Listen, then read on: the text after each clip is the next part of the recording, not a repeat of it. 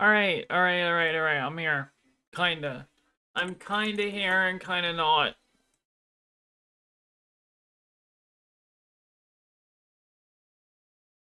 And Twitch is, of course, doing its audio, like usual. Thanks, Twitch.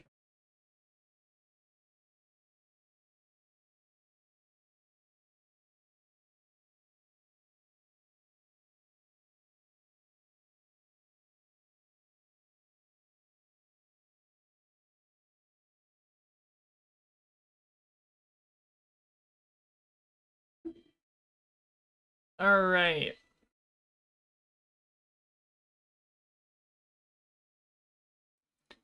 Game time. Dun-dun-dun-dun. It would help if I had Steam open.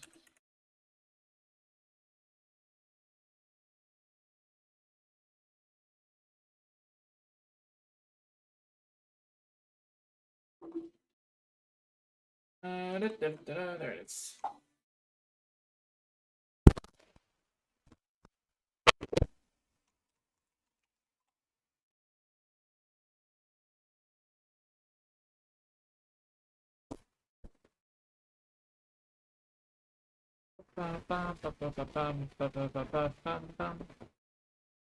So what is it at the moment?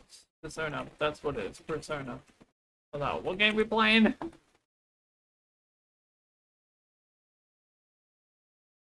Persona 4 Arena Ultimax.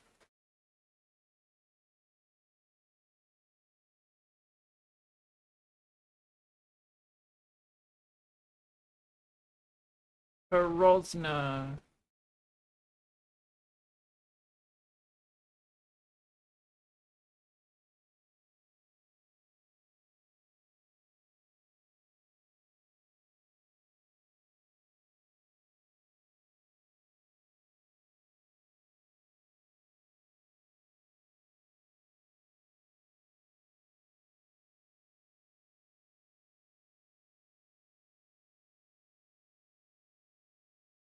Alright.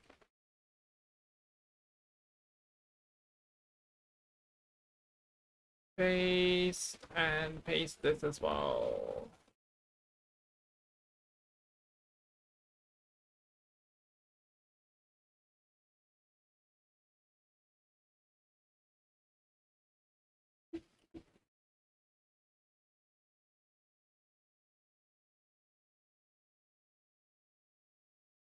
La la la la la la la. This one? No. Grammarly, I swear, is the most annoying thing.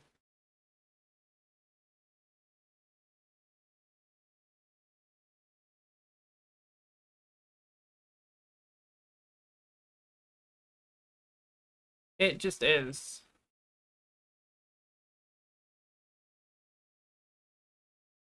I tried to be here for 8, but I was here more for 9. I tried. All I can say is I tried.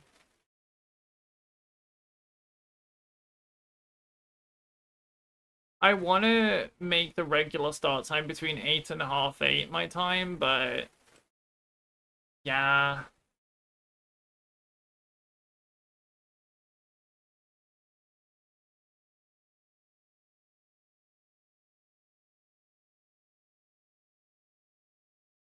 Oh, man. Right. There's no audio coming out the speaker. That would have been good to know before I started. Jesus Christ. Why does it do this half the time? No. And then it's a guessing game as to what. Okay, never mind. I was saying it's a guessing game as to which one is. Is that actually coming out or is it lying to me? I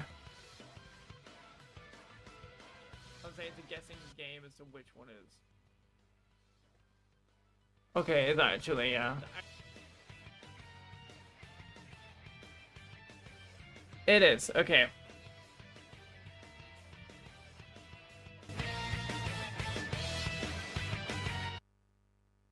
Yeah, I've done that off. And also turn the volume slightly down. Right. Game time. Yeah, we like games.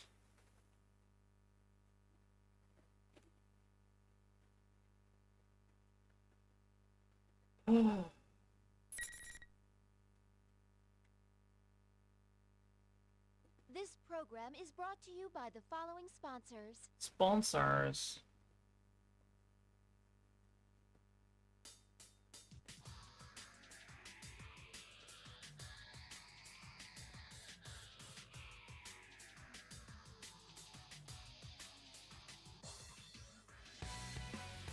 Okay, maybe you do want to turn out then.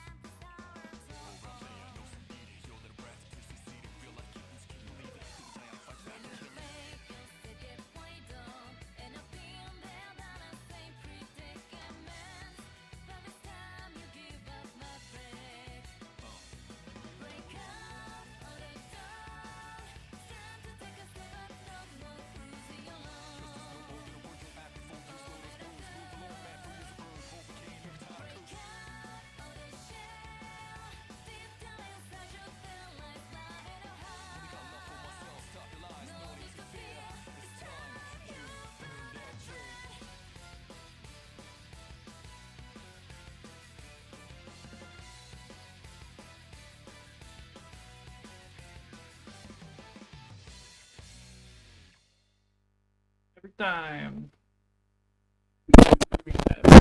Persona 4 Arena Ultimax. Mm-hmm.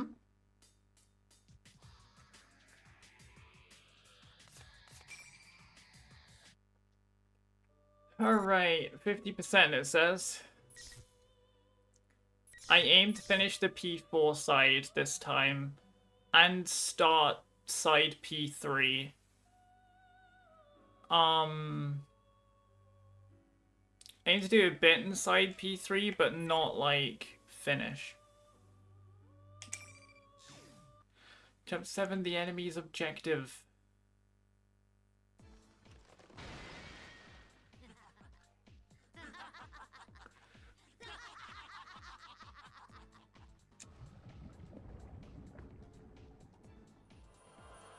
Oh, bye.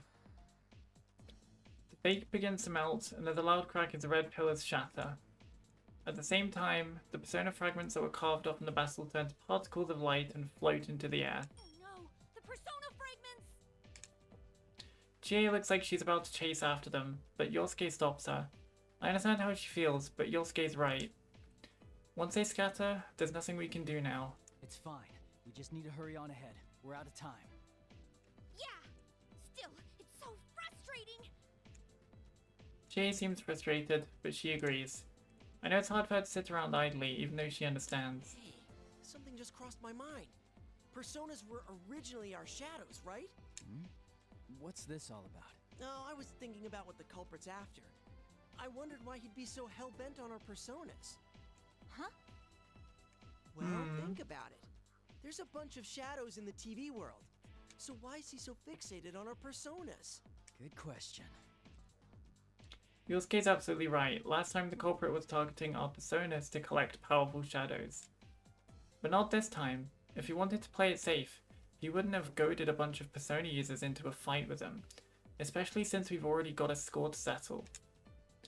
Besides, just because the TV world is peaceful again doesn't mean all the shadows have gone away. If that's all he wanted, he could just gather those. Really, the culprit was controlling shadows to make fake versions of us to fight for him. But then why go through all the trouble of preparing these arenas and carving away at our personas? Does he want revenge for last time? I don't know. Sure didn't seem to care about that, so why? Must be a reason he's targeting our personas in particular. Some reason why it can't be Just any old shadows? Yosuke and Chie are stumped too. We need some more hints. We're missing some key information. Or maybe I just haven't put it together yet. A mysterious young man named Shaw, Persona Fragments, and Adachi-san. No, there's still a lot left for us to find out.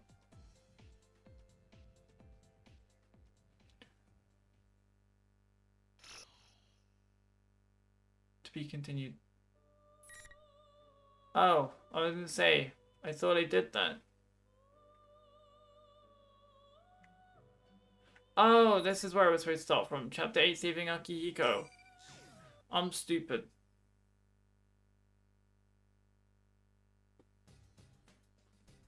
Oh, we got a recap then. How about that? I forgot my phone stopped working. After Teddy's nose led us to the Asagami High. We saw what looked like the practice building and barged on in. But I don't know how long it's been since then. I've been wandering down every corner of the school through this damn red fog, looking for the stairs. We're slowly going higher, but... Was your school always this big? I think I'm done for. Look, my legs are turning into twigs. They were twigs to begin with. Quit your whining and get moving. I know. Yeah, I know Ted's got a right to complain. There's no knowing when the enemy might attack, and having to stay on guard all the time is tiring us out. Even Yukiko-senpai's got a hard look on her face. Well, it makes sense. I mean, the same goes for me, but these are her classmates we're talking about. Of course she's worried about them. If the school was always this big, I'd be late for class every day. That's what you're worried about? Man, how the hell is this place hooked up? Oh, could we try opening up a window and climb up the walls? Dunno. What are you thinking? Yuki-chan, that's against the rules. Suddenly, the TV on the ceiling turns on and that weird Ted comes up on it. I don't really get this guy's deal. Can I just assume he's a fake Ted and leave it at that? Huh? The imposter's showing its face again. If you don't give up now, you're gonna get more than just a beating. What are you talking about, you moron? I'm the one who wants to punish you. Shouldn't you all be trying harder than this? Don't you understand the situation you're in? If you don't hurry, the world really is going to end. Yet you keep dallying around and wandering all over. None of you have any guts, I say. Shut up! Do you want to end the world or not? Which is it? If you didn't want us to get lost, you should have made us a straight path, damn it! That would defeat the purpose of the P1 climax. It's only natural for the bad guys to be mean. Fine. Bro, what do you mean, fine?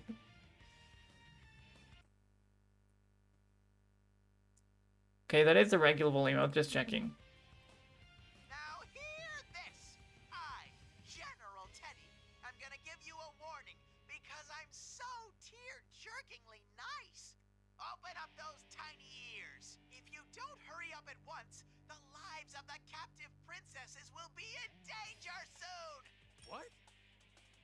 That ain't good. Thinking about it, it's been a while since the first Midnight Channel broadcast. If Mitsuru-san and her guys were already strung up at that point, it's no surprise they'd be exhausted. God damn this fake Ted, what a dirty trick. Oh! Yuki-chan? What was that for? Oh, sorry. Looking at that Teddy made me angry for some reason. How tyrannical! The bear on screen and adorable little moi are totally unrelated. Adorable little moi is totally unrelated. Grrr, don't copy me! Don't copy me! Jesus. Fake Ted gives one last smirky laugh to taunt Teddy, before the red fog covers him up on the monitor and he's gone. Looks like we better hurry and find Mitsuru-san and rescue her gang too. You're right. We should focus on that before we head higher up. Alrighty then. Time to open up my bear nose once again. Wait. Why do you keep turning our way when you sneeze? Sneeze. It's no use.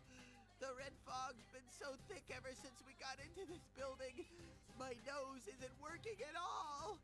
Try harder, Teddy. Well, If Yuki-chan gave me a big fat kiss, I think I could try harder. Oh god. Enough of this bullshit. Hurry up and put that nose of yours to work. My nose is very delicate. Searching through this fog makes my sneezing unstoppable. Don't worry, Teddy. I have lots of tissues. Yuki-chan, are you doing that on purpose? I don't need tissues. I need smooches. You can do this, right, Teddy? Pay me no mind. Teddy knows. Full on searching. Feeling the pressure from Yukiko-senpai's icy smile, Teddy starts twitching his nose every which way. I don't get how that counts as full on searching, but I can tell he's desperate. Maybe that whole unconquerable snow black thing's got some truth to it. I do sense something, but what? Oh, here we go! I smell something like Michan and her friends from over there. Oops. That's disgusting. Bastard guy! You got your snot all over me. You're doing this on purpose, huh? Yeah, he probably is. Well, all that aside, Teddy's knows all we got to go on now. When we go in the direction you pointed out, we can sort of barely see the door to the music room at the end of the hall. Nice, that means someone from Mitsuri-san's crew is there. Feeling better about this, I grab the door and pull it open with enough force to bust it down. I figure if there's a hostage here, there's gotta be a fake here too. And if that's the case, I'll give him a little fist sandwich as soon as I see him. Whoa! Who's that? Ah! We found a crucified Aki! Hang in there! Jeez. Akihiko-san! What a horrible thing to do. Damn it, Akihiko-san is up on a cross, just like they showed on the Midnight Channel. He's limp like he's unconscious and seems pretty out of it. Damn, I remember this guy being pretty strong too. I think do this to a guy like him, then whoever we're up against might be tougher than we thought. The goofy mood from a second ago goes away in a snap, and we start inching back to back while checking out our surroundings. That's when I noticed there's another guy in the corner of the classroom. I've never seen him before, which means... Hey, Pops! Are you the goddamn culprit? Pops? You mean me? Shh. Youngins these days are so rude. Jesus Christ, you sound old, Junpei. The guy who comes out is some suspicious looking dude with a red band and goatee. He sure looks shady enough to be the culprit. Huh? Is he really the culprit in this? He seems a little flaky. Trash talking me already, huh?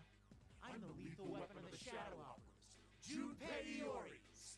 Fake. Fake. Oh, so you're a fake. We don't actually know the real one, so how shocked should we act at learning you're the fake? No two ways about it. He's a dumbass. That's true. What the hell is this guy saying? I can't tell if he's here to mess with us or make us laugh. What's he doing mixed in with fakes of us? Anyway, your game ends here. Here goes. Play ball.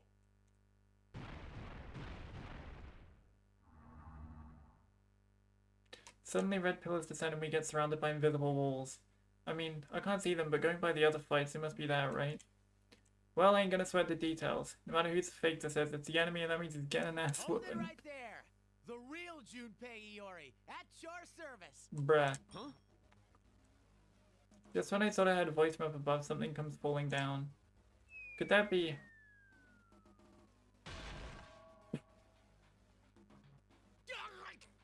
Oh, he fell on it. Ow.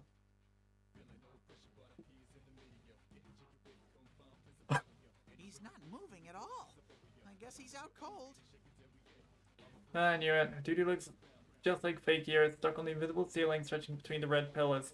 He's caught in one hell of a pose. Oh man, so lame. That's the original me. Even the fake is grumbling. The dude's no ordinary guy either way. All the tension from a second ago is pretty much shot now. Well, that's good for us since it helps us relax. All we gotta do now is beat down this fake. Enough of your damn mumbling! I'll crush you like an egg, so let's get to it!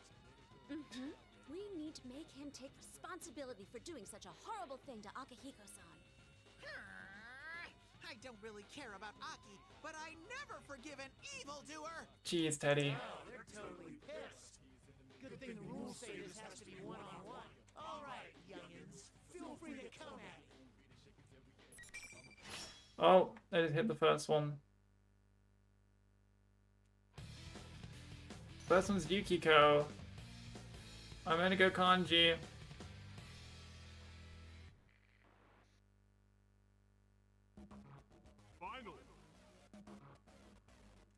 Can it restart? I'm just gonna restart. I want to pick kanji for that.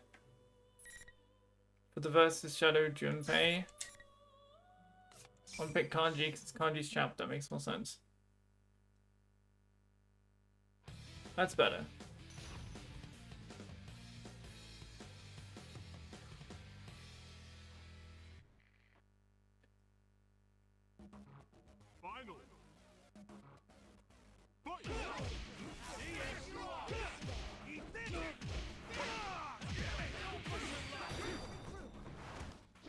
Ow.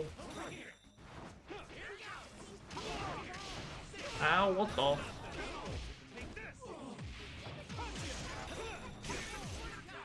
Bruh. Bruh. Okay.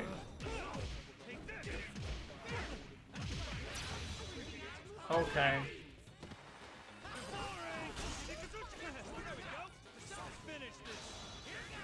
Thank God. I can't use kanji for the life of me.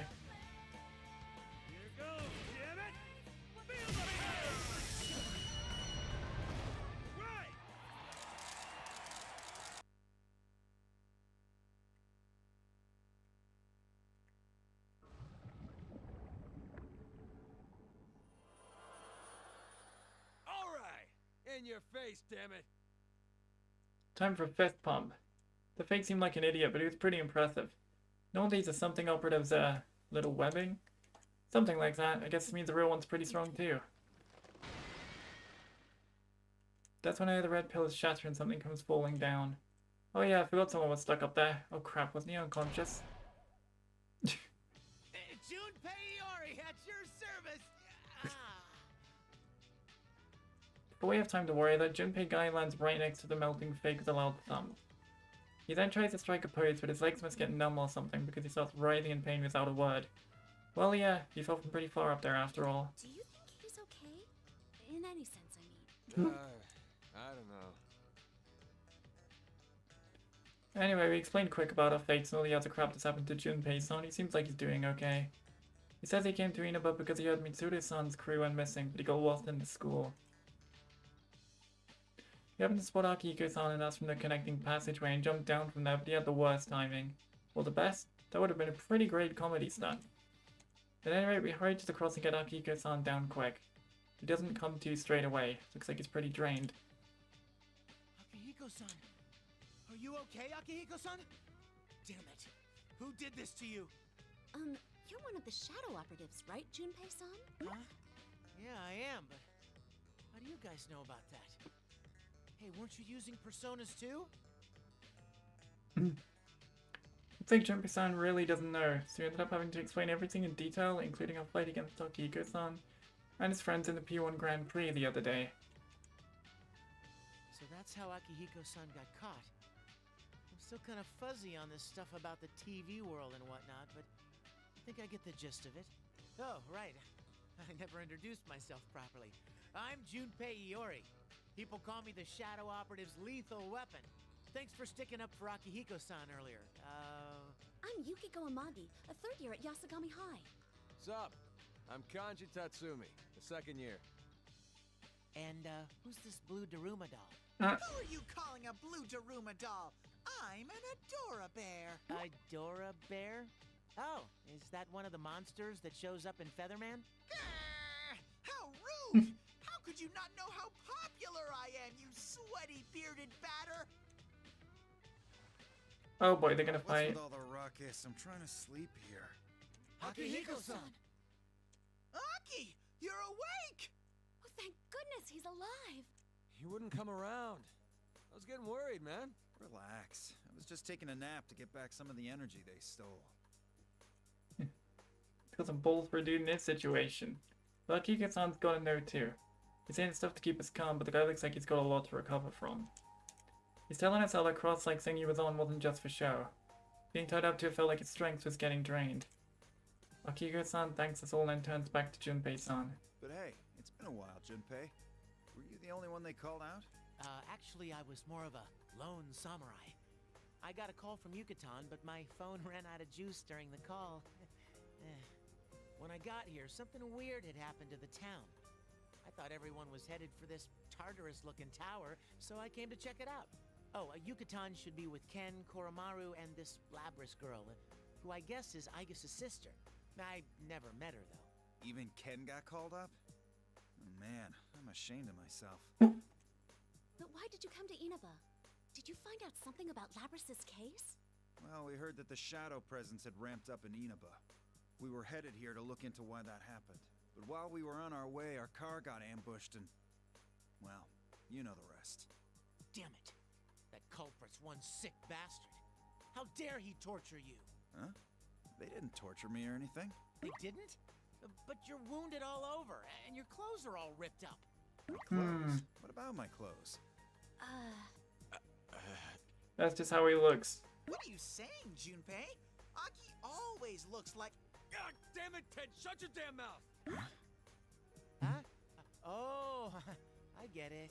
Yeah, never mind, Akihiko-san. Sorry for talking weird like that. Yeah. Damn it, Ted, that was too close. All guys got stuff they don't want people to know about. It ain't a matter of finding the truth or not, just time and a place to bring it up. You don't go bringing it up for other people. Oh, that reminds me, though. This feels like that other thing we know all too well.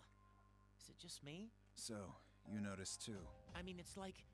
this is the dark hour, right? Dark hour. What's that? Basically, the dark hour is a hidden time that ordinary people don't know about. We fought once to get rid of it, but that used to only last about an hour every night. What's happening to this town doesn't seem so simple. That reminds me, General Teddy mentioned something like that. The P1 climax! It's the end of the world! One-on-one deathmatch that's worthy of the name Climax! And best of The all, echo. if you don't win the one-on-one tournament to the finish within the hour, the world will end! No punches pulled this time!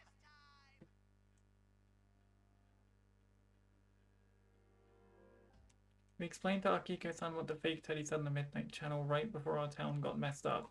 That's not good. We have to meet up with Mitsuru and the others as soon as possible. Yeah, now that I think about it, if we don't do something inside of an hour, does that mean the world will get stuck the way it is? We'd better hurry.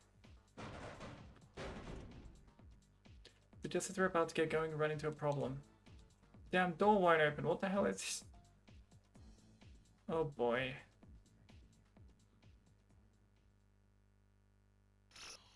To be continued.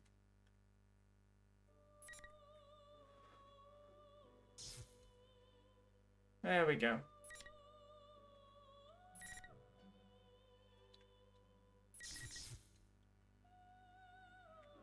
Yeah, we got one more and then we're going all the way. Fully to free kanji. Chapter 9 and Accomplice.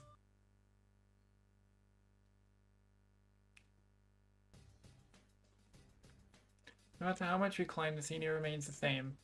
We should have gone up a number of floors by now, but my limbs have already gone numb. I'm not surprised that my friends have gone so quiet, given that there seems to be no end to this labyrinth. Hey Yosuke, you haven't said a word all this time. Stop being so quiet and say something fun. Dude, you're asking too much. I've got no energy to spare for that right now. Yeah, but being quiet gets me all anxious. Don't you have anything? Some inside info on discounts at the Junes Deli? Thank you for shopping! It's always Customer Appreciation Day at Junes. Wait, just talking about meat boost your spirits? Of course it does! Oh, meat. That tender juiciness makes me so... Oh boy. Someone's here. Once we get up the flight of stairs, they stop their conversation. From not far off, we can hear two people talking, their voices echoing out through the hall. We move forward as quietly as we can, to find that the voices are coming from a slightly opened classroom door. Is it kanji in that? I am getting so bored. No. I should just go take out a couple of them. Adachi. Hold on there. There's no need to get hasty when the plan's going so well, right? It'd be easier to just sit back and wait. These voices. Is that Adachi-san and Sho? I signal to Yosuke and Chie with my eyes and we quietly peek into the classroom the voices are coming from. Huh? Where is this? Was there someplace like this at our school? Oh, Tartarus. Chie's right. That eerie light and the bizarre things in there. It's a disturbing enough scene to make anyone who sees it deeply afraid. Where are we? There's no room like this anywhere in Yasogami High. So where in the world is this scenery from? What are you talking so big for? Want me to stick my sword through your ears? Ooh, scary. Can't you calm down a bit? You won't beat anyone like that. And you came to get me because you needed me, no? You sure it's a good idea to kill me just because I rub you the wrong way? Cripes, what a wet blanket. Did you just come from a picnic out in the rain or something? That was Don't good. get the wrong idea. That guy has nothing to do with this. I can kill anyone I want if I feel like it. He's fast. The young man draws the sword smoothly and holds it to Adachi-san's throat. The blade reflects a strange light in the unfamiliar room, making the scene even more eerie. What should I do? Adachi-san is in danger. Do I make a move? No. Then go on ahead. It's easy, right? Have you actually killed anyone before? A massive chill runs down my spine. Adachi-san's aloof tone, that dull gaze that expels all hope. It's like the mud at the bottom of a lightless river. The same gaze deflected all our pleas back then, and now it's brushing aside even Sho's threats. This guy's really pissing me off. Seemingly sensing the darkness within Adachi-san, Sho sheathes his blade. He seems pretty irritated. Having someone get the upper hand must really offend him. Hey, is that show guy insane? He's laughing and joking one second, and then the next, he pulls out his swords. Are they bickering with each other? And what was that about that guy? I had the same thing. We thought up to now that everything we'd faced with all Sho's doing. But it seems he had at least one accomplice. Not only that, but they summoned Adachi-san here as someone with talents important to their plan. Look, there's no need to fight. Once it descends, after all, the world's going to totally disappear. Why spend your time dealing with them, you know? Just ignore those kids. That's not the problem. I look at those guys and I can't stop gagging. They just herd together like best buds. I don't know why they're so full of themselves. It makes me want to beat the shit out of them. Get them to cry like babies. You get me? Do you? Suddenly, Sho's bloodthirsty madness-tinged gaze turned on us. The instant that Sho reaches towards his back, I yell to Yosuke and Chie directly behind me. Yosuke, Chie, get back!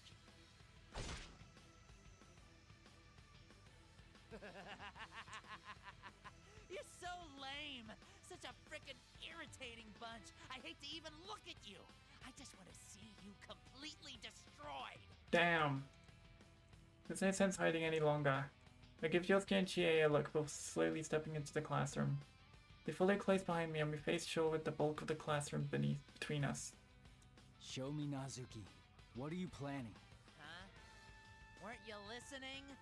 I'm gonna get rid of all you disgusting pests and make this a world I can stand to live in. What? Don't be ridiculous! That won't help anybody but you! Yeah?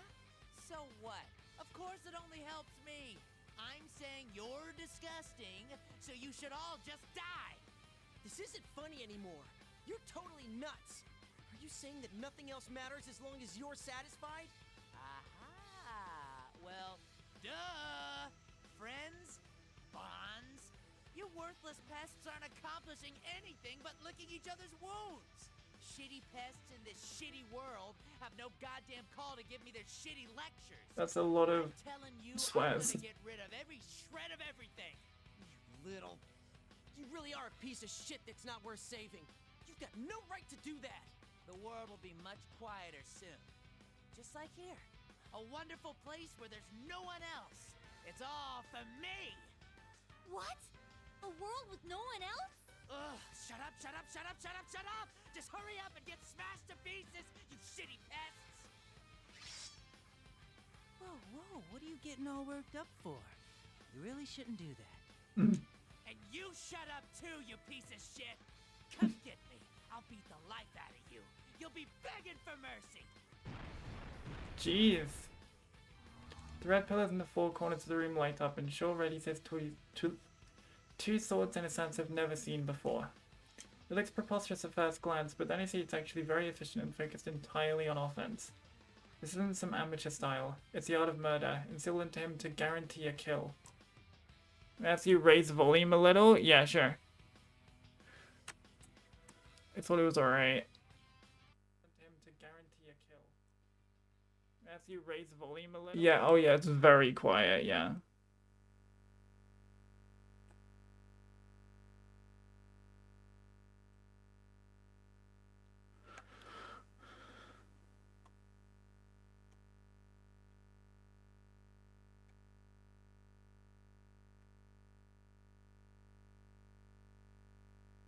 $12.1. There's no way I'm gonna let him win. I can't believe our town is such a mess because of that guy. But hi, Midbus, how are you doing? There's no way I'm sitting back and letting it happen. I'm with you. We'll show you with our own fists how strong you can be when you have something to protect. That's better, yay. Show strong. Don't let your guard down. Of course, you Narukami. You Narukami. Doing good so far, that's good.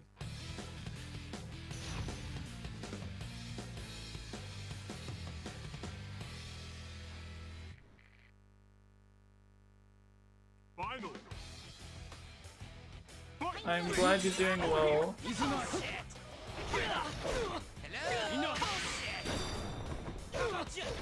Bruh.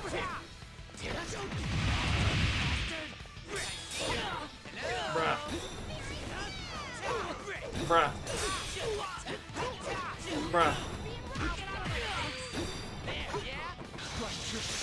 Haha. Wima Gaming? I don't know, bro. Ow. Ow. Bruh. Bruh. Bruh. Bruh. Bruh. Bruh. There you go. There we go. There we go. There we go. Oh god. Damn, Wima Gaming. Alright then. I'll take it. Damn, I actually did Wima Gaming. Let's go. You little...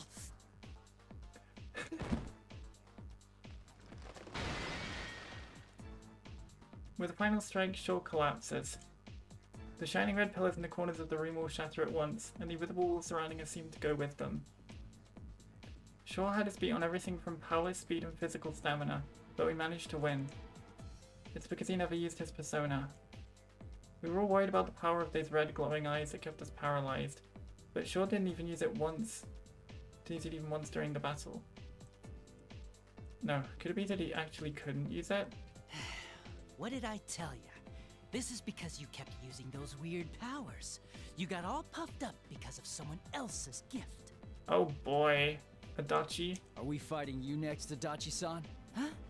Oh man, don't be ridiculous. Why would I do something that hard? Yeah, true. Why would you do something that difficult? You don't know. You don't like to do difficult things, Adachi. Hard? Aren't you supposed to be on Show's side? Show's side? Give me a break. Come on. Isn't there someone else besides me you should be worrying about? Someone we should worry about. Lapras, maybe? Oh, you mean that guy Show mentioned? Damn, so he does have an accomplice. No, something tells me that's not it. Adachi-san's still looking at Shaw, collapsed on the ground. What's he so interested in? I'm about to ask, but before I can, he starts to move. Persona. Oh boy. Phase 2! It's Phase 2! The voice is very similar to Shaw's, but it's obviously not him. The moment Shaw sits up, a silhouette I've never seen before approaches me from behind him. Oh look, it's the true, not true GIF guy. Yeah. Is this a persona? You move! Yukon! I can't dodge this. When as soon as does a thought flash to my mind, then Yosuke and Chie run over, positioning themselves between me and the approaching silhouette to shield me. No, if they do that... Oh damn, look at him! Yosuke! Chie! I like the artwork a lot, by the way, in this game. Short slowly gets to his feet. Wait, but is this even him? He looks the same, but his stance and bearings are completely different from the Shaw we fought a moment ago. What isn't Shaw turns towards us in a ghostly manner and slowly raises his head to fix an almost mechanical stare on us. Who in the world is this?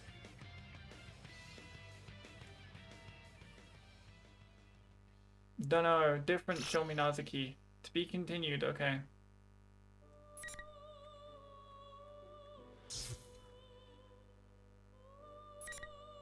Oh damn, we got even more kanji, and is that gonna be Urise? Yes. Alright, that's it then, and then we can go back to main story. I guess chapter 10, Young Assassin.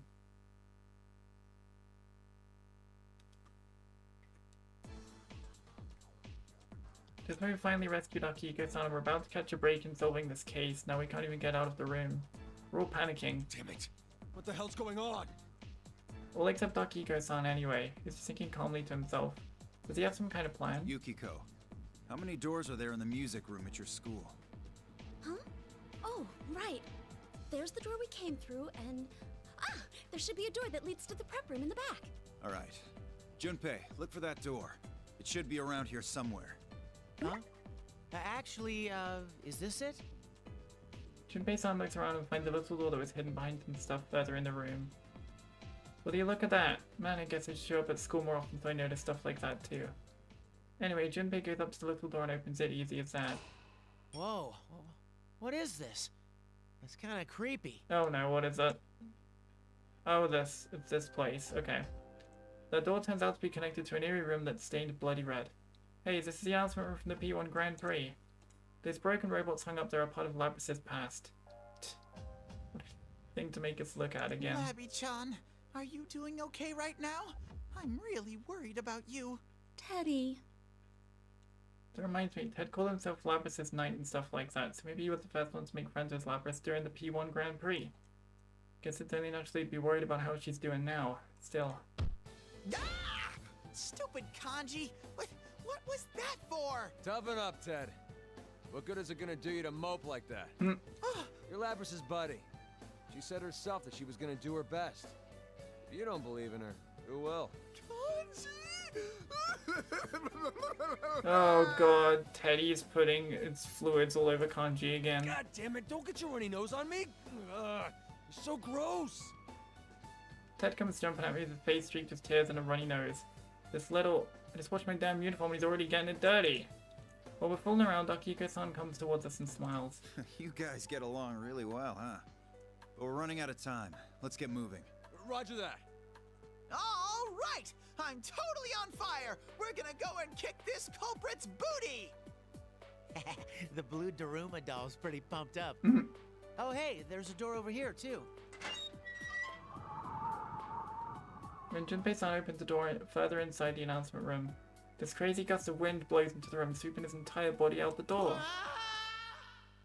Junpei! Ah! Junpei flew away! Kanji, hurry up and save him! Shut up, I know, damn it. When Akiko-san and me rush over, we can't help but see what's on the other side of the door. Oh! The heck? We're supposed to be inside the school, but is that outside? The giant bridge fills the space and... Well, it doesn't matter. It's just that the route we've been taking so far is all messed up. I'd assume that door got connected somewhere weird. Jesus Christ. Did I jump scare you? Yeah, you did. I bet I did. I look around for Junpei-san and find him clinging onto the bridge's handrail for dear life. He's seriously one hell of a guy. That's like the most cliche thing that could happen. It's starting to make me wonder if he's doing this on purpose. Place. It's the Moonlight Bridge. Thanks for that, Midbus. Huh? That huge bridge in the city? Why is it here in Inaba? Wait, is it that? Hygus. Whoa. It's nearly out of place across the top of the pillar at the highest spot on the bridge, but I can kind of see someone crucified up there. No problem, bruh. When I squint my eyes to get a better look, I can see for sure. That's Aige-san. What kind of insane eyesight does Akiko-san have to spot her from this distance? Wait, that's not important. I can tell you from here that Aige-san ain't in great shape. We've got to hurry and save her. I'll go. I might be able to reach her with my persona. Nope, nope. I'll be the one to rescue her. I'll set Ai-chan free and get a kiss of thanks. Oh. No. Denied. As Teddy slips past Yukiko-senpai to dart outside, he gets knocked back like a rubber ball and goes rolling on the announcement room floor. This is more of that invisible wall crap. When did this happen? You're going nowhere. If you think that things will be that easy, you're greatly mistaken. That's a guy's voice, quiet and kinda higher pitched. Turn around and see this red pillars in the four corners of the announcement room. Yeah, I thought so. Whose fake are we fighting now? I look closer and see it's some kid and a dog. But we better not let our guard down. None of us notice him coming after all. Ken? And Koromaru, too! Oh boy. Long time no see, Sonata-san. You should say hello too, Koromaru. Shadow Koromaru, oh no! Well, if this kid knows Akiko-san, he must be a shadow operative too. Or a fake of one anyway. Oh boy. Whoa, don't tell me the same goes for that scary looking dog too. You think I'm just a child from the way I look, don't you? But let me make one thing clear. Don't underestimate me. Okay, so that's what's going on here. Stay back, you guys. Ow! Akihiko-san! In the blink of an eye, Akiko-san stepped forward and the kid closed in to swing his spear. Actually, the kid might have been a little faster. He's using his spear's flexibility and balance to cover for and being so shrimpy. Akiko-san's not in peak condition right now, so maybe I shouldn't let him handle this one. You must know the rules by now. Decide who'll be representing you. If possible, I'd prefer not to fight someone who's injured, like him. It's no fun at all for me to beat up on someone who isn't in perfect condition, you know. Bruh. Wow, he's not cute at all. Oh, but I guess that makes it easier to deal with him? How? Yuki-chan, I think your snow black side's showing itself a little. Hey, little punk. What gives bringing the mutt into a one-on-one fight? Huh? Oh, this thing? Don't worry about it. I should get a handicap, right? I mean, since I'm just a child. Yeah, you little...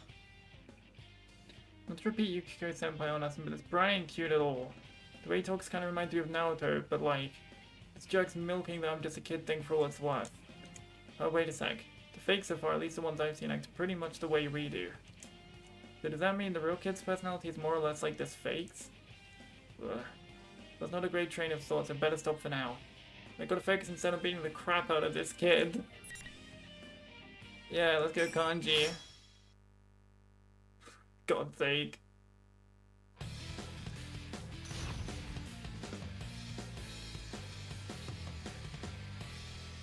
Time to beat up a kid. Jesus Christ, is that another war crime? Probably. I'm sorry, what? Yeah. Uh-oh. Ow.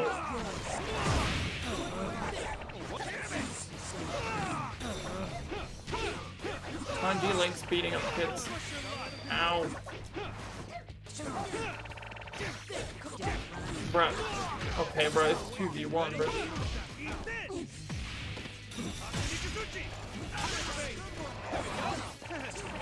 Alright, let me use my ultimate. Thank you. No, thank you. I missed.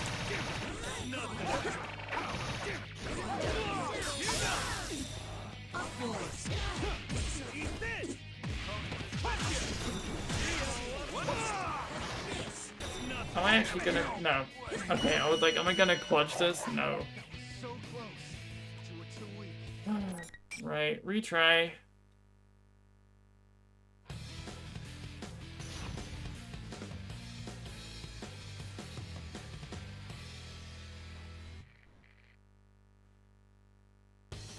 Elbow though, bruh. Well, I'll get you.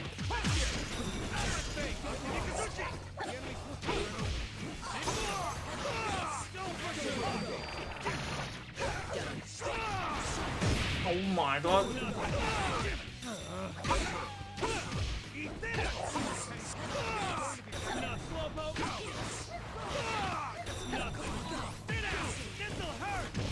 What's that move? Yeah, that's strong.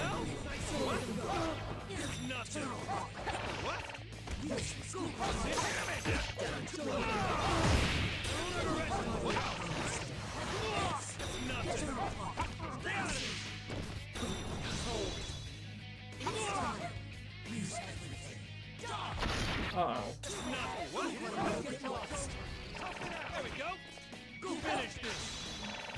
Hey, let's go! Ultimate time. Here goes, damn it! Feel the pain! Right!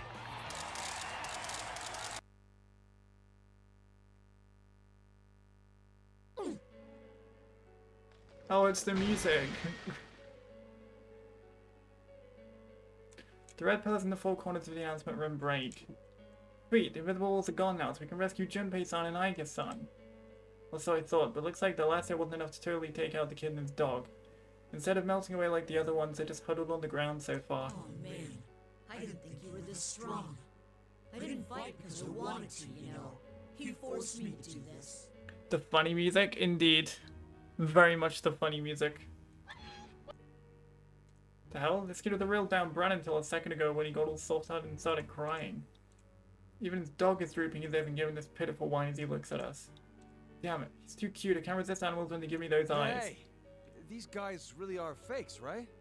There's no chance that they're real? Huh? No, that's not possible. Oh, but the fake ones disappear as soon as they're defeated. Hmm? That is weird, but all I'm getting with my nose is the smell of a shadow. Hey, you three, don't let your guard down. Oh, he's trying to use sympathy. Oh god. It's not, son. It's too late now. Ah! Damn it! Oh crap, we let our guard down. Well, you should have listened to Akihiko then. We returned toward Akihiko-san's voice and left our backs completely exposed to that kid and his dog. Jesus. And that damn brat's too fast for us to do anything about it now. But right when I'm thinking that, this white streak leaps over us and slams the fake dog away from its pounced head. What the hell?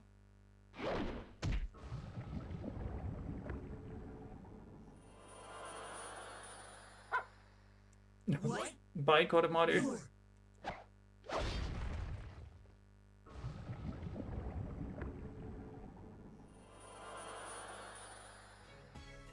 At the same time, his spear comes flying from behind, missing us completely but really nailing the fake kid. It was thrown so hard the kid goes flying back and gets nailed to the wall behind him.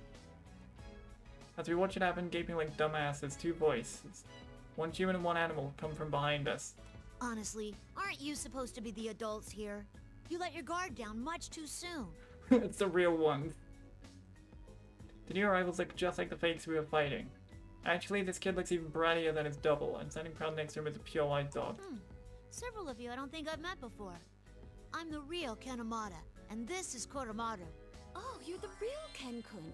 It's nice to meet you. Oh, and you too, Koromaru-san. Watching you was pretty nerve-wracking.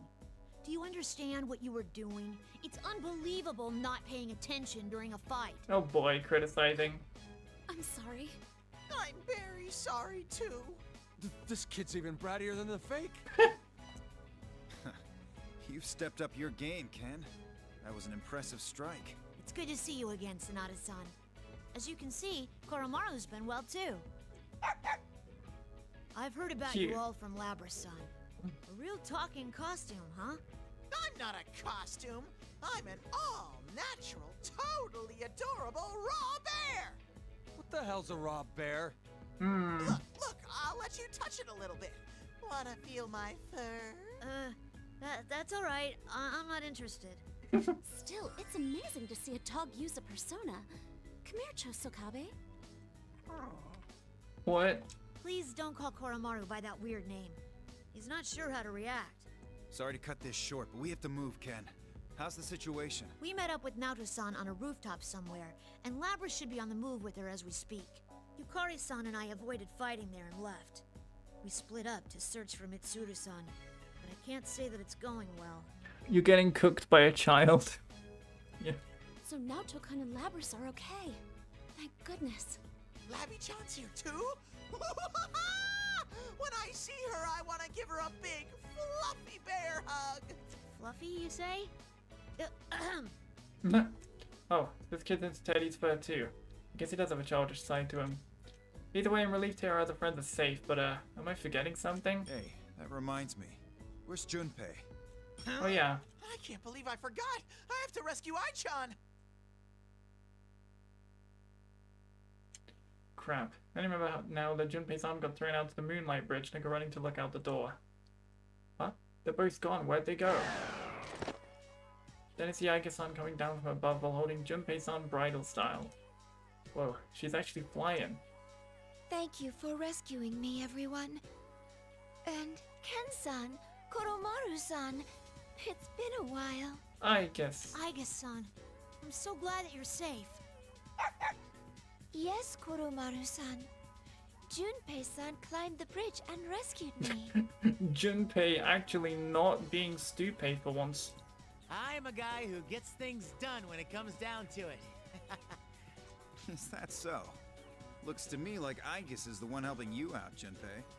After Junpei-san destroyed the cross I was bound to, he slipped and fell off the bridge. So I rescued him. Oh my god. It's really been a day for me falling off of things.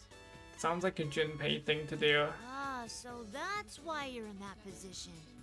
You haven't changed at all, Junpei-san. Hey, what's that supposed to mean? Junpei-san is the disgraced detective as always. Disgrace detective, that's a new one. I don't think that's an actual detective. Either way, I'm glad you're safe. Looks like Yukari and Labras are here too. So let's go save Mitsuru and Fuka and get this over with. Aika-san, Junpei-san, and Ken nod enthusiastically. Not like we're being shut out, but that kind of thing shows they work together on a level we could never reach. Though wait a minute, our bond as Yi-senpai is on that level. Actually, that reminds me. Didn't Mitsuru-san tell us not to get involved with this? Are we gonna get yelled at for helping? Hey, you guys. Yeah. What's up? Hurry up and get ready. We're leaving in a few. What he says catches me by surprise so much that I freeze up for a moment. Looks like the same thing happened to Yukiko, because she doesn't say anything either. You weren't gonna stay put, right? Then come with us. Roger that. Are you sure? Mitsuru-san told us to. Isn't it a little late for that? And since Mitsuru and Fuka aren't around right now, we need Teddy's help. Teddy. Come on, you're in it this deep. You might as well see it through. Yeah, you have to put it that way. I'm sure you must know what we say to that. I'm starting to get fired up. Leave it to me. I'll snip Mitchan out. How very reliable. So Akihiko-san's Aki and Mitsuru-senpai is Mid-chan, huh? This Bear Daruma really isn't scared of anything, is he? All right, my nose is gonna shine. Huh? I smell something gathering up there. Over Junpei. Dude, this again? No, Kanji again. He said up there, though. Could he mean the rooftop after all? You know, when I rescued Aigis earlier, I saw these giant stairs going up on the other side of the bridge. That's it! Good job, Junpei. I'm gonna rescue Mitchan and get rewarded with a kiss! No, you're not. Akiko-san and the others stumble quite a bit at that. Something tells me the shadow operative don't have anyone as intense as our Ted. It's super, but I can't help but feel a little proud and smirk. Still a carefree bunch, aren't they? Just don't blame me if you end up getting executed. Alright, now that we've gotten the okay from Akiko-san's group, all we gotta do is go show no mercy and crush the culprit. We jump down to the messed up scenery and head for the stairs. Bum ba bum. To be continued.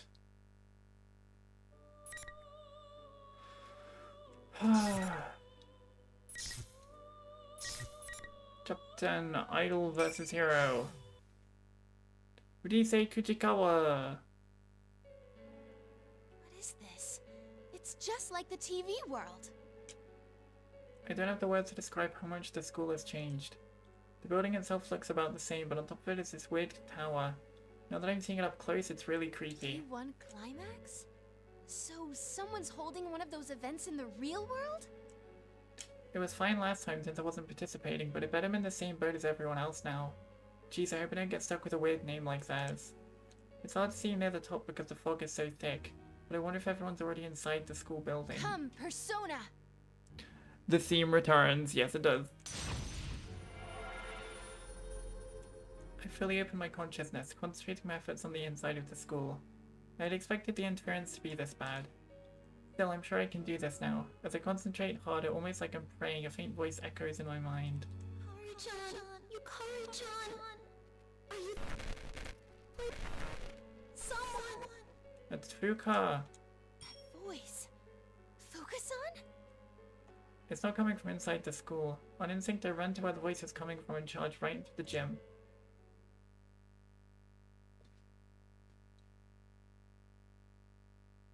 It's a total mess in here. Carelessly placed filming equipment, folding chairs stacked up to the ceiling, you name it.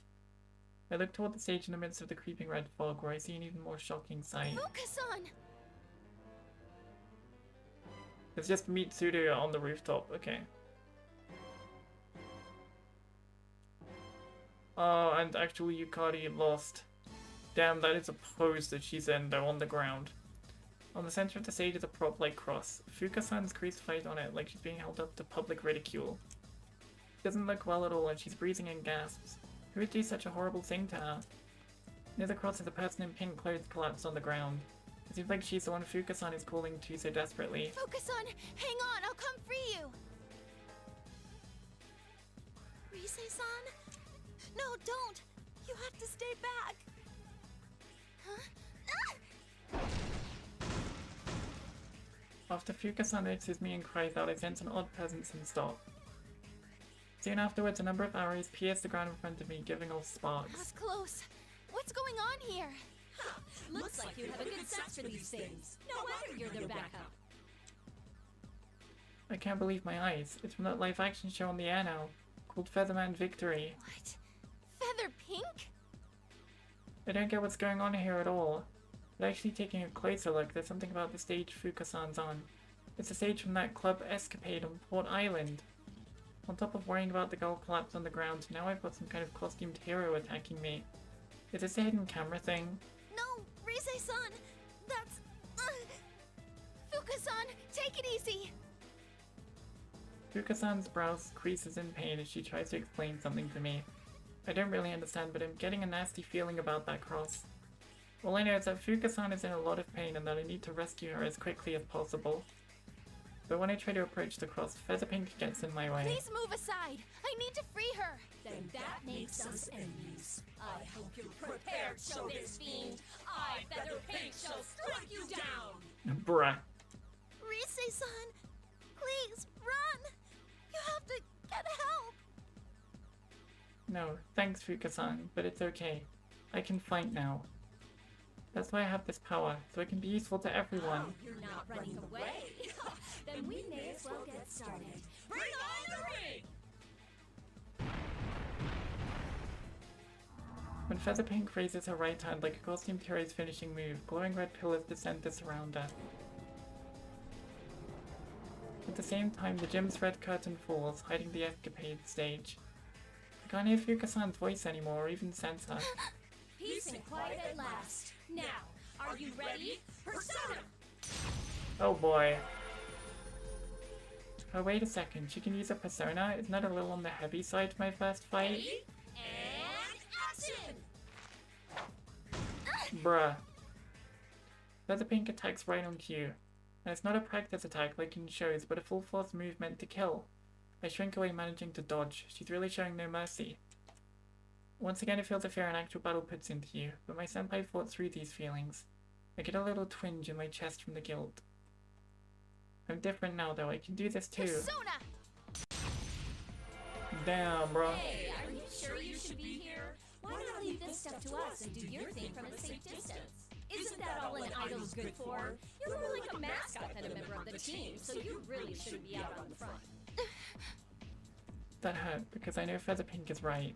No matter how much I say that that's not how it is, and that I don't want to be like that anymore, the truth is the truth.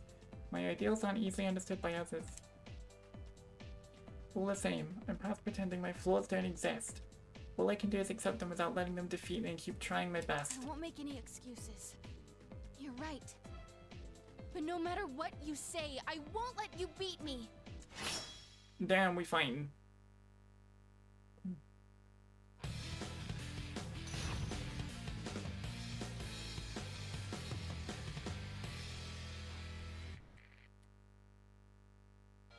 Final. Fight. Ow. Oh, great. Seal? I love that, you know? Ow.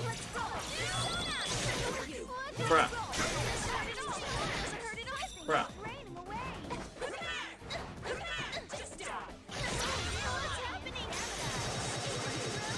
Ow.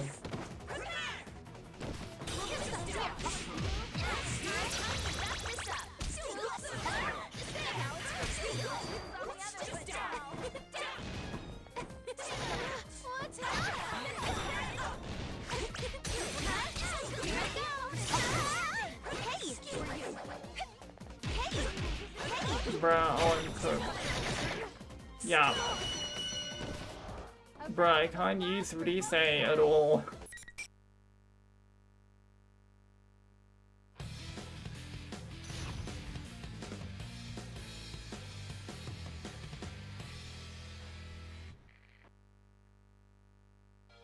Final.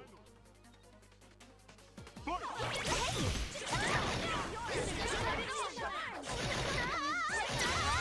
God, it's a terrible matchup.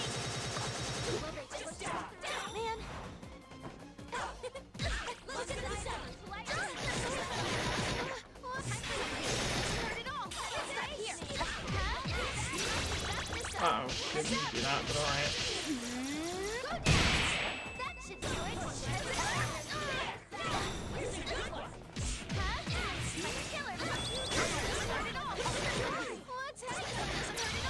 Oh my god. It's because a lot of her moves are like charge ups. A lot of her moves are charge ups, and Yukari is great at trying to keep distance.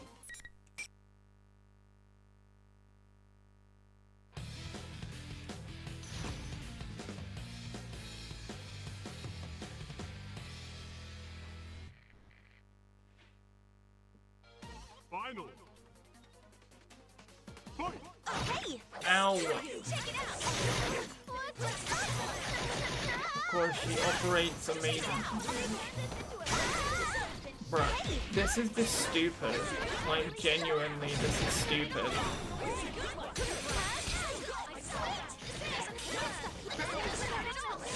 Bruh.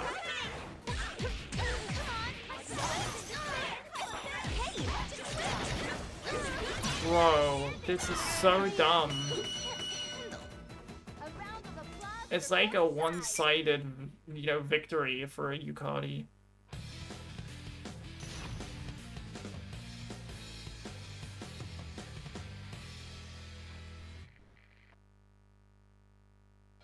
Final. Fight.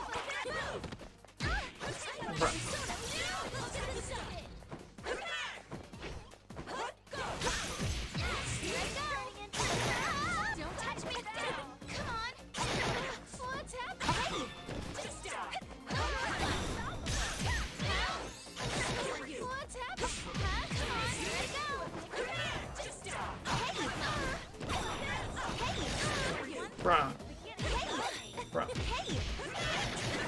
Oh my god.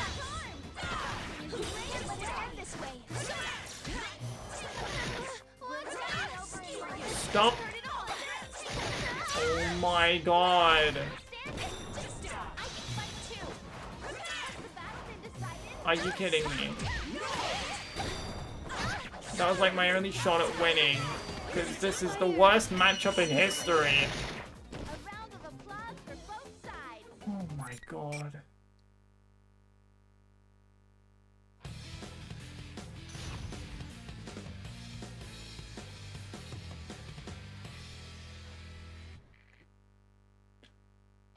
Final. Final. Over here. Hey! Persona! Huh? Not bad. Hey! Persona! Check it out! Let's go!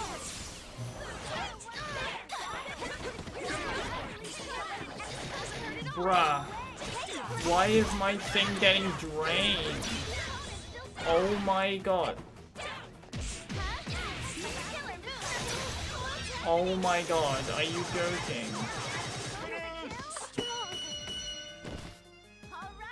How am I losing to this of all things?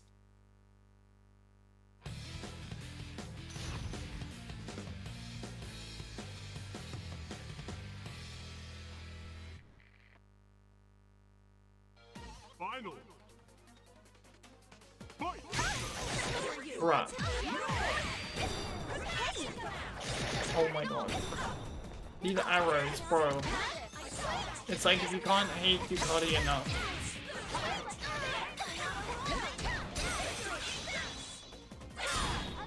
Then no.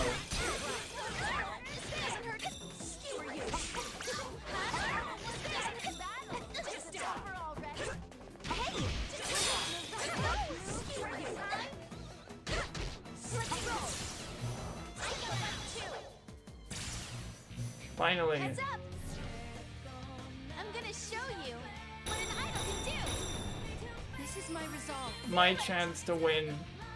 Time for my full strength. And another one. Now I can protect everyone.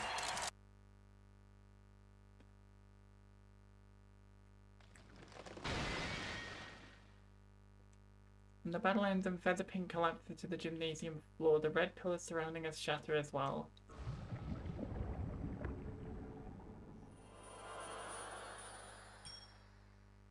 Soon afterwards, what used to be Featherpink melts and disappears while spitting out some kind of shining powder. It disappeared. Was she a shadow? They stand stunned at the sight before me. The curtain rises again without a sound. That's right, Fuka-san. I clamber up onto the stage and use my persona to release her from the cross. Fuka-san, are you alright? Mm-hmm. Thank you, Rise-san. So you can fight with your persona now? That's amazing. Oh, that's right, Yukari-chan. Rise-san, she needs your help more than I do. She guarded me and... You mean that lady in pink? Okay, one sec. Fuka-san seems really exhausted. Speaking at all is hard for her in this state. I help up the person in pink who's collapsed a little ways away, and I'm surprised at what I see. Wait a minute, this is Yukari-san, but he's the same as the feather pink I just defeated. Huh? Where's the fake me? I have to say Fuka! Wait a minute. Huh? Thank goodness, looks like she's come too. So, was that a fake Yukari-san earlier? I don't really understand what's going on, but if Fuka-san is worried about her, she can't be an enemy, right? Yukari-chan, Rise-san here saved me. I'm sorry for what you went through because of me. Oh, it's okay. I'm sorry I worried you too. I got caught totally off guard. Rise-san? Thanks. Whoa, wait! Are you the real Oh Rosette? my god. You're so thin, and look at how small your face is! Oh, yeah. I still don't really understand what's going on here. She's a fan. Oh boy. After we introduce ourselves, Yukari-san, whose full name is Yukari Takuba, and Fuka-san tell me everything leading up to this point. It seems Fuka-san's group was on the move to Inaba after picking up an abnormal shadow reading here, but the enemy ambushed them and they were captured. Yukari-san is a shadow operative too, so she rushed to Inaba with Lapras and some others to rescue Mitsuru-san's group. It sounds like the enemy is using shadows to make fake versions of us and forcing us to fight them. He also mentioned that what's happening in Inaba right now is a lot like something called the Dark Hour, a phenomenon Yukari-san and Fuka-san dealt with once. I'm starting to get a grasp of what's going on, but it's happening so quickly that I feel like my head is going to burst. What should I do now? Fuka-san says her power was being drained while she was crucified, so she's pretty exhausted. I'm worried about Yukari-san's wounds too, and I'm feeling a little lightheaded from the constant fighting. After a brief gap in the conversation, Fuka-san innocently speaks up. By the way, why are you dressed like that, Yukari-chan? It looks really well made. Huh? You're just noticing this now? Well, there's something of a story behind it. I've worn costumes from time to time too, but that one's pretty cool. It's pink and cute. Maybe I should try wearing it in a show. Transformation activate! Feather change! Or something like that. What a pro! You're pretty focused on work, aren't you? Say, didn't I hear that you're making a comeback? It must be tough to balance with school and whatnot. Homework and idle work. You could say that again. But I don't mind so much, since I have fun with all of it. That's so cool! High school girls sure are spirited. I envy your youth. You work hard too, you know, Yukari-chan. Nah, I just do some modeling here and there. It just so happened I got the Feather Pink role in an audition. Oh, you're a model? Wait, and you're the real Feather Pink? Wow, that's incredible! I'm so jealous of how great you look! Do you have to watch what you eat too? Oh, of course. Oh, speaking of food, I found this great place that serves delicious lunch specials the other day. Wait, no, now's not the time to talk about that stuff.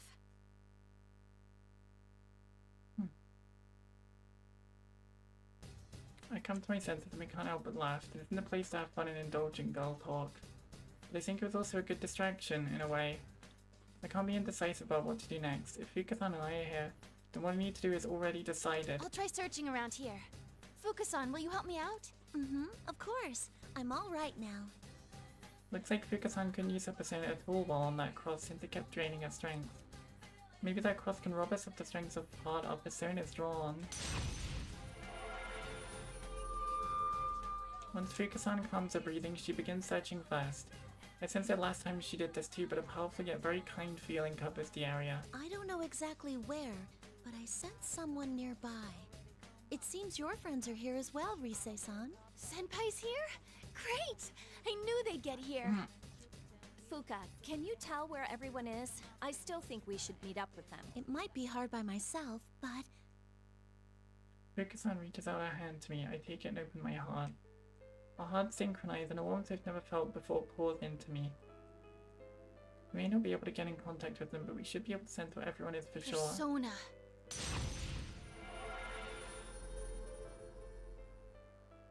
I found you, Senpai! And Yosuke-senpai and Chie-senpai? Yikes, who's this? It's not Teddy. I sense a familiar presence near Aigis and Akihiko-senpai. I think they'll be okay. Let's see where Mitsuru-senpai is. Amazing. My senses spread over incredible distances compared to usual and pick up on presences one after another, both familiar and not. Hey, what's this one? Something big. Oh boy. What feels like a sharp blade hits us and Fuka-san and I let go at the same time.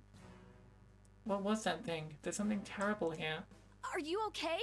Yes, I'm fine. That startled me, though. It came from further up. From the top? What could it be? Something out of the ordinary is happening above this school at the top of that weird tower. We nod to each other and begin running for that place at once. Oh boy. And to be continued.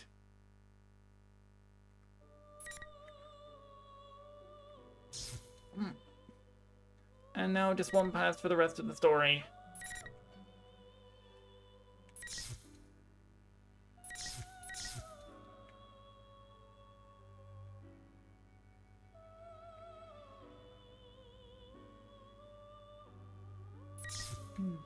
Chapter 9, oh not 9, 11 even. Chapter 11, Imminent Danger. Oh yeah, back to this. After shielding me from the enemy's attack, Yosuke and Chie stagger a bit before crumpling. I try to prop them both up. What is going on here? Did he summon a persona? Such trouble you've caused. Thanks to you, I'm forced to show myself. The calm tone brings my confused mind back to reality. The same Shaw we just defeated is standing nonchalantly before me. Or is it really the same Shaw? That naked hostility and horrific madness from earlier is gone. The one standing here now is utterly calm and collected and has an intensely intimidating aura about him. Who are you? I'm Sho Minazuki. We show Minazuki. I immediately recall what Shaw said about that guy before. I get it now. I see. So there are two personalities within you. You have a split personality. No way! Yes way! Seriously? That isn't strictly correct. I awakened within this child, and I exist to grant his wish. That's why I'm using that thing. That thing? It doesn't seem to be about Adachi-san.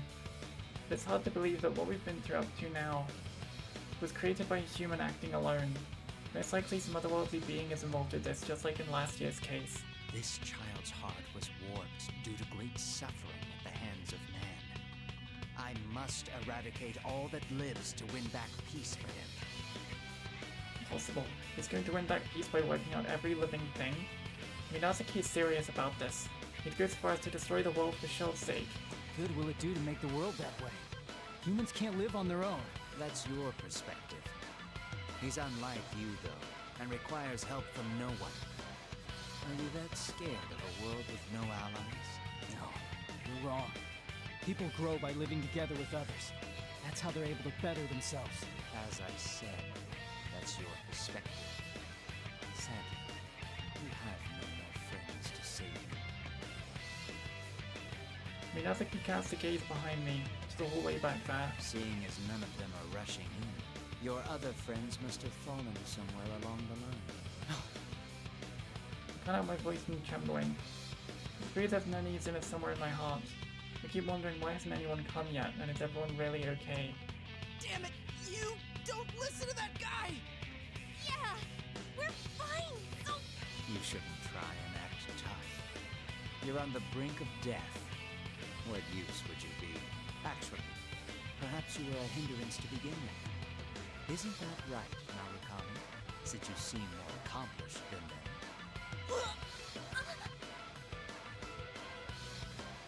Yosuke and Chie are at a loss for words. Yosuke, Chie, don't listen to him, I swear. Only Adachi-san continues to gaze upon us quietly as we struggle to find a retort for Minazuki. Narukami, why not cast them aside? Then you'll be able to fight freely. Or are you unable to fight properly without these bonds you speak of? Your weakness is propped up by others, as is the rest of yours. Protecting your wounded comrades will result in your death. Shadow-like persona appears behind Minazuki. No, I'm still trying to shield these two. If I dodge it, Yosuke and Chie will be... You forget about us! You at least gotta... that's right. Don't let us drag you down. What? What are you saying? How does it feel? You are about to be slain because of your precious friends. These are indeed bonds, but only in the sense that they restrain you. Don't you think it would be better to remain alone? I ignore Minazuki and concentrate on his persona. Any repeller's attack while protecting my friends behind me. Ow. At that moment, Minazuki makes his move. Persona. Izanagi!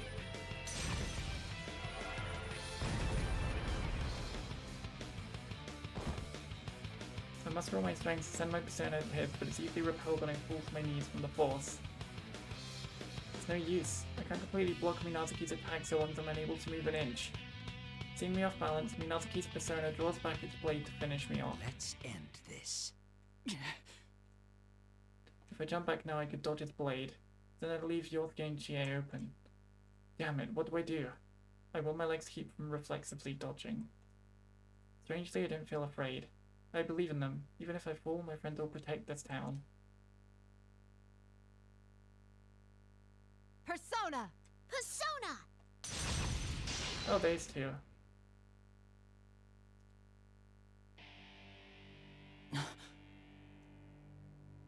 Two personas appear before my eyes as if cutting through the red fog.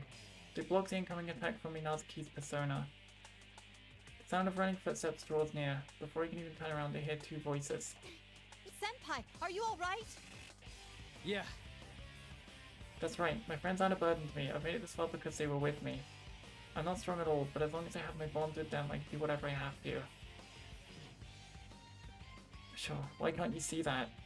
More imbeciles. It seems deploying doppelgangers made from shadows wasn't enough. Don't move. Get away from Yukon, or I won't show any mercy. No need for histrionics. I'll concede now without them. Though, should I at least get rid of Narukami first?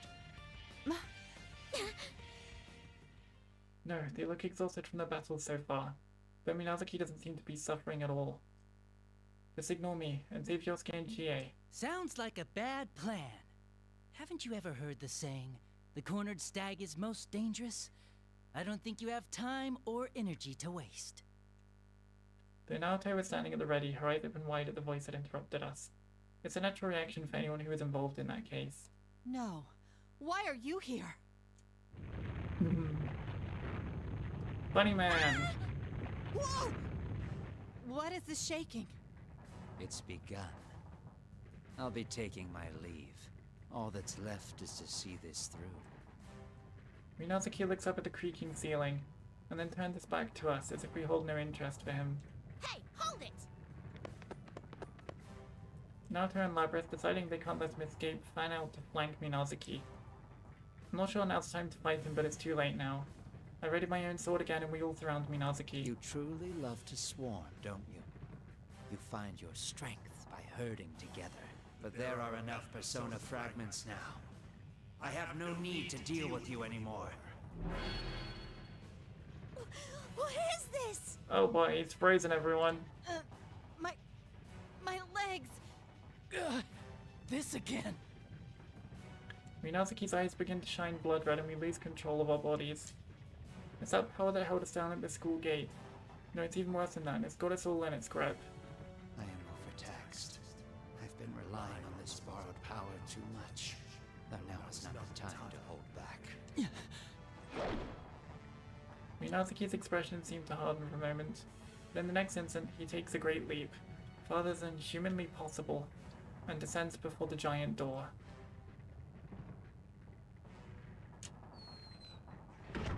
He disappears beyond that door and the heavy sound of the door closing echoes through the room.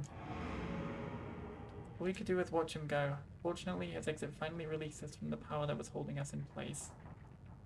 We have to pursue him at once. However, as if taking his place, we hear the sound of approaching footsteps from the fog. I'll take over from here. Let's begin. Oh! Shadow Mitsuru. At the fur-clad woman's command, red pillars fall into the four corners of the room. I know this woman. Mitsuru-san? No, that's a fake. Where's Minazuki? He's gone already. Hey, not to butt in, but don't you think you're in over your heads a little this time? Didn't you see his power? You're up against more than just that brat. Adachi-san had put some distance between us without us noticing. Speaks in his usual carefree tone from outside the invisible walls. It's true that Minazuki's power isn't normal. Does that mean that Sho received power from something beyond human understanding? Just like Adachi-san did once? I mean, don't you think it's a little late?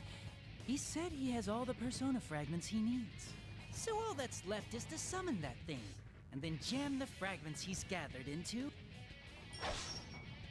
That might have hurt. What was that for? You speak too much, imbecile. Should I deal with you instead? What? Whoa, no way! Where'd you get that idea? All right then. I did try to warn you guys. Adachi-san waves to us while leaving the classroom.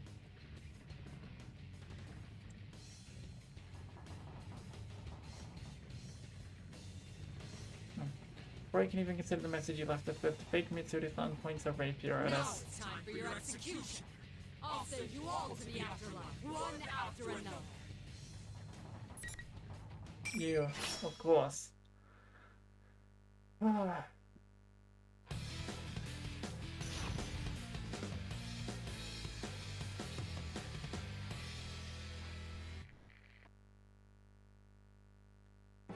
Finally! It's here. Bomb. I can walk. Ow. Let's regroup. Quite need to regroup immediately.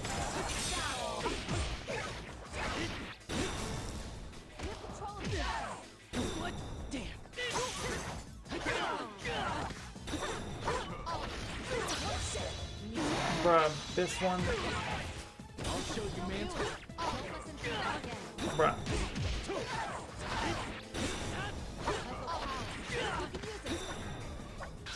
Let's end this. Lamau, you're dead. 1,000 die while a million are born. R.I.P. It's over!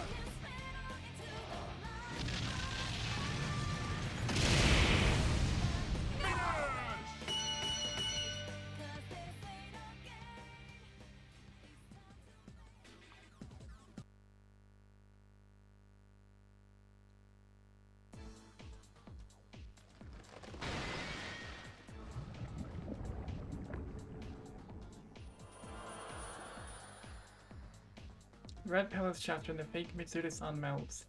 The persona fragments the melting fake spits out float up, becoming a ribbon of golden light flying to the top of the tower. We were able to escape danger, but the damage we've taken isn't light either. Parents run off and chase after Minazuki immediately.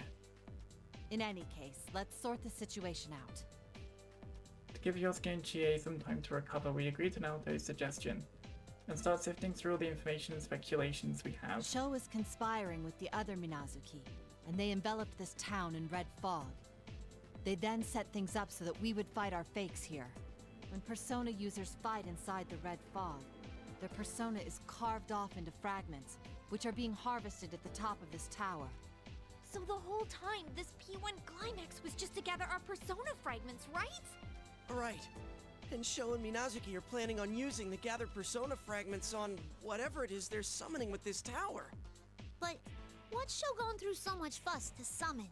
How they intend to use the persona fragments on this summoned entity, and what effects it'll have, remain to be seen. Yeah, but Minazuki said he was gonna eradicate all living things by summoning this being. We can't let that happen.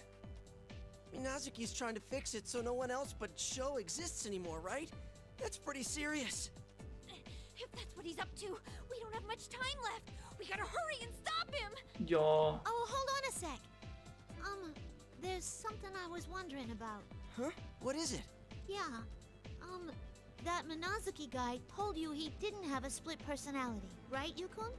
Yeah, I definitely heard him say that. And, that's what made me think that maybe there's a plume of dusk stuck in him. Huh? What do you mean?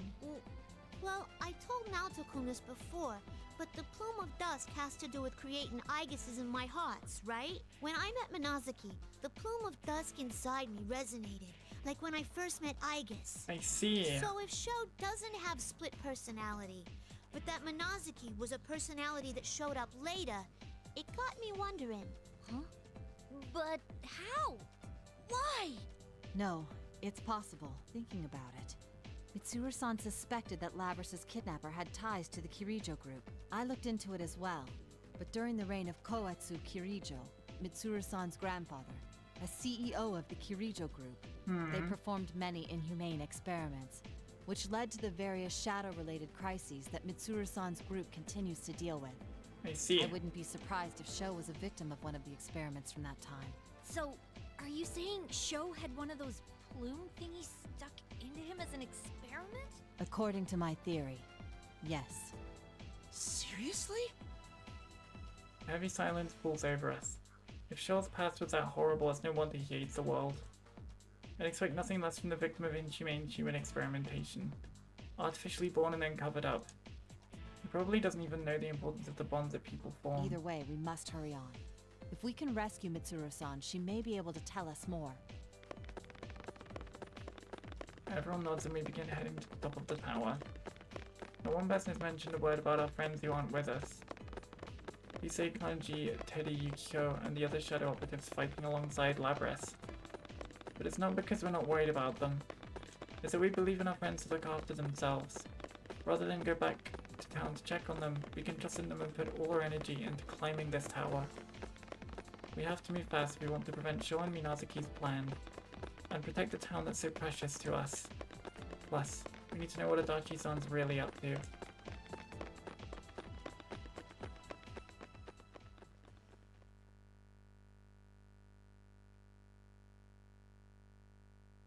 Labrys and I lend our respective shoulders to Yosuke and Chie, who are still recovering from their injuries as we climb the stairs to the top of the tower. We thought the distorted stairs would lead to another maze-like hallway, but they only go further and further up. Hey, we're at the end. There's a door. This is the door to the rooftop, right? I'm going to open it. Everyone nods and Naoto opens the door. What we see beyond it is a bizarre area we've never laid eyes on before. Outside what looks like a landing, an enormous red moon shines bright in the sky. There are countless cross-like objects embedded all over the ground too, making it seem like an execution ground. Where is this? It's not part of Yasogami High. That much is certain. I've never seen this area before. Hey! Over there! Is that Mitsuda-san? Just like we saw on the Midnight Channel, Mitsuda-san is bound to the cross GA points to. Is she unconscious? Her head hangs limp and she doesn't react to Lapras calling her name. As we try to hurry over to her, a figure moves to block our way. Deploying enclosed battlefield. You will go no further. Shadow Eye, guess, The summoned red pillars fall from the sky and surround us. Even here, they're forcing these battles on us. I've been waiting for you, sister. You ain't Aegis. You're a fake too. Lapras is right. That burning golden hue in the figure's eyes is a dead giveaway that it's a fake. Indeed, I am a fake, sister. But is the distinction necessary for us? What? We are weapons forged in the shape of humans. Aren't we all fakes from the start? Don't listen to him. Fakes of humans. Have you forgotten? We have no comrades. You even fought and killed your sister units, no? That was forced. Damn it! Lapras, don't listen to her! Lapras' past is filled with gruesome memories of battle. The makers advanced the product line by having their prototypes fight each other. She was forced to destroy her sister units, basically kill the rest of her family. But It's okay, Yosuke. What? But... Lapras will be alright. that's right, in the P1 Grand Prix, Lapras faced a shadow within her and accepted it. Our Lapras standing with us now shouldn't be swayed by such a cheap trick. What's wrong, sister? Do you not hate humans? Yeah, I do hate humans. Then... But not like how you mean it. Sister... As much as I got a grudge against humans, it was humans that saved me. Damn. Yeah, the ones who made me did horrible things to me. To all the ones of my model. But hating all humans because of them is wrong. I like Yukon, and Mitsuru-san, and all the rest of them. It ain't right for you to destroy the world they all live in. How unfortunate. I would have thought that you could understand my master. Show Minazuki's desire for solitude. His solitude. Don't waste your breath. I will see you die here, sister. Bruh. Fake Aegis-san charges towards Lapras at high speeds. This isn't good. Lapras is tied up supporting Chie and is in no position to fight back. I have the same problem propping up Yosuke too. Which leaves only one person who can deal with this right now. Naoto, I'm counting on you. You don't have to tell me.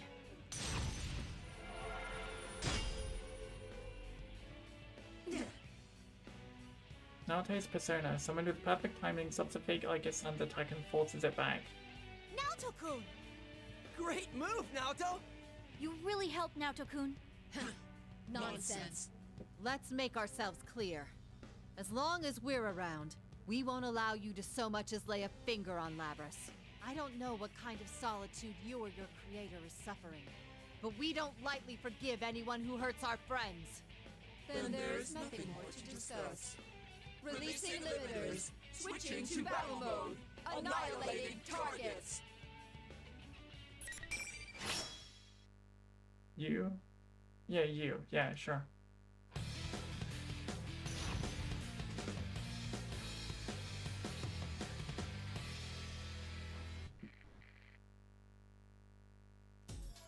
Final.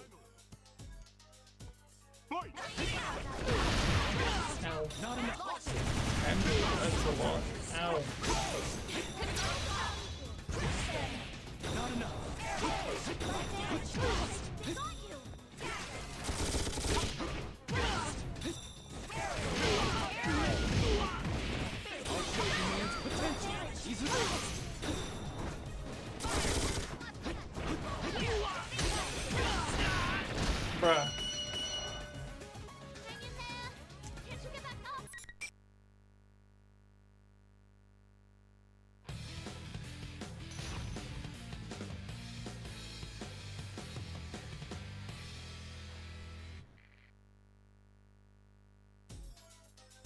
Final.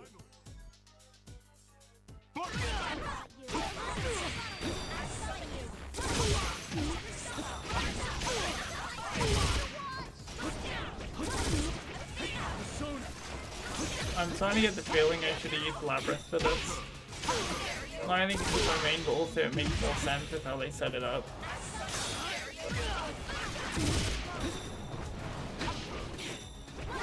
If I leave this one on floor.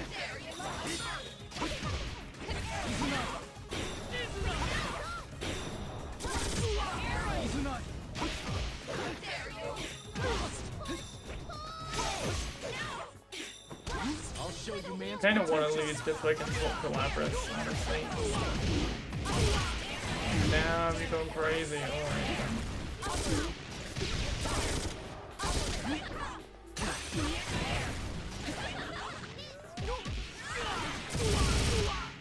That's crazy combos. Yeah, we'll leave on purpose because Labyrinth feels better than you.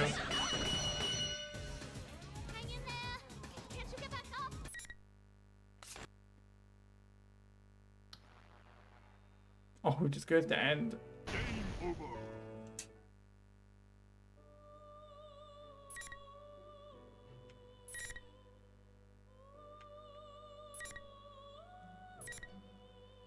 Labyrinth feels better. I'm playing as Labyrinth.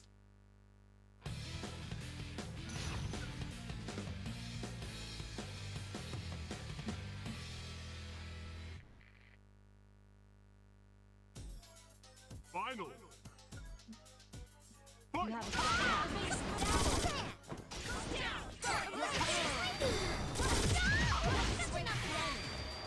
Time to smoke them. That's what Marty would say.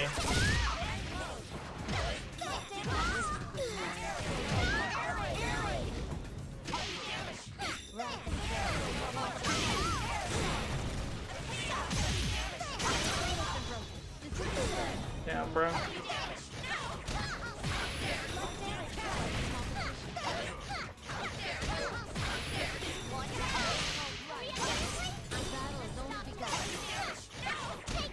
Bye.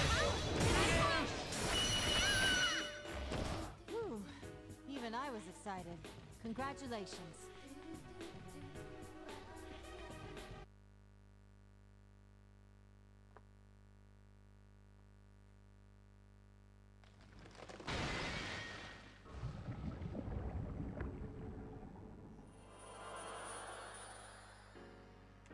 Fake Hige-san begins to melt away.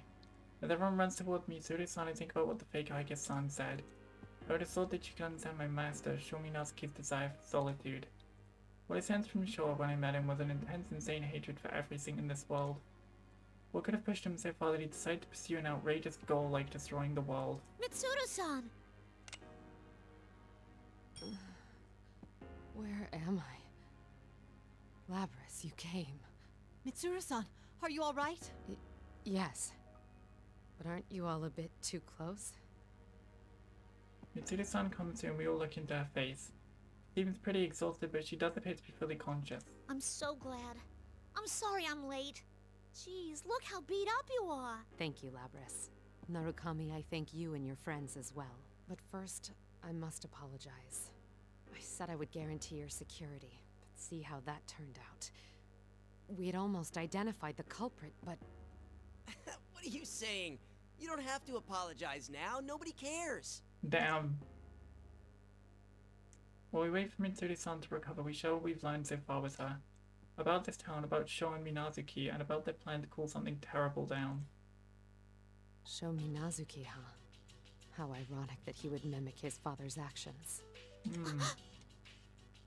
Alright, according to Naoto's account, when she and Labrys met Minazuki for the first time, Minazuki called the Shadow Operatives the ones who killed Sho's father. Going by what Mitsuru-san just said, I'd say she knows something about who Sho is. Maybe she can give us the missing piece of the puzzle to crack this case.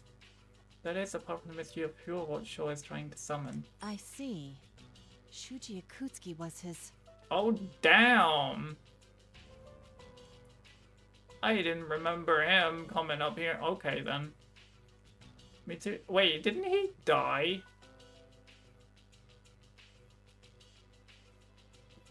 Trying to revive him or something? Mitsuru-san slowly closes her eyes and nods at Naoto's murmurings. Shuji Ikutsuki, is that the name of Sho's father? The Kirijo group once had a branch specializing in shadow research.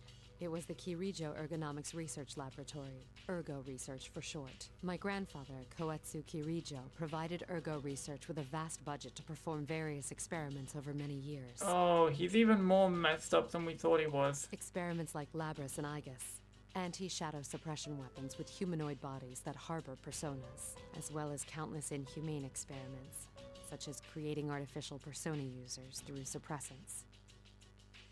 Mitsuru-san's expression grows even sterner. Damage that the Kirijo group left behind. Did the cursed legacy is why Mitsuru-san and her shadow operatives are so devoted to the duty of exterminating shadows. Sho Minazuki. His name was recorded in the Ergo Research Archives as the youngest test subject. Shuji Ikutsuki was the researcher of record. Afterwards, Ergo Research was dissolved in an explosive accident, burying their research. But in the confusion, Ikutsuki saved some of it. And that included Sho Minazuki. Yes, there's more to the story, but I've confirmed this much in what we've deciphered thus far of Ikutsuki's personnel file. Oh, damn. Sho Minazuki seems to have been Ikutsuki's favorite test subject. Oh, God. Test subject? But he's a person! How could he do such a horrible thing? The Kirijo group of the time was an evil place, suffused with his arrogance. It isn't hard to imagine how he was treated with Ikutsuki in charge. Minazuki was raised in a solitary environment, never interacting with anyone. I suspect his experiences from that time greatly affected the development of Minazuki's current personality. For the first time, Mitsuru-san seems genuinely distressed. There's a lot on her shoulders. He wants to put an end to the scars on his shield that the monsters of the Kirijo group have left within her generation. But she's not alone. I'm sure Mitsuru-san's companions will keep supporting her, keep sharing in her burden as they walk alongside her. Hey, Mitsuru-san. These experiments they did on Sho, were they really related to the Plume of Dusk? That's correct. The central thrust of the experiment was to embed a plume of dusk into Minazuki. No way! So that's what the Minazuki personality is? Just as Labrys and Naoto had thought, the Plume of Dusk was implanted into Sho's body, which seems like it gave birth to a new self within him. That's one mystery down, but it's not hard to imagine how cruel Shuji Ikutsuki's experiments were, since he didn't care at all about what was sacrificed for them. The thought might be reminding Labrys of her own past, since I noticed her meekly lowering her gaze. Yosuke hastily speaks up to lighten the mood. Can I ask you something? Do you have any details about whatever it is he's trying to summon? No, I know nothing about that. But if it's similar to what we encountered at Tartarus, it's nothing welcome. That was only to be expected, since Sho's desire is to destroy the world. As we all share in a sinking feeling from that ominous prediction, a familiar voice echoes in everyone's mind. It's a persona communication. Senpai, I finally got a hold of you. I'm so glad you're safe. Voice. Rise, you're all right. Mitsuru-senpai, are you okay? I was worried, you know. Is that you, Yukari? You came. I'm sorry, but no. Thank you. You're always such a help to me. I'm fine too. Kikuno-san has evacuated to safety as well. Yamagishi, thank goodness. It seems I've also put you in danger. After you finish confirming that we're okay, Rise raises her voice as if remembering something. Since you have no volume control on the persona comm, everyone flinches at once. Oh no, I forgot to connect you to Kanji and the others. Senpai, Teddy and Igus are safe too. Just a sec, I'll put you in contact with them. She forgot something that important. After some time you hear the familiar voices echoing in our mind again. Chie! Yukiko? Is that you? I'm so glad. Mm-hmm. Kanji-kun and Teddy are fine too. What about you, Chie? Are you hurt? No, I'm okay. I got a few scratches, but it's no big deal. Huh? Are you sure you're okay? Yo, senpai! Sorry we're late. Sensei! Bruh. Damn it, Teddy, I told you to quit rubbing your runny nose on me! Yeah. They never change. Even in a situation where we can't communicate properly, the rest of them is still on our thoughts.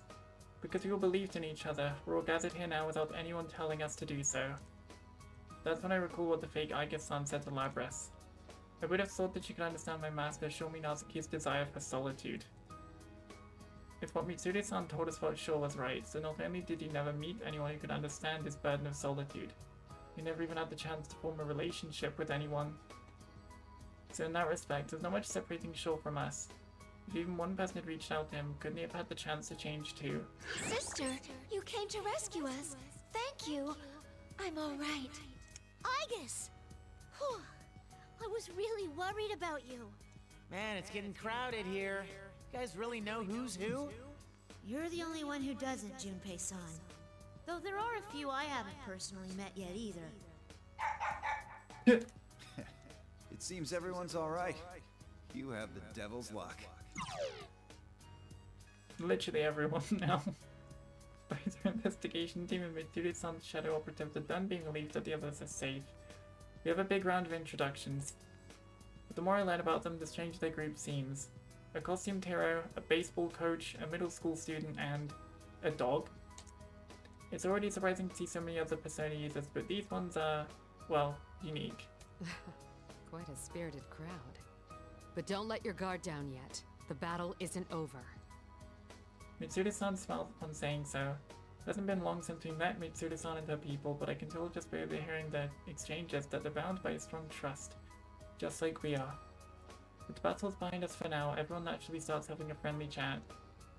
I decided to take the opportunity to bring up what I was just thinking about with Mitsuru-san. Mitsuru-san, I'd like to talk to you about Sho. You wish to save him yourself? Is that what you were about to say? Huh? It's written all over your face. It would hardly be a surprise to hear you say it. There are many things to sympathize with regarding Minazuki's past. He too is a victim of the Kirijo group's dark side. Still, that does not give him license to endanger the world or hurt people. It doesn't change the fact that he is an enemy who must be defeated. Yet, you still wish to save him, correct? No, he's good-natured like that. Of course he wants to save him. Yes. If Sho wished for the world's destruction because of the solitude forced on him, then we know how to save him from that. Mitsuru-san lets me finish and fixes me with a solemn gaze. Either way, things must be settled with Minazuki. We should brace ourselves. Right, we can't lose this one. Indeed, it's true that our enemy is powerful. No matter how far apart we are, if we keep believing in each other, we'll always come back together. And that fact gives us great strength.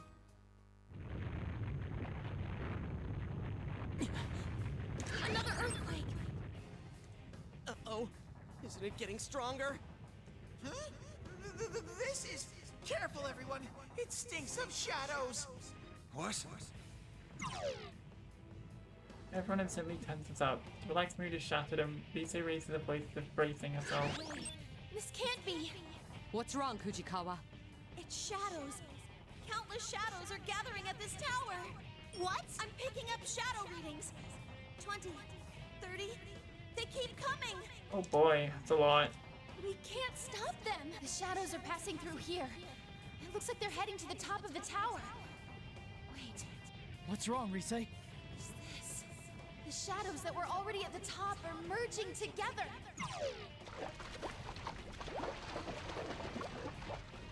Shadows emerging together. Something tells me that summoning that Sho mentioned has already begun, and a quick glance around tells me everyone else is thinking the same thing. When I look down from the edge of the tower, the horde of shadows already swallowed the ground and is now trying to cover this tower. This is bad. Rise's group is still near the tower's base, and Kanji's group is somewhere around the middle. At this rate, it's only a matter of time before the shadows reach them. What do I do? Should I call them here at once, or should we head on down to them? But if we do that, then we can't do anything about the summoning that's going to happen any minute. You have to go, Senpai. We'll hold things here. Huh? What are you surprised for? Of course we'd say that. You're the ones closest to the top. You're right. Mitsuru, this is no time to fool around. Leave this to us so you can get to the roof. What? But... Mitsuru-senpai, you can't lose focus. Don't worry, we're pretty tough. Yukari. All right. It's a bit lonely here, but I'll do my best for your sake, Sensei. Let's go. Teddy. Go, young man! There's no time to be indecisive. The bases are loaded, so go out swinging! Junpei. Mitsuru-san raises her head and looks at us. Her expression is pure determination. You can see she's made up her mind to trust in her companions, and that's that. All three groups, separate and intercept the shadows. Yamagishi, Yukari, Kujikawa. Head to the lower levels. Destroy the enemy, but take caution. Akihiko, work with those on the middle level and block as many shadows as you can. Don't bother giving chase to whatever gets past you. We'll remain here and intercept the shadows as Narukami advances to the highest point of the tower. Me? You're the least injured of us all, and considering your skill, you're the most logical choice to send. Damn. Please go, Senpai. We'll protect this place. Yeah! I'm getting psyched. Go on ahead, Yukun. Go get him, partner. Make sure you pull this off for our sake. I'm counting on you, Yukun. You can't let Sho get his way. Go put an end to this. Was that all of it here, and probably the one still in the lower and middle levels, not at once. Everyone gives me a supportive push and I take a step forward. You understand, right? Don't do anything reckless. And I understand. I'll come back. If I can't do it, then I'll ask for help. There's no shame in leaning on your friends after all. Persona Persona. Oh god, that's a username.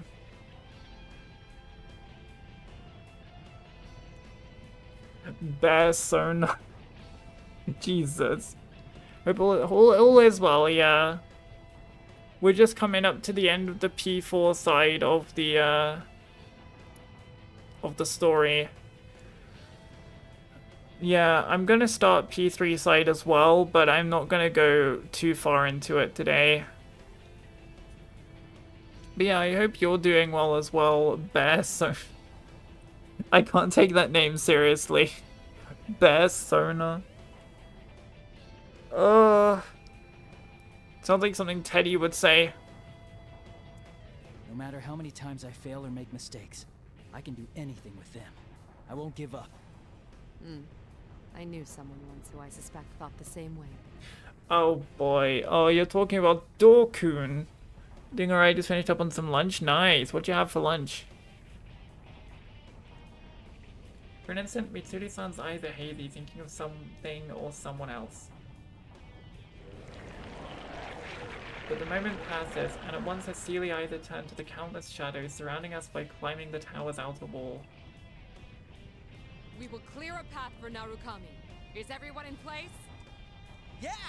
Yes. Of course. Nice. Chicken, smashed potatoes and veggies. Nice. Sounds lovely. Sounds very nice. Yeah, I mean, judging by your name and stuff, you're a big Persona fan. What Persona games you played, Persona? Leave it to us. Mitsuru gives the order and everyone readies themselves to move. The shadows appearing one after another seem intent on completely swarming the stairs I'm on my way to now. Once we get the signal, everyone attack! Here goes. 1, 2. Oh boy, that's a lot of Persona stuff. On Fukasan and Risei's signal, everyone dashes towards a whirling torrent of shadows. They form powerful shockwaves that come together, pushing back the limitless mass of shadows, mowing them down. Jeez, it's a lot of stuff. Oh boy, look at that.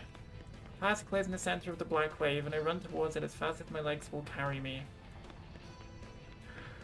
I played just about all of them, as well as most of the S&T games. My first Persona game was Persona 3 Fez on PS2. Nice.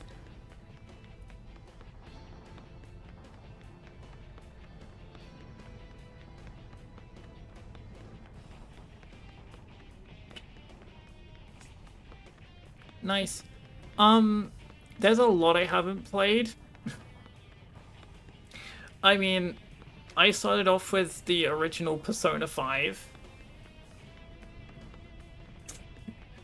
Because Royal wasn't out yet when I started playing Persona. And then after Persona 5, I went to do Royal. I've also played Persona 4 Golden. I played Persona 3 Fez as well. I've played Persona 5 Strikers or Scramble. And I also played Persona 4 Arena, I played through that. And I played Persona 2 Innocent Sin and Persona 2 Eternal Punishment as well.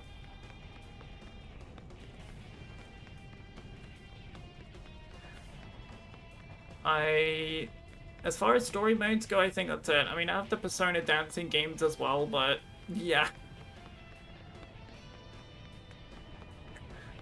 Yeah, and obviously now I'm playing Persona 4 Arena Ultimax. Go you! We're all counting on you. It's not just everyone in the investigation team. Right now the hopes of Mitsuru-san's shadow operatives are pinned on me too. I can't waste the opportunity they gave me. There's no time to hesitate. Wait for me, everyone. He's running. He's running. Oh, to be continued? What do you mean to be continued? Wait, what? Bruh, why are you blocking me like this?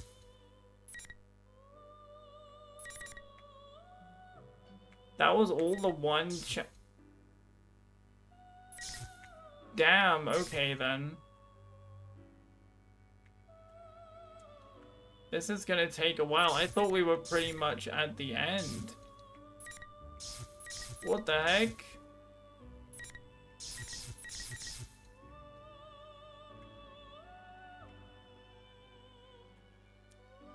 I mean, here we're pretty much going straight to the end now, I'm pretty sure.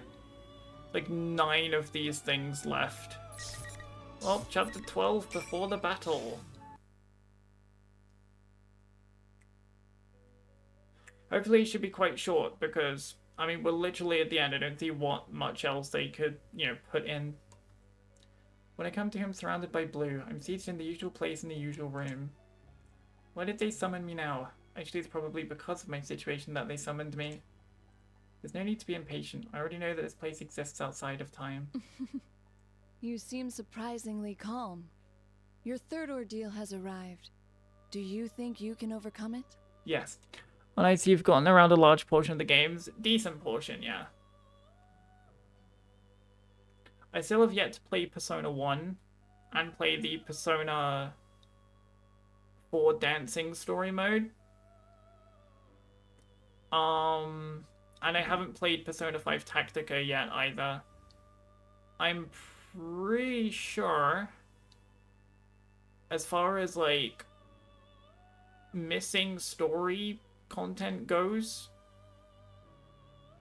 that and Persona Q and Persona Q2 are the only games I'm missing to play for like the whole Persona story. Of course, if we're discounting Shin Megami Tensei, if.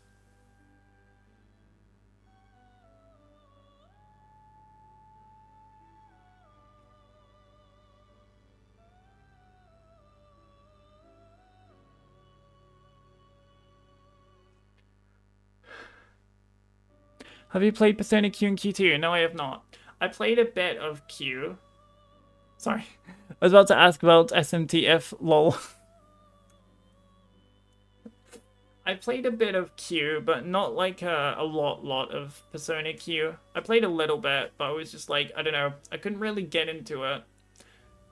I think it's a thing of where if I streamed it properly, I could probably get into it, because I think I have this thing where some games I just can't get into unless I stream it. Or maybe I just can't get into it at all. But yeah. I've tried with Persona Q. I think I'll try picking it back up again. Maybe on stream this time. But yeah.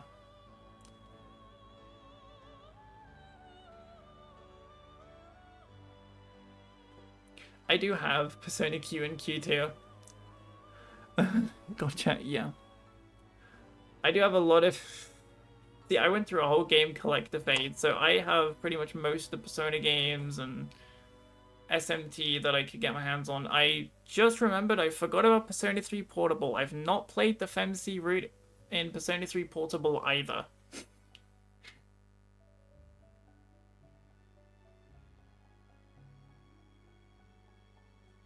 I'm not going to count Persona 3 Reload because that's just a remake of Persona 3, so I already played Persona 3 Fez, so I don't see much need for me to play that.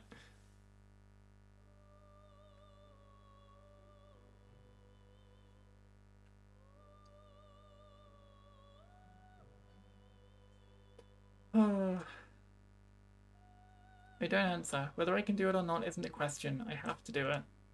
As if seeing my determination, Margaret gives a satisfied smile. I see. Your mind is already made up. And that's a fitting answer for you. Hmm? What is Sho trying to summon? How is he going to use the persona fragments? Just about to ask her to tell me if she knows, Margaret cuts me off. All I can do is watch over your journey. What is happening in your town must be ascertained with your own eyes. Bruh. Yeah, since we realized it's literally the same story, but with much better gameplay compared to the original Persona 3. Fair. Yeah, I figured it was the exact same story, so I was just like, nah, I'm good. I played Fez, I'm alright. The only reason I got Portable as well was literally just because of the FemC route. That's the only reason why. Hell, the Persona PSP games was the main reason why I got a PlayStation TV in the first place. Yeah, it's the little box that you connect to your TV. That's basically a mini. It's basically a mini PS Vita. It's basically a PS Vita that can connect to the TV just without the touch functionality, and use a PS3 controller as well. Or a DualShock 4 if you're feeling extra fancy.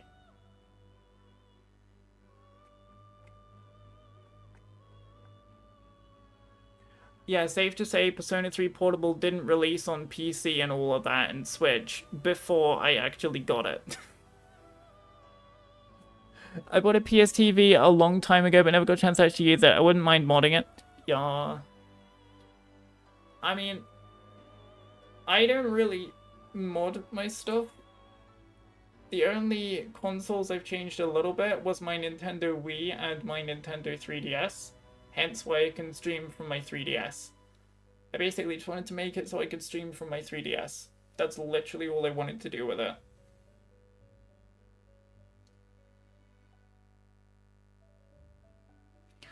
And yeah, I've gotten a lot of use out of it. Mainly because we're playing Bravely Default at the moment, and that's going. It's going interestingly.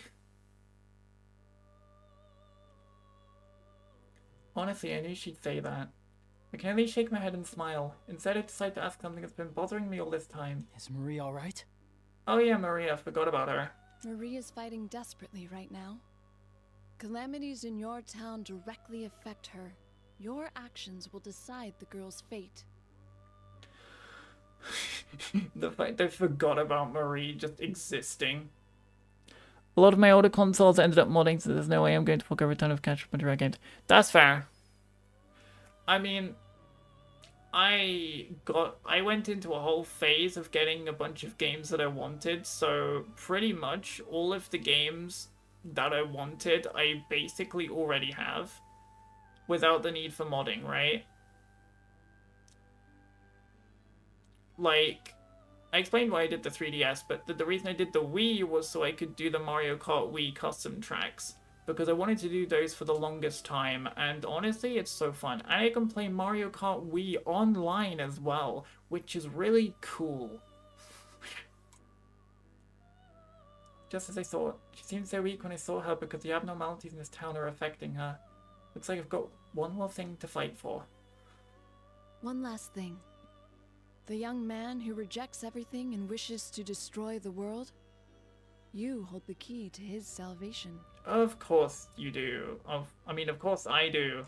Depending on what you choose, you may be able to awaken him as an official guest. Sure, as a guest? What's that supposed to mean? Just about to ask, the scenery distorts and becomes hazy. Damn. When I come to again, I'm by myself, standing about halfway up the stairs to the top of the tower. What is... I just got nothing. Oh, here we go. There's something. The top of the tower, finally. We're here. The long stairway finally comes to an end, and I step into the area at the top of the tower. Strange patterns are inscribed into the floor, and all around me at regular intervals are these eerie pillars. This was carefully arranged, much different from the distorted places we've seen up to now. Poor Marie. Yeah. Yeah. So I'm guessing you've played Persona 4 Arena Ultimax, or its story mode, or both, before Persona? Up above, a large vortex glows ominously, swallowing the countless shadows gathered here. And directly underneath is a giant crystal of some kind. Whatever that shining emerald thing is, it's floating in midair. And there right beside it, Sho and Adachi-san. Yup, that's that. I was so curious, actually, about this, because, like, the Persona 4 Arena story was, honestly, it was meh. I think the best part about Arena's story was Labris and her whole story, but it was kind of like the same thing, just going through different characters' perspectives. Like, it got kind of annoying with how often you just had to redo the same story parts, and I'm glad that Arena Ultimax is not the same as that. I'm glad they improved the flow of the story for Ultimax. Very happy with that. I can't help but tense up, but on closer inspection, Adachi-san is on one knee, like he's kneeling before Sho. What? What's happening? Neither Sho nor Adachi-san has noticed me yet. I hide behind the pillars and slowly get close enough to make out their voices. You bastard! What are you thinking? You know how important this thing is! Are you trying to ruin my plan? Damn, he's getting beat up. Important thing. Plan. That must mean the floating object over there is all the Persona fragments they took from us. Yeesh. Sho was just looking down on Adachi-san until all of a sudden he kicked up at his body. Adachi-san's knocked back from the direct hit and he gives a pained groan. What in the world is going on here? That's what I said. I tried to destroy those Persona fragments by striking when I saw the chance. Damn, bro. I used to play Persona 4 Arena Ultimax competitively back when it originally launched PS3 360. Yeah, I agree with P4AU story, though it's pretty good to see P4 and P3 cast come together. Yeah.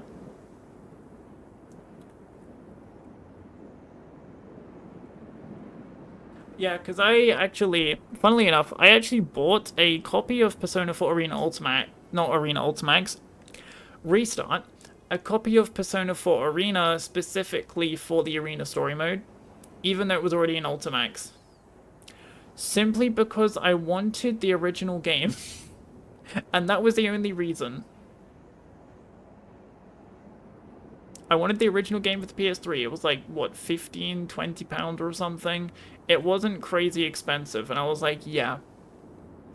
It's like, if I want to experience the Persona 4 Arena story, I want to experience it on the actual game, not Arena Ultimax. Plus, I get to hear the opening for it. That was another big reason. The opening was different. I sometimes buy games for the silliest reasons. But they make sense to me. And that's what matters. And they're ones I want to play too. I don't just buy games I don't plan on playing. You worthless rat. I knew you weren't worth shit. But to think you were biding your time for this. Well... Damn. Did I hear that right? Adachi-san wasn't Sho's accomplice. He tried to catch Sho off guard to destroy the crystal. Then, Adachi-san was trying to prevent Sho's plan from the very beginning. You asked me before. You said, don't you hate this world too? Huh? That's right. Well, you were just trash I was gonna use from the start. Damn, bro. That's fair. I still have my copy of Persona 4 Arena as well as the soundtracks that came with the game. Nice.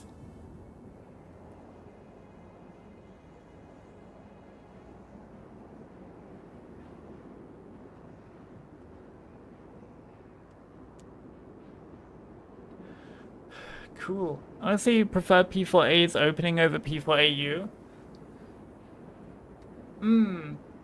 They're both really good.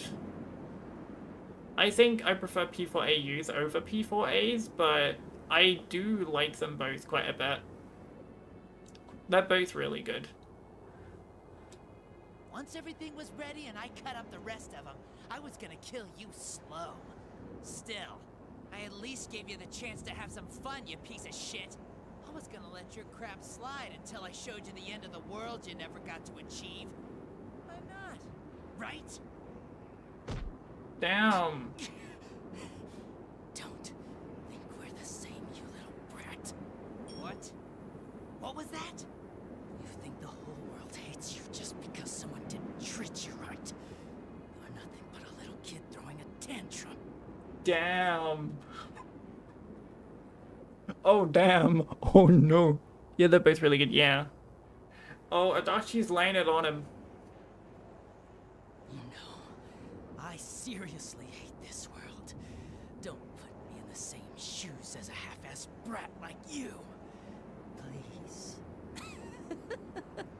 You're so finished, you bastard. I'll kill you just like you want. Oh boy. Sure, I'm lame. Whatever. But you don't know yet, do you? Oh no, Adachi spitting fire.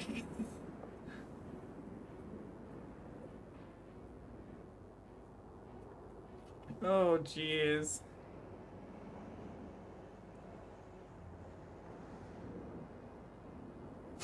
Adachi is an interesting person. Those guys don't play around. Die. Oh. You piece of shit. Hold on, I get to hear. Hang on. Oh, okay. Damn it. I can't rehear it. That sucks.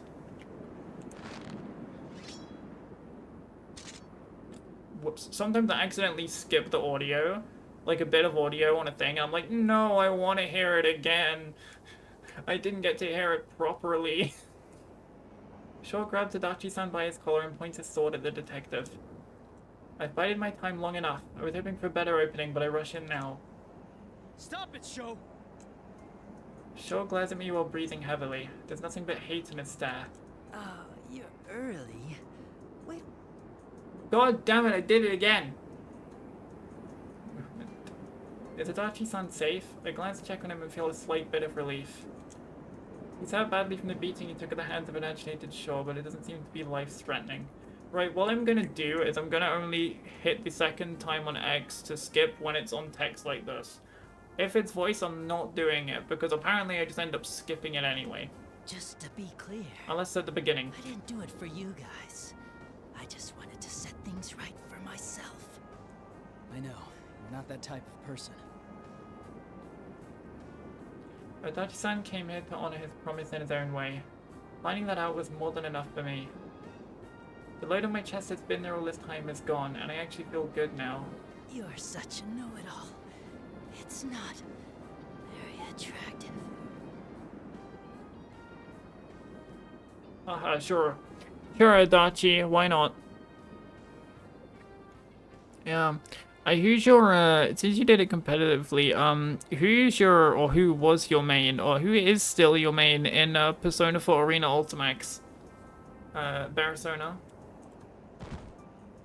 With that typical bit of sarcasm, Adachi-san falls unconscious. That's when Shaw suddenly barks a strange laugh.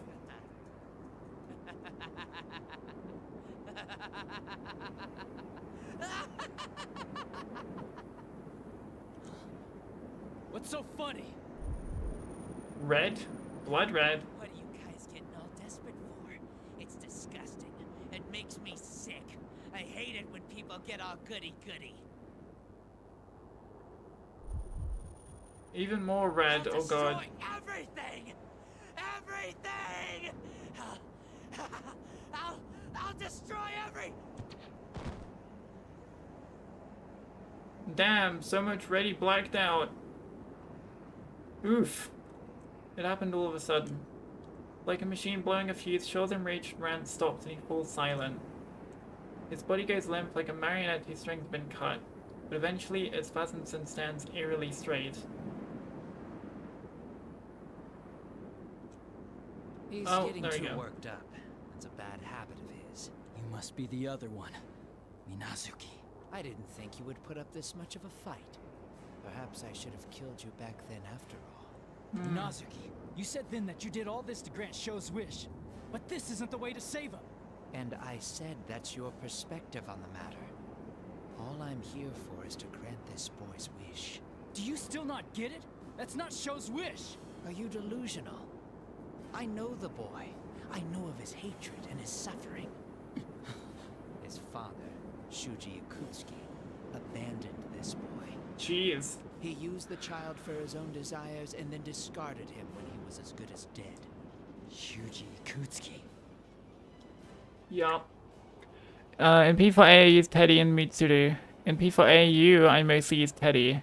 I learned a bit of Marie to help a friend of mine who had trouble facing Marie's online and in tournaments. Nice.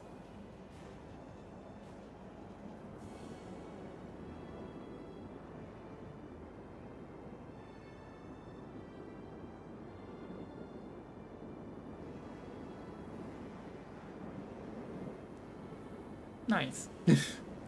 This is the world that abandoned him.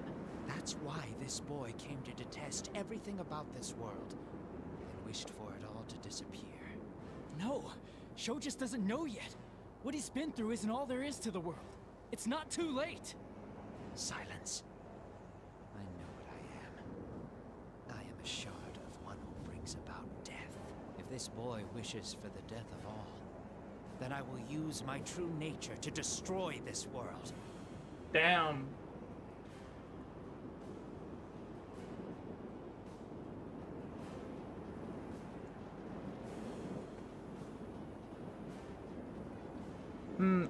Also,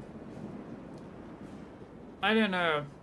I kind of like Minazuki more than Sho. Like, Sho is a weird one. I don't quite know how to put it. He's jokey, but then he also really hates humanity and wants to kill everything. I like Minazuki more. He's more calm. I feel a bit more protective. I like him a bit more, you know. That's not it. I can tell Sho's hatred does run deep. Maybe he did wish for everything in this world to just disappear. But that's not what he truly wants deep down. Sho adores the bond between people and yearns for that himself. But because he can't have it and the world doesn't accept him, he's had to live with such dark emotions he has no idea how to deal with. He just doesn't know how to express himself. Minazuki was born from the plume of dusk, so he's just responding to Sho's darker desires. He's fixated on granting Sho's wish to destroy the world, but that's not what Sho really needs. For Sho's sake, too. I will defeat you. Very well. Come and fight. Oh boy. We're actually doing this now. Okay. Yeah, Sho is definitely an oddball, yeah.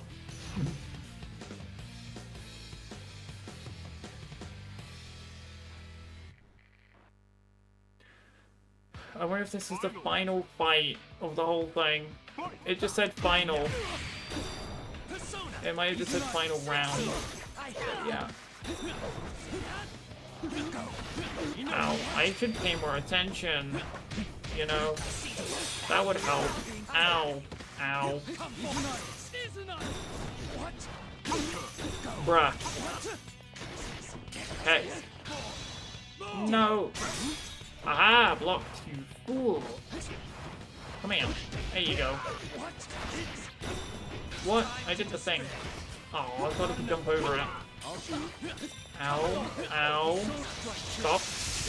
Thank you.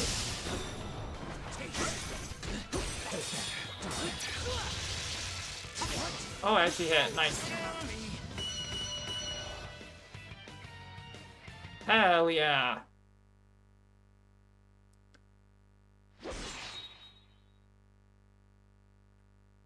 Despite all my strength behind it, hits Minazuki and he hunches over. I take my sword back in hand and swing it with all the power I can bring to bear. Minazuki's knees buckle and he falls to the ground. Or so it seems. What? Minazuki won't fall. He supports his trembling legs with his own arms and keeps glaring at me as he tries to ready his sword again. I'm not done yet. He's resilient. Minazuki, why are you trying to grant Sho's wish? Foolish question. I awakened within this boy. It's only natural for me to grant his desires. Yeah, just joined your Discord, by the way. Oh, thank you. I don't typically look too hard at Discord when I'm streaming, so thank you.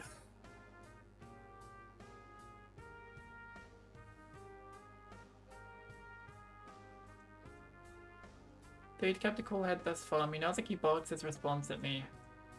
He keeps trying to stand despite his injuries, and all I see is a strong will of someone determined to protect what's important to him. Minazuki, you still don't understand? You're just like us. Minazuki, you are strong. You don't realize it either. Your strength. Oh shoot, I have to pick something? Yeah, just say it's founded on the strength of your bonds. That sounds pretty normal. Sounds like a you Narukami thing to say. It's founded on the strength of your bonds. Yeah, your bonds between Sho and Minazuki. The bond between you two. Damn. Tie it up in a neat little bow and shut down. Mic drop. It made him realize. Bonds. Bond James Bond. I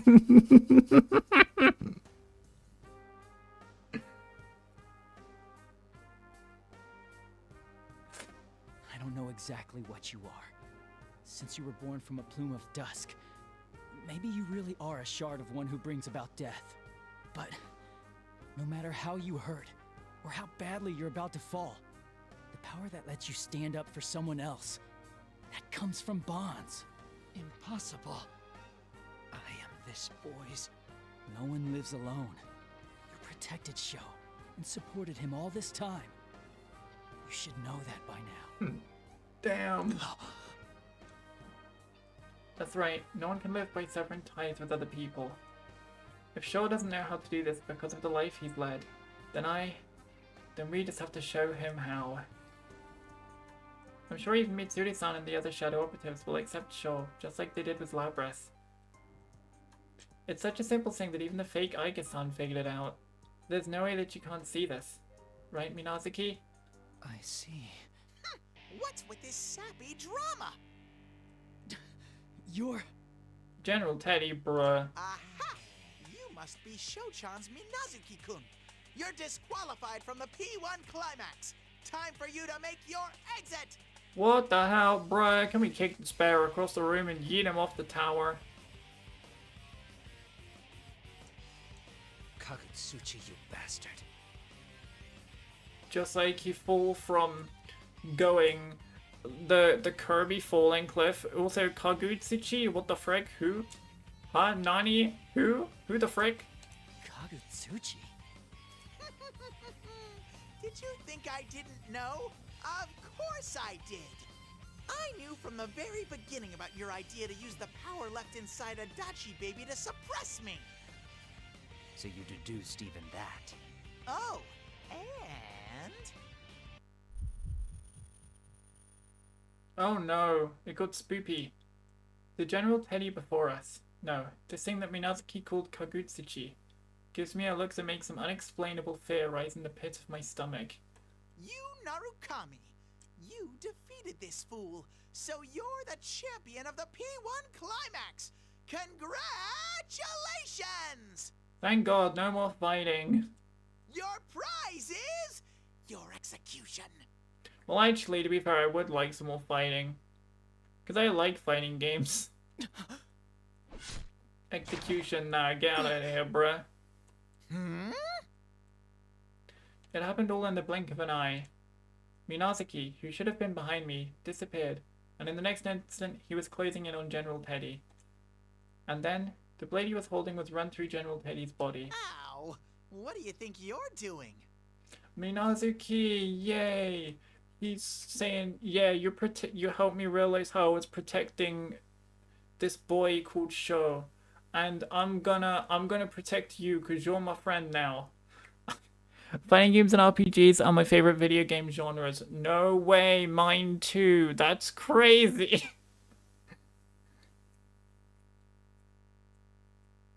It's like Persona 4 Arena Ultimax is the perfect mashup of the two. Because they even have a JRPG level style mode where you're fighting to gain levels. Wow. Yep. What do you intend to do with this boy, Kagutsuchi? What am I going to do? Isn't it obvious? I'm going to kill him. Wow.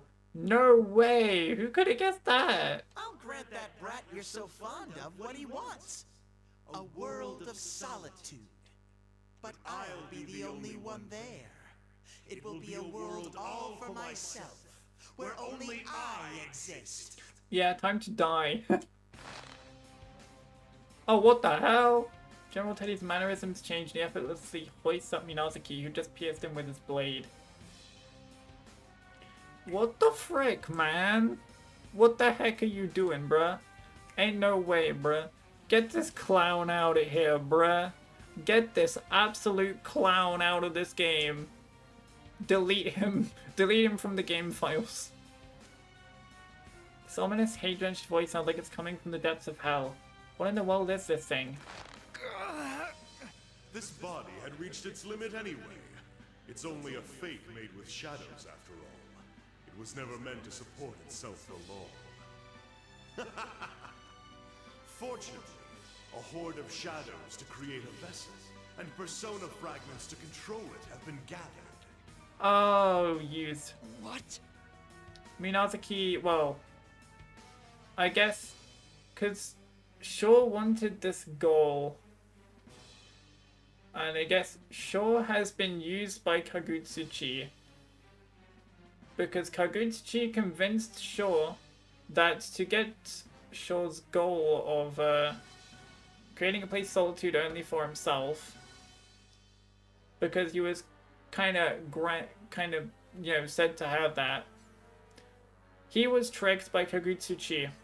Then, because Minazuki is also inside Shaw from the Plume of Dusk and just tries to protect Shaw and does what he can to help him fulfill his wishes. Because Shaw was tricked by Kagutsuchi, then Minazuki tried to fulfill that thing for Shaw, which now he's realizing what this all meant, and man, this is just sad. Well done, my puppet. It is thanks to you that everything came together so splendidly. All that's left is to fuse that brat with the shadows as a base, and then devour the persona fragments to inhabit my new corporeal form.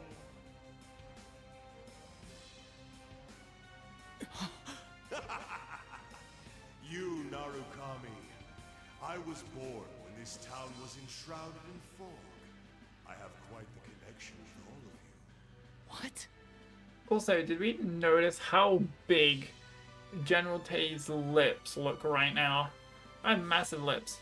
I pay no heed to others.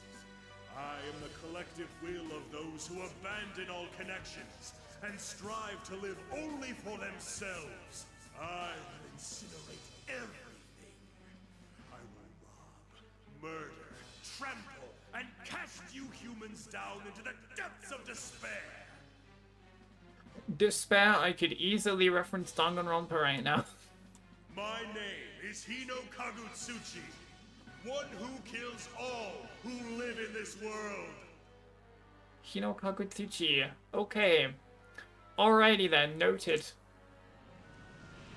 What called itself Hino Kagutsuchi laughs, and then a scarlet fog, incomparably thicker than before, pulls out of General Teddy's body. The fog enters the helpless Minazuki through his eyes, ears, mouth, and wounds he sustained during the battle. That's quite the image. That is quite the image to imagine. Oh god. You bastard.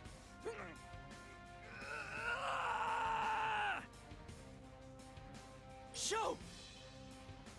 As I try and rush over, General Teddy's body, which is now an empty husk, turns into a black chunk of shadow and starts to bubble as it disintegrates.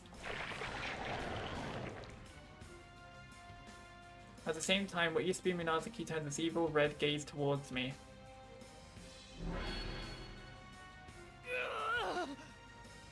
Oh, and then this also adds on to it. So, he was borrowing Hino Kagutsuchi's power to freeze everyone in place. So it wasn't even his to begin with, that's who he borrowed it from. Jesus Christ, it's all linking together. How I love to hear that cry, you Narukami. What do you think? I had lent this brat my power, but my full presence is a bit different. You're Kagutsuchi! It has immense power, far beyond what Shaw used when I faced him. My entire body is being crushed against my will, and my joints scream out in pain. Even my lungs are compressed, preventing me from breathing normally. Blah. Blah, blah, blah. Speaking. Don't worry. I won't let you die so quickly. You will live to witness my advent, and will be the first sacrifice to my power. I won't let you do this! Your nerve astounds me, but I wouldn't be so sure. Your allies are about to be overwhelmed by the flood of shadows. You all fought so long within this red fog, just as I planned. And you are exhausted to your very souls. You have no hope of defeating me now. Jeez. My first puppet was quite useful for that purpose. I had directed it at you with the aim of harvesting your personas, but... You mean Labrys? Ah, is that what you call it? Had I taken your shadows from my own, their own wills would have made them less obedient than I required. I learned that in the previous battles. Thus did I prepare this fog, and my new scheme to carve away at your personas. Jeez. Personas are the suppressed strength of heart. Nothing is better suited to suppress the will of shadows than that. Oh, this whole thing is a mess. So that's why!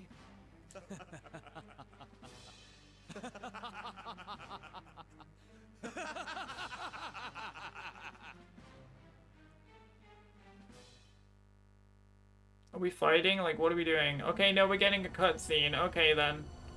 I like cutscenes. That's cool. Now is the time for despair. This new form that you have given me. Behold it!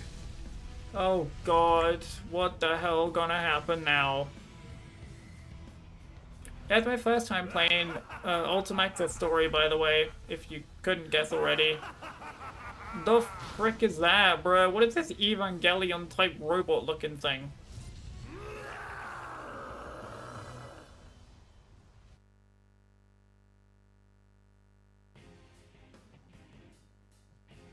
The giant shadow that shows itself through the severe quaking and gusts of wind slowly approaches, all while spewing out fluids that look like red, stagnant blood.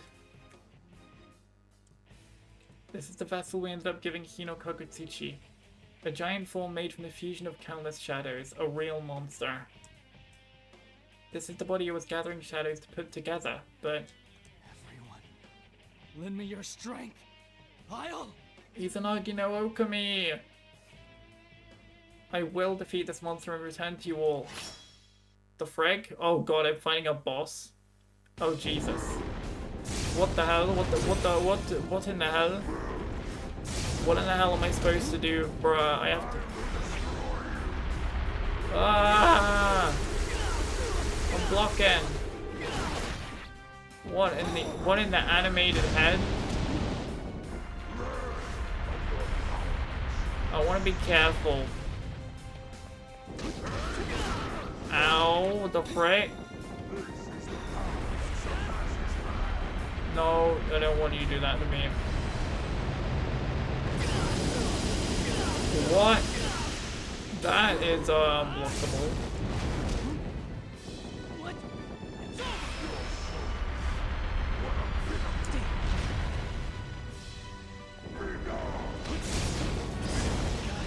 Huh? I'm so confused. What? I am so confused.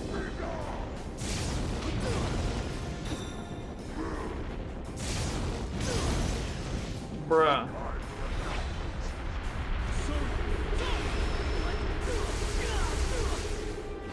I I don't understand what I'm supposed to do here.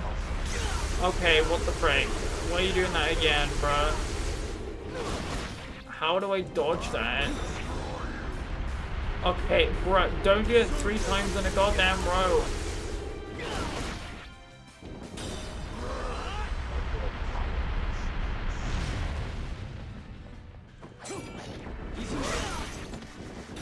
Bro broke my persona. Oh my god, what? What is this? Oh.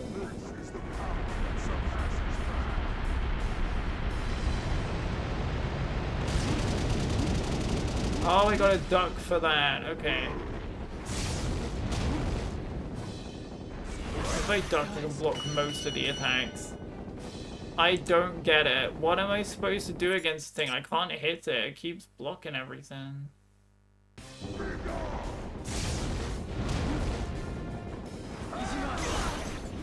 I think that hit it. So can I only hit it on the head? Okay, I just can't dodge that. Just straight up. This that's not blockable. Oh my freaking god.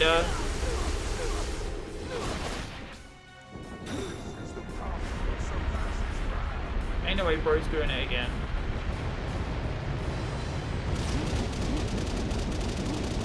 Holy.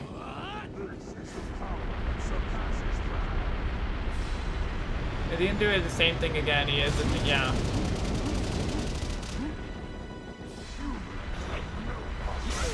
Oh my freaking god. I think he's gonna get, yeah. I don't understand what I'm supposed to do here, apart from maybe get up top and hit him there, but I don't even know if that's for sure doing. How do you dodge this thing as well? This is like undodgeable. If you just spam that, you can't do nothing.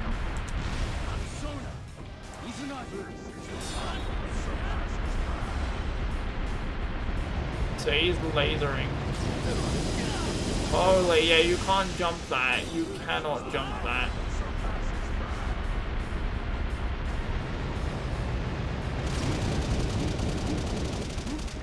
Well, that's just pushed me all the way there.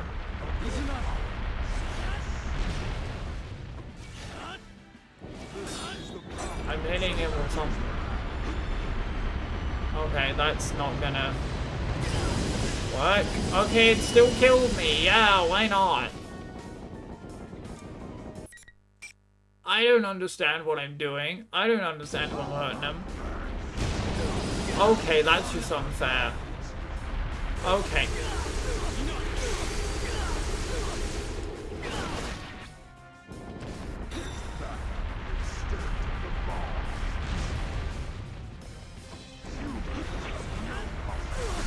Oh my. Try spamming Izanagi Theodine. Which one was that? Hang on, let me see the command for that. Oh, that? Okay.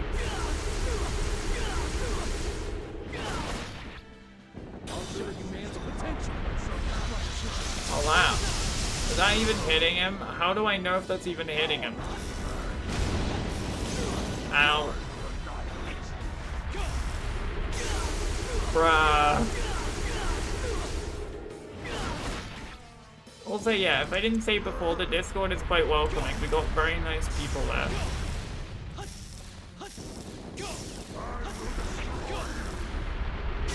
Okay, then. Alright, then.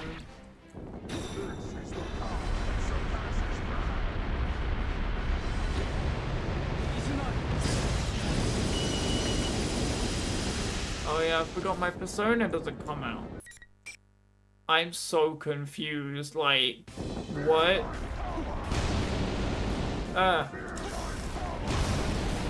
Doing it.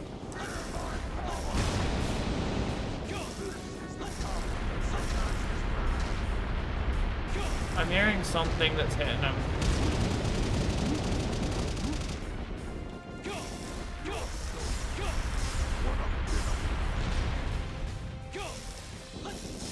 Is this the way to win? Are we doing it right? I don't even know if I'm doing anything, bro.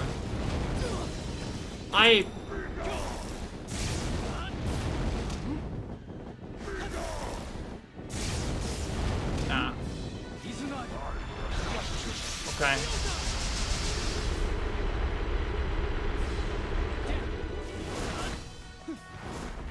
Oh, I see. I think I understand. I'm supposed to be that far away. That's why it was hitting me. That's so bad. Ow.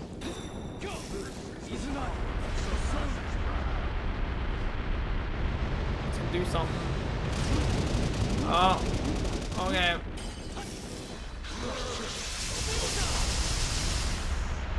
Uh-oh.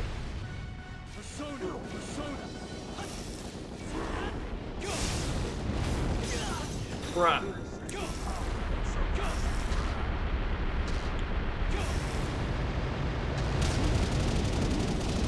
My god.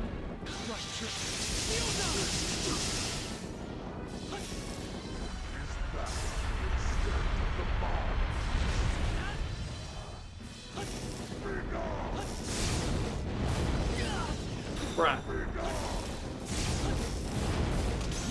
I'm blocking. Oh my god. Oh, bruh. Oh, I did it. Okay, then. Alright, thanks for that.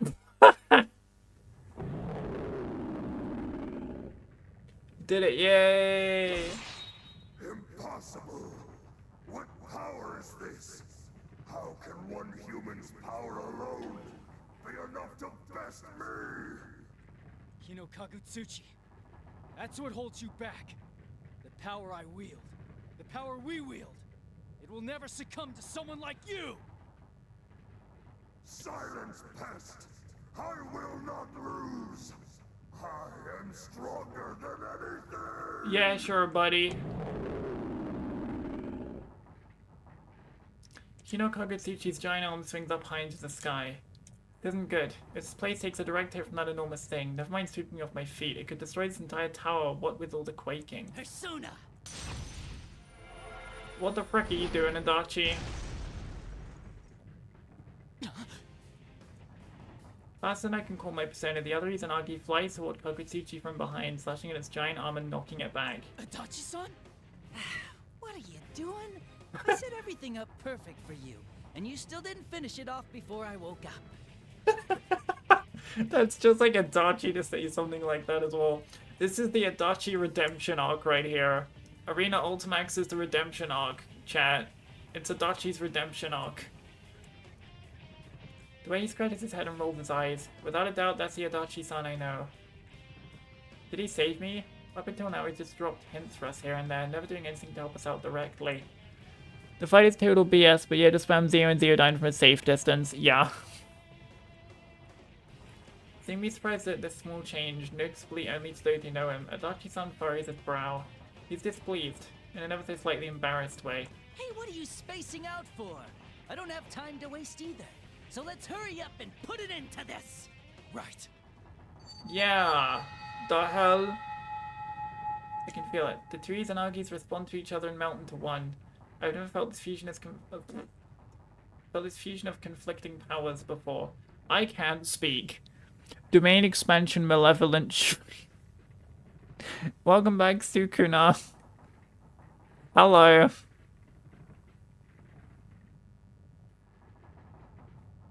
Oh god. They eventually coalesce into a sword, which launches itself toward Hino Kagutsuchi's enormous roaring form. Izanagi! Nagatsu Izanagi! Hell yeah! I love this music.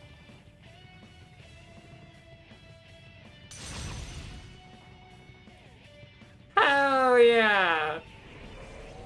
The ultimate team up. Let's go! The giant sword formed with a torrent of power pierces Hino Kagutsuchi and disperses its body into fragments. Hino Kagutsuchi! It's over!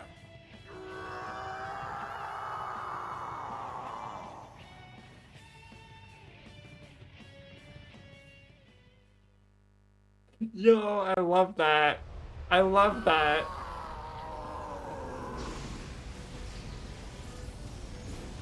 Impossible. How could I fall to this drudgery of fans?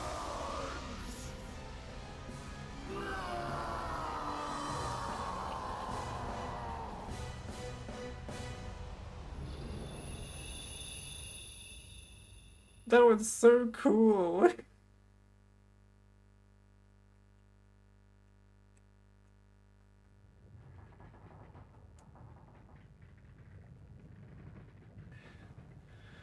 I wish I could have stayed there a bit longer because I like that music a lot. After Hino Kagetsuchi's body crumbles away, the red fog disappears little by little from our sight, and the area is covered in silence. The night sky turns back to its usual color, with a beautiful moon shining in the sky. My sincere congratulations on winning the P1 Grand Prix. Oh, hi, Elizabeth. Sudden voice surprises me and I turn around. Standing right there is a woman in deep azure-colored clothes. Adachi-san's nowhere to be seen. Elizabeth? What are you doing here? Adachi just disappeared. He's like, peace, I'm out. I helped. He's like, yeah, alright, I'm bored again. I helped. Peace. I'm out. They just disappear.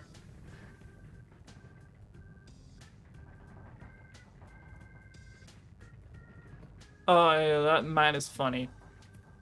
I had that pick as one of my old laptop wallpapers for a while. There.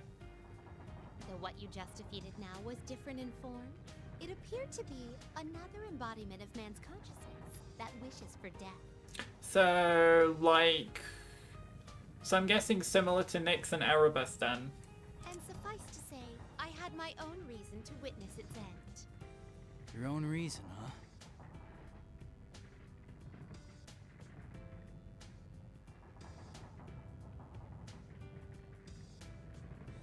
That is correct.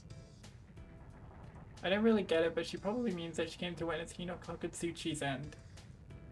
It's fine since it's over now, but couldn't she have at least helped out a bit? Not that I'd ever say anything like that to her face. I've heard before that Elizabeth has her own wish. They're trying to grant it with why she left the room. Maybe she's cooperating with us in her own way. By the by, this tower will disappear momentarily. Huh? That's right, I completely forgot about that. This tower is a transient thing that appeared in the red fog. And so now that the fog's gone, the place will go back to its usual self, Yasogami High. Can I ask a favor, Elizabeth? A favor? Depending on what you ask, I'll have to demand payment. I'm not sure about that. But can you please send all my friends in this tower somewhere safe? Haha. If that is all you ask, it's as easy to grant as having an orange at a kotatsu. You've actually used a kotatsu? What? No, it was merely a figure of speech. I've never so much as seen a kotatsu. Very well then, I will transport your friends to somewhere safe as you wish. Oh, where would this somewhere safe be? Ah, yes, the perfect place has occurred to me. What should be June as? What should straight up be just June as? I shall send you all there. With how long this took and with how the finale was, I kind of want to start the P3 side next week. I'm really tempted to start P3 side next week. I really am.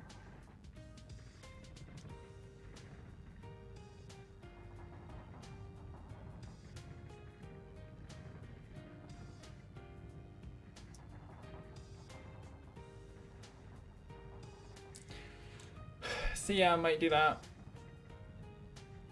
Looks like it will be 5 streams after all. I wish she wouldn't decide things like that on her own. It'd be nice if she'd just tell me where she's going to send us.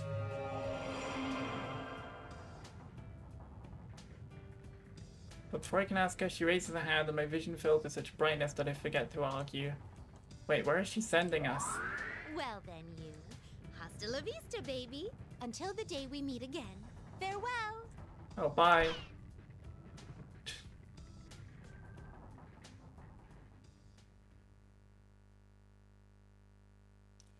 I don't know what's up with the sound, honestly. Oh, we got another one? To Brazil with thee? What? Oh, it's the last one. Yay! That means we've probably got another 15 minutes left or something. Chapter 13, investigation complete. The light slowly dims and my vision returns. I'm indeed standing in a safe place, the studio in the TV world. It's a relief to look around and see everyone else here too. They all look confused as to what happened, but when I approach them, they break into a smile and congratulate me on the victory. You know, seeing everyone in one place like this, we've got quite the crowd together. Well done, Narukami. I'm sorry for the trouble we caused. Damn. We owe you too. Thank you for stopping the shadows. Akiko-san comes up from behind me and nudges my shoulder. When I look towards him, he smirks in that dauntless way. Wish I could have gone to the top myself, but I'll let you take the glory this time. Thank you, Akihiko-san. Here at bus stand, I look towards the exit from this world at the center of the studio. Everyone is gathered around the stacked up TVs. Wondering what this is all about, we head over. My guy keeps saying this is my world. You have to go through this TV to get out to your world, Junpei. Huh? We go through a TV to get out of the TV? Come on, Blue Daruma, quit kidding around. Jeez. It's for real. But, now that you mention it, that is kind of weird, isn't it? Going into TV leads you out of the TV? Jeez, what are you making it all complicated for? It's fine. The TVs are connected. These things only get confusing because you overthink them. I don't believe this. Look, you just gotta show him. Push him through. Oh, just spat on my mic. It seems Teddy and Liz are trying to explain about the TV world to the shadow operatives we've just met today. Yukari-san and Ken-kun seem to somewhat understand, but Junpei-san just isn't getting it, and Teddy and Yosuke are having a hard time explaining it to him. Then again, Junpei-san might be too distracted with the shock of seeing Kanji sticking his head into the TV right next to him. What the? Dude, what are you doing? Whoa, crap! Kanji quickly pulls out of the TV and stumbles backwards. Unfortunately, right behind him were Teddy and Junpei-san watching a little too closely.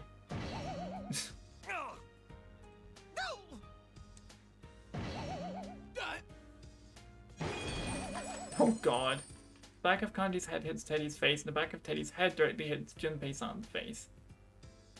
The force of the hit causes Junpei-san to go rolling all the way to the edge of the studio. I wonder if he's okay. Stupid Kanji, that hurt! Don't you know the saying, a head in motion tends to stay in motion? That is not a saying, Teddy. Shut up, it's your fault for rubbernecking. When I stuck my head out, I saw a security guard making the rounds. Huh?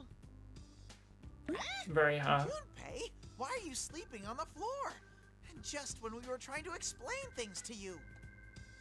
Teddy, that's not right. If I had to pick sides, I'd say Junpei-san was clearly the victim right now. Hey, wait a sec. Kanji-kun, did you just say there was a guard out there? Huh? Then the town's back to normal.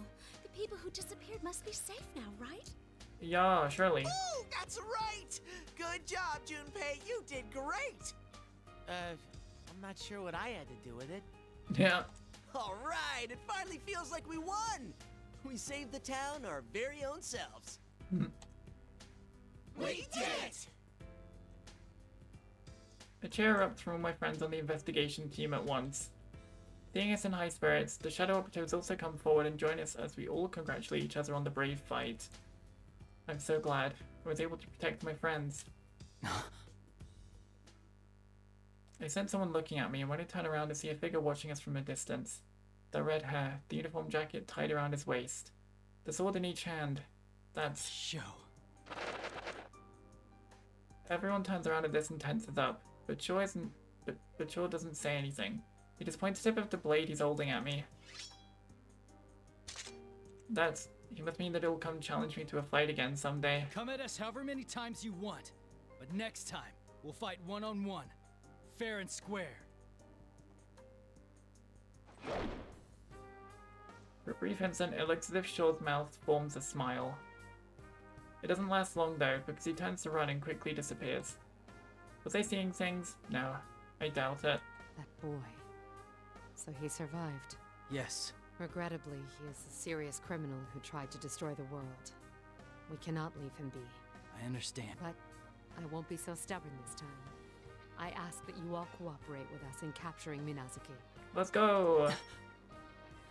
I'm honestly surprised at this.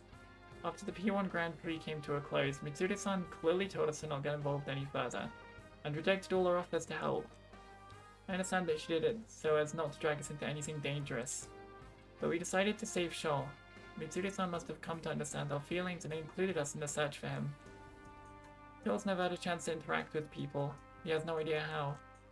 So we'll fight with him as many times as it takes, explaining our true feelings to him each time. We'll do it over and over until it sinks in what it means to get involved with people.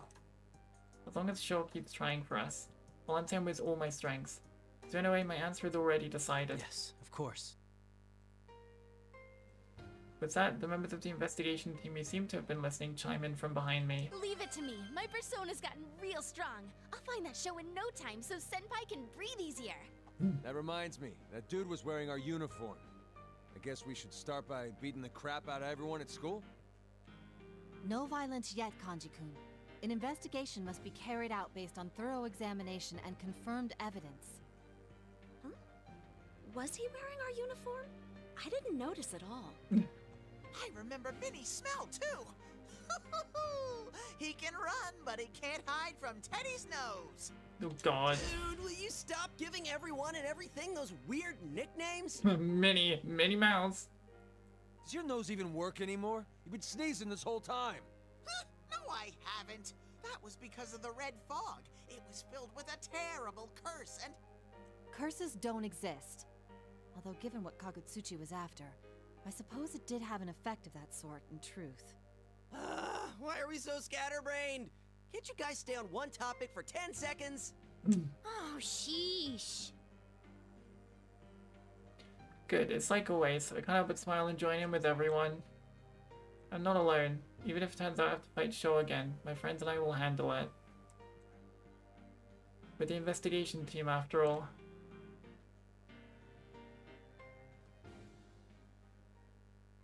Is this the end? The end? No, I think we still got a bit more. When we return from the TV world, an utterly mundane world is waiting for us. As we stand around in the quiet dawn at Junez before it opens, Yosuke looks around at the eyebrow-raising outfits of the shadow operatives.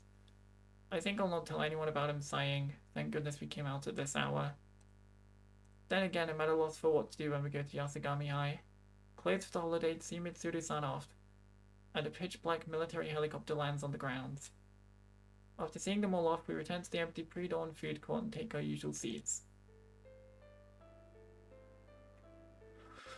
It's evening, nighttime. Makes it feel like I'm really back. Indeed. It seems that for now, the case is closed. Man, that guy sure gave us some grief. Wasn't the world on the brink of ending? Mm-hmm. Although, I felt a bit sorry for him. Huh? For who? Can't even Minazuki. figure that out? She's talking about how Sho probably didn't want to turn out that way. Oh, Shaw, yeah. Yeah, he's a really clumsy kid. I keep thinking about how similar I was, you know? According to Mitsuru-san, ever since Ikutsuki abandoned Sho, he was left for dead in the hospital's care. I surmise that is where he learned of Ikutsuki's death, and later heard this plan's proposal for Minazuki. That reminds me. That thing that showed up at the end. Hino Kagutsuchi, right? What was that thing really? Some god or something, I don't know. Yeah. It said it was born when this town was enshrouded in fog. And that's not all. It was all over my fuzzy head, but what was that collective will of so-and-so part about? I guess it was formed from the hearts of people who only think about themselves, never caring what happens to others. Yeah. When the fog covered this town last time, the hearts of people who only cared about their own safety gathered and formed that Hino Kagutsuchi. That's a sad way to be. I wonder why some people think like that. Well, there's nothing we can do about it except to do our best. By the way, partner. Yeah? Did you see Adachi up there? What happened to him in the end? No way! Adachi-san? Yeah. That bastard was here? Oh yeah, I hadn't told everyone yet. By the time I turned around after defeating Hino Kagutsuchi, Adachi-san was already nowhere to be seen, but... Don't worry about him. He'll obey the rules. No one asks any more questions after that. None of us say as much, but there's a strange kind of trust we have about Adachi-san, who told us that he'd obey the rules of this world. And in this case, at least, Adachi-san was true to his word. Alright then, let's go home. But man, some long holiday this turned out to be. Yeah. Seriously, Yukun came to visit and we didn't get to talk at all. Oh well. But now that it's all over, I think I had fun. Yuki-chan, have you turned to violence? Oh my god. Thinking back on it, I did see some dangerously scary faces from you. Teddy, would you like to see me angry? Ah! There! That's exactly what I'm talking about! I somewhat understand what Yukiko-senpai means. Despite the lost time, we've gathered as a group again. I'm glad for that much. We all silently nodded agreement to this. Once today is over, we'll return to our normal lives and walk our own paths. Even then, someday, no matter when it may be. Yosuke-senpai, I'm hungry. Can we go grab a bite yet? Meat sounds great right now. You'll scale treat, of course. I'm not treating anyone. The store's not even open. Stop trying to make me treat you guys every time. Things really haven't changed at all. Oh, Senpai, look!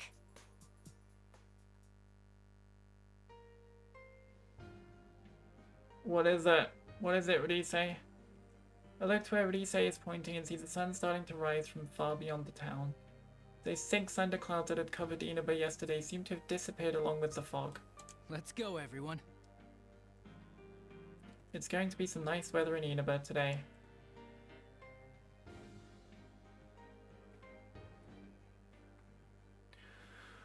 How nice and wholesome. Okay, now we have an epilogue, because of course we do. What do you mean 85% complete? What am I missing? Did I jump? Oh my god, you really got me there. Holy crap. I guess epilogue. I guess apparently it's 15% worse or something. And like that, the long holiday's almost over. We're on our way to the station. I said I didn't need anyone to see me off, but since I didn't get much time to relax, deep down I was happy to spend even a little more time with everyone. As we get closer to the station, a familiar figure comes walking from up ahead. As we're about to pass each other, she speaks to me. Oh, Marie. The joyride never ends rumor also gotcha, bro. Yeah, same to you. It's not like I really did anything. I was getting my butt handed to me and you weren't around. Like, that was fun. You were keeping Dojima-san and everyone else safe, weren't you? That was a huge help. Stupid no-tech love machine. You're being too honest with me. Stupid. Marie blushes, somewhat embarrassed.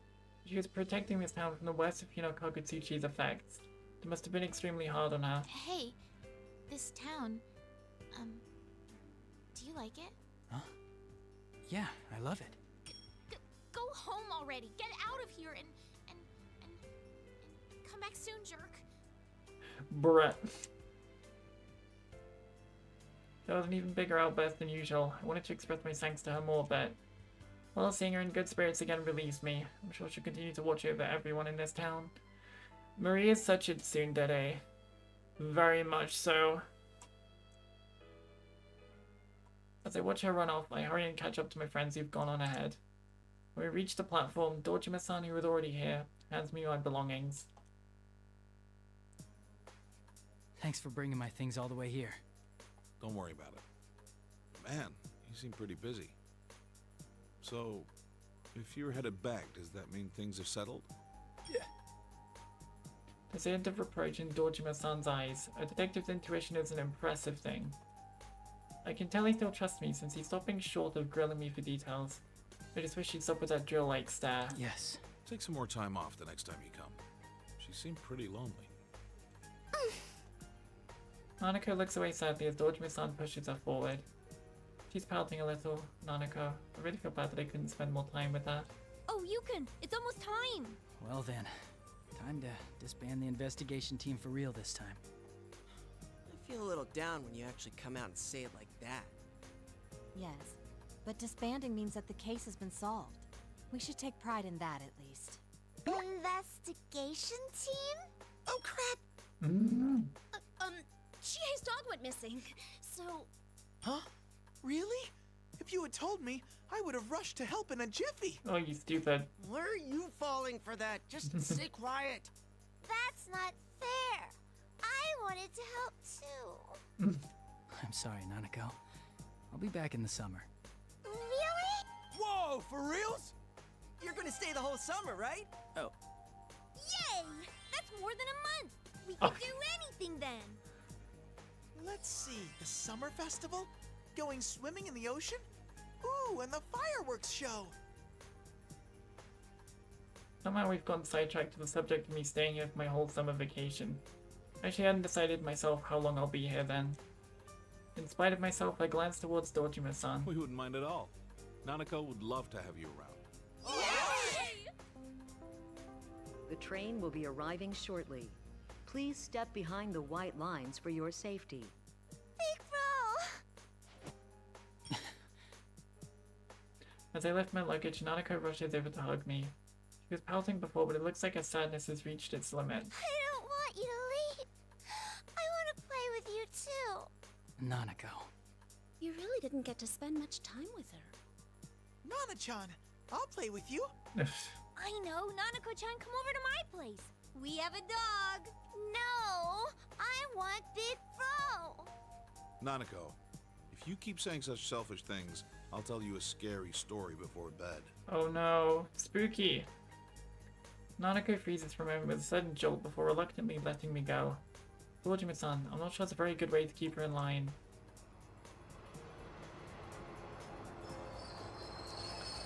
Evilest We'll have more motherfricker. time over the summer vacation, Nanako. We can play more then. Okay. Wow, I didn't know Nanako-chan doesn't like scary stories. Yeah, if she sees a scary story on TV before bed, she can't go to the bathroom by herself. I'm the one who gets woken up in the middle of the night. Dad! Sorry. Jeez, we're through, Dad. What kind of angsty teenager was that? Nanako, tired of being teased so much, rushes into the train, even though the departure bell is already ringing. That was not good timing. Nanako!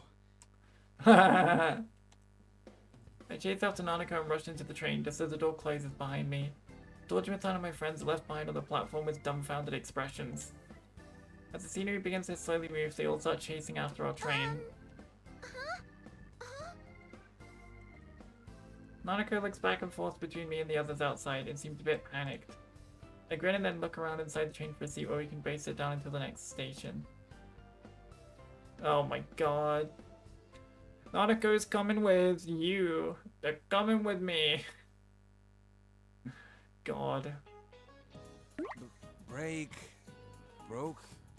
Broken? Eaten? Why the hell does it keep changing like that? Break? What is it, a car? I don't even have any brothers named Ken! Oh What? my! Are you studying English? It must be a cold day in hell. You old hag! I'm trying to study here, so quit making fun of me! My, he's embarrassed.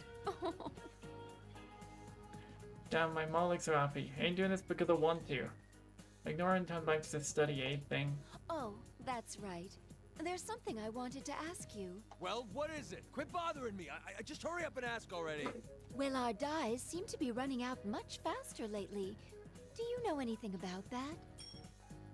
I get all flustered at a sudden question. How should I know? Maybe we had a burglar or something. Oh my. A burglar who only steals dyes? Like I said, how should I know? You're probably just imagining it anyway. Is that so? How odd. Man, she's weirdly sharp about this stuff. I can't let her figure it out yet. Can't know that I'm like thinking about the family business at all. We're senpai at third years now, so it's only natural that they talk now and then about our plans for the future. And I've been giving it some thought myself, so I decided to start training in secret about stuff like dying. Oh, what's a study for? Study for? That's well, that's part of my plan too. Oh, I just remembered. That navy blue handkerchief I washed yesterday had an odd unevenness to its coloring. What? Like how? That handkerchief was my best work lately, and Uh-oh. Wait, the one I washed was a white handkerchief. Oh, the ravages of age. I keep misremembering things. She did it intentionally to slip him up. You old hag! Don't say that about your mum. Ma leaves chuckling all the while. That old hag. She knew. Feeling embarrassed about my secret training getting found out, I take a break from studying and pick up one of the dyed goods out in the store. The color just isn't the same. I compare it to the fabric I dyed for my mascot plushie. I didn't notice until I actually worked with dyes on my own, but Ma's dyed goods are something else. How'd you get the dyes to do that? I catch myself sighing and shakes the cobwebs out of my head. You senpai's gone back to the city, and my other senpai are probably leaving town next year too, according to their post-grad plans. What are you saying, Naruto too? Even now they're away from Inaba more than they're here. To be honest, it's sad to see us all go our separate ways. Funny thing is, I don't feel as nervous about it as I did. Maybe it's because I found a goal I can be proud of. And that goal is to become a pro craftsman, spreading my dyed goods across the world. If I do that, my friends who leave Inaba won't be lonely no matter where in the world they end up. First I gotta get better at dyeing, and I need to learn to speak English too. With New Year's over, I look up at the Tatsumi Textiles shop curtain. Seeing those vibrant, perfectly dyed colors, I can't help but feel a wicked laugh rising up in me. I ain't giving up, god damn it!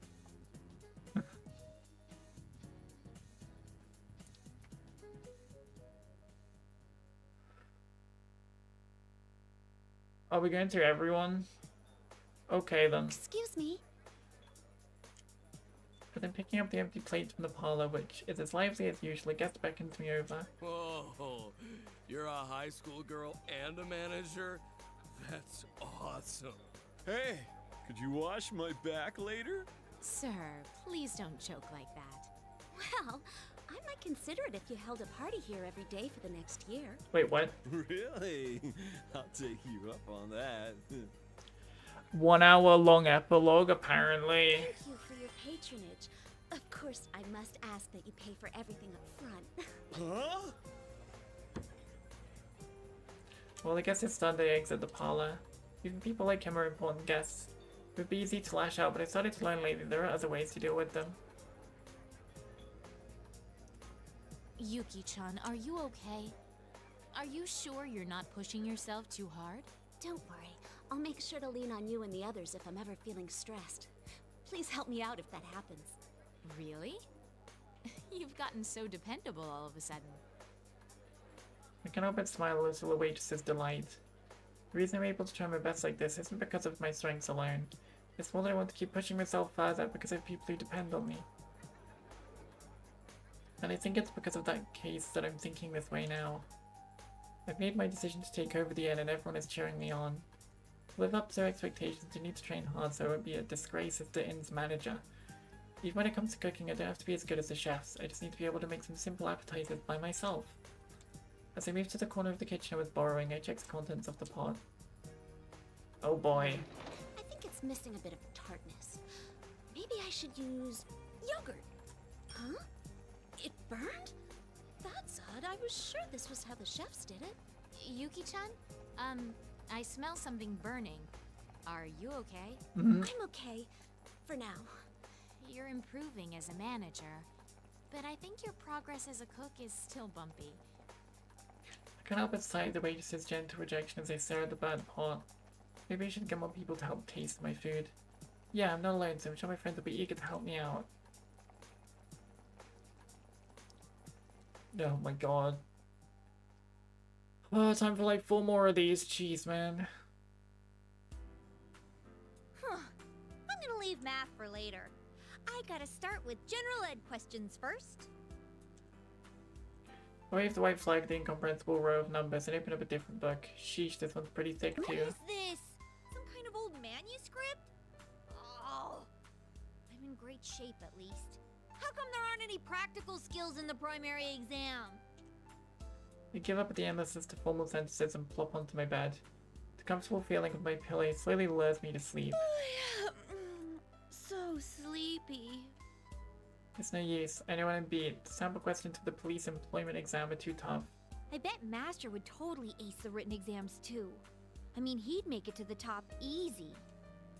I remember declaring to Akiko-san my dream to be a police officer when I got to see him again during the incident the other day. Why a police officer? It's simple, really. So I can protect everything I care about. Things like my family and friends in this town itself. I have so many good memories of growing up. Yukun's gone back far away to the city, and since Yosuke's decided to go to college, he'll eventually leave Inaba too. Urise-chan and Naoto-kun will probably have to do a lot of traveling in their work, and even Yukiko said she might go do some innkeeper training elsewhere. Kanji-kun's supposedly up in the mountains in search of dyes and cooking wood, I think. Wait, that part about the cooking wood seems off. But even if we end up separated, it won't change the fact that we can always come back here to Inaba. That's why I'll protect this town. That I think is a real strength everyone gave me. I'm gonna become a police officer, no doubt about it. If Master's at the top, I'll work my way up to his level. And that's why I can't be bummed out just because I'm stumbling a bit over subjects I'm not so good at. I'd lightly slap both my cheeks to wake myself up and get a second wind, and then I'd jump out of my bed and head back to my desk once more.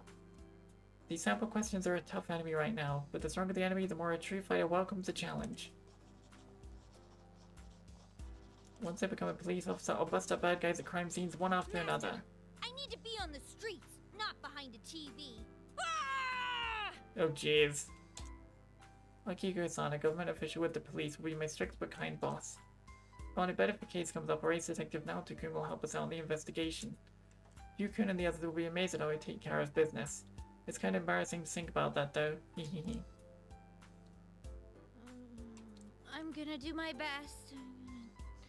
I'm gonna do my best. That's very optimistic. There's no guarantee you're going to be working with them.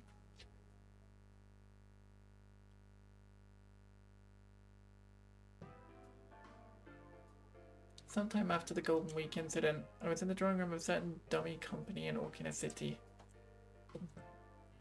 To the public, it's merely a small publishing company, but in truth it's been rented out by public safety to serve as a base of operations for administrative police activities carried out in secret. Though at times I cooperate with them on investigations, I'm still an ordinary high school student. And since I'm only an outsider from the police's perspective, it would cost too much of a stir for me to come in contact with public safety at regular police stations. This, in other words, is one of the few places I can be at ease. I've come here a number of times after that case and grown acquainted with some of the part-time employees. Given my position, it may be dangerous to get too close to public safety. The relationship is extremely useful as a source of information. The fact that it's a pipeline I established myself undoubtedly gave me greater confidence as well. Upon hearing the details of this case, the man from public safety is lost in thought for some time. But then he tells me with some chagrin that the secret inquiry into the Kirijo group is concluded. What do you mean? You probably believe that this investigation is about the potential dangers of the Kirijo group, but that's not the truth.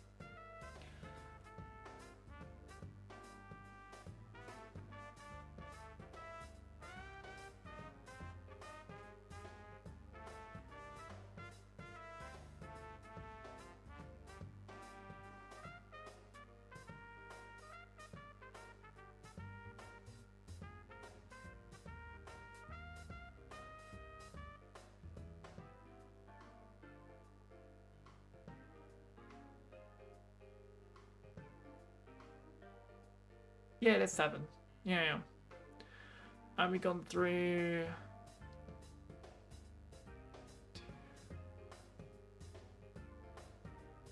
So this is the first one. So we have just Yosuke and Rise left. Okay. It was ordered by top public safety officials who aren't keen on Mitsuru Kirijo's influence. They're trying to find fault with her to rein her in.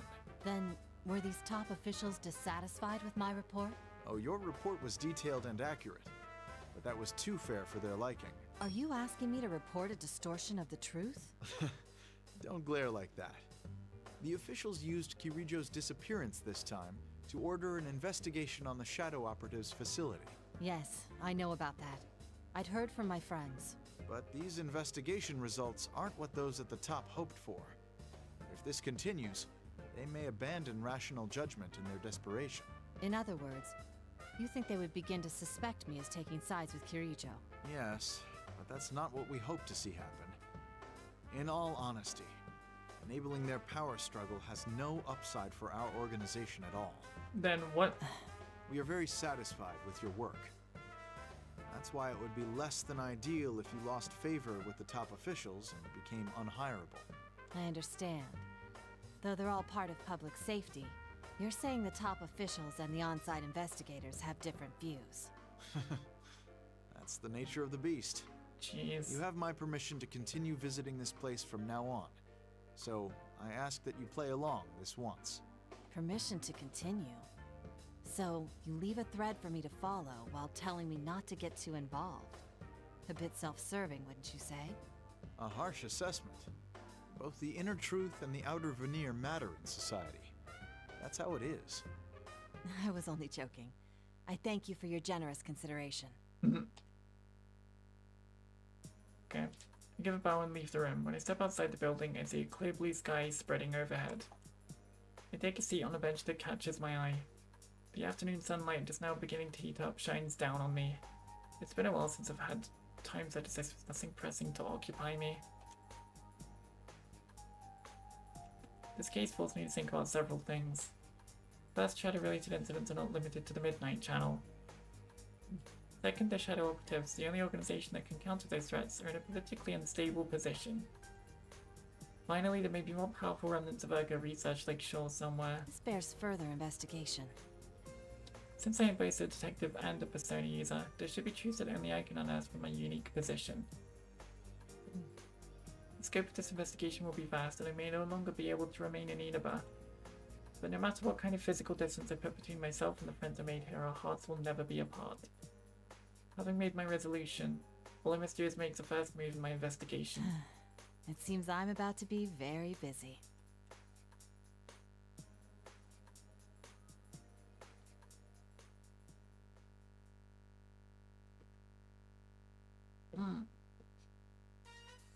What do you say? All right, that You're must be gay, the okay. place.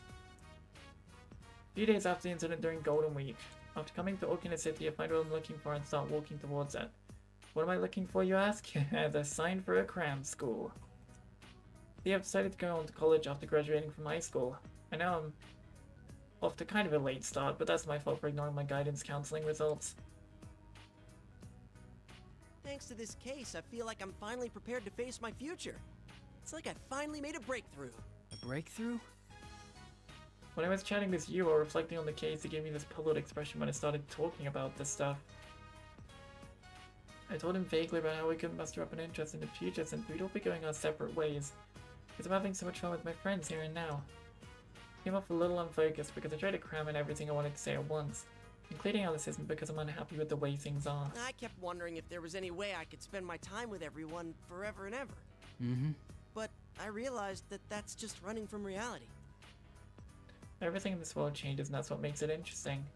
These bonds we have will keep changing too. That doesn't worry me like it used to. No matter how far apart we may be, no matter how different the path we take may be, I rely on everyone, and I want to be someone everyone else can rely on. That's why for now, I'm focused on finding a big project that won't bore me until I die. First, I'm gonna go to college and expand my horizons. I guess for how long I thought about it, it's a pretty standard path. No, I think that's just like you, Yosuke. Isn't the long consideration really the important part? That's what my partner said after listening to my endless spiel. You might be right, taking time to consider things must be important too.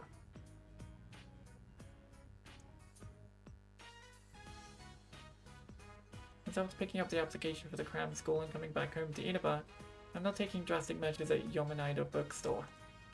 In front of me is a shelf of study aid books, and all around me are serious-looking guys I'm hesitant to talk to. I have no idea which ones are any good. Huh? What are you doing, Yosuke? The shelf with the nurses is over there. Oh. The guys picking out study aid books immediately stare at me as Teddy's voice pierces the quiet of the store. Come on, give me a break. Why did I have to run into Teddy here? I'll stay over here for today, thanks. Hmm? Oh, you're looking for camouflage. Something to hide your nurses with? What? Teddy proudly rushed over to the satin corner he always stopped by. Teddy and yours game one, alright. Feeling everyone's heated stares at me, I grab Teddy by his collar and make a dash out of the store. Damn it, I wonder if maybe Junez will get some study aid books in stock.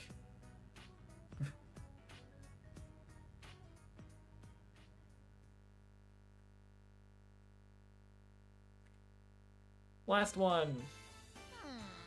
This This part seems to be Really? Oh no, it should there's be more more. showy, extravagant, all out. I feel like I'm on a roll. They go on decorating the splendid watercolored signs, which give the impression of the blue summer sky and shining star decorations too. On top of that, it made the mannequins sexy too, to better fit the summery theme. As I'm nodding at my awesome display, Yosuke's making a beeline right toward me. But he surprised me out to the perfect display skills. Yosuke, what was that for? Shut up! What about this is perfect to you? It looks like a midsummer swimsuit sale. Oh, now that you mention it. Oh? It does. That's all you can say? Listen, this is supposed to be a section for elegant summer clothes for the early season. So why set up a swimsuit sale, huh? Stop changing things on your own. Oh, but Sensei will come back once summer comes, right? My mind is already in full summer mode. You're jumping the gun way too much. Don't drag our store into your shenanigans. You say that, but aren't you curious too? Don't you want Yuki-chan, Chie-chan, Rise-chan, and Nao-chan to wear these new swimsuits as soon as possible? Naruto is cute in the bench, sitting on the bench, but wow, Teddy, just wow. Well, sure. But wait, we weren't talking about me. Oh, I know. When Sensei comes back, let's invite Michan and her friends to the beach. Mitsuru-san and her friends, huh? Oh, they're regular working folks. I mean, they're a special unit, so I don't think they could just... Yosuke! The game will end if you give up. Just imagine what they'd all look like in swimsuits.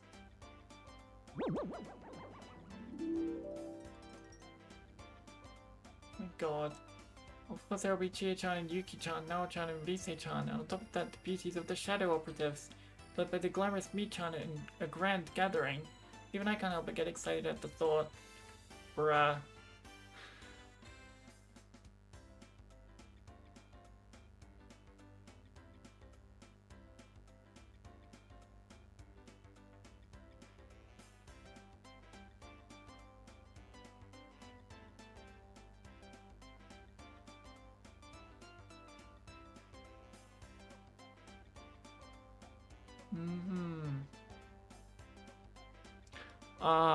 I looked away for a sec, the frick is happening. We're in Teddy's fantasy. That's what's in right now.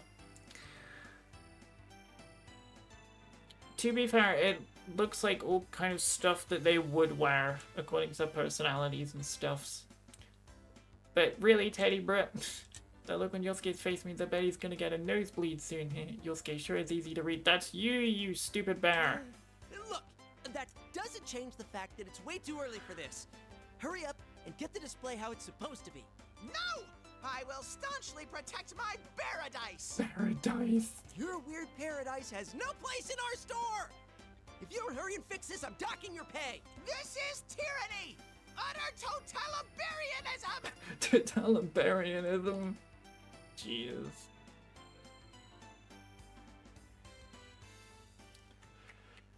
This should be the last one now. Rise. Yes.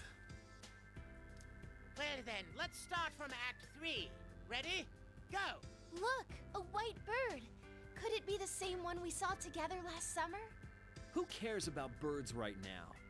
If there's something you want to say, then say it. Please don't be that way. I trusted in you. I believed in our promise that we'd come here on this day. So why did you bring her? I feel like an utter fool. Rise-chan! You know, his son's voice echoes across the quiet rehearsal room. Gee, they already told him that the rehearsal's a little behind schedule. Oh, no, son, we're still rehearsing here. Oh, sorry. Please forgive me. You know, his son quickly apologizes and bows to everyone. They bow to apologizing to the actor I'm rehearsing with and the director for holding up the rehearsal. Ichikawa, it's time. You're free to go. Everyone else, take it from the top of that scene. Huh? But... Go on or they'll yell at me. The promise was we'd do this without getting in the way of your other work. Though, I mean, your acting was great. Thank you. Is there anything else? What do you mean, anything else? Anything I should work on? I just told you that your acting was great. You're rushing this too much. Well, I don't know. I guess you need to work on accepting your strengths and trying to build on them? Sure.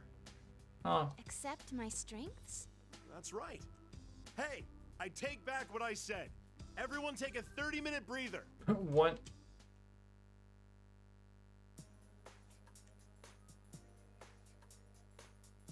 The director's orders attention the rehearsal room lifts. I grab my towel and bag before hurrying over to where Inoue-san is making himself scarce near the entrance. So, what do you need to talk about, Inoue-san? Oh, right.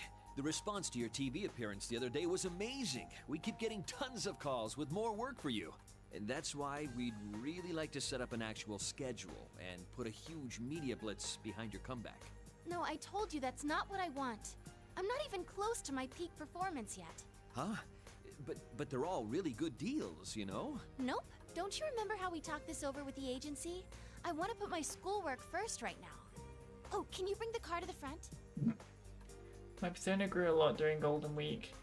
But that's because I had help from that Elizabeth lady. Once again, I couldn't express my true self on my own. I need more confidence and a firm footing, so I won't feel lost no matter what I come up against. Huh? Rise-chan, where are we? I have voice training after this. Come on, you're my manager. Get your act together. Oh, right. Sorry. Can you give me a ride? I want to hear about what kind of work came in. Of course. I'll bring the car around, so wait at the entrance. That's a nice Rise shot. After seeing off Inoue-san, I jogged toward the parking lot and opened up my cell phone. The main wallpaper is a picture of everyone we took at the food court. To make my ideal self a reality, I'll surely have to keep facing up to my weakness. But I'll have help. As long as everyone believes in me, I can overcome those weaknesses many times as it takes. From the entrance of the studio, I look up to the blue sky. It's a little closer to summer now, and wait for Inoue-san's car to take me to the next rehearsal.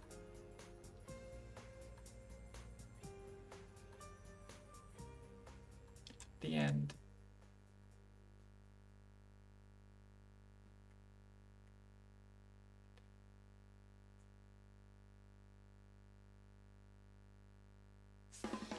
Oh yay, end credits!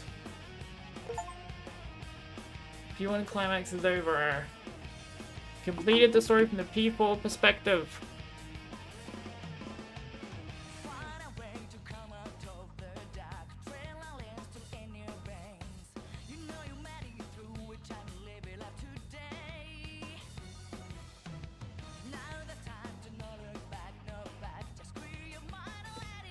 Let's go!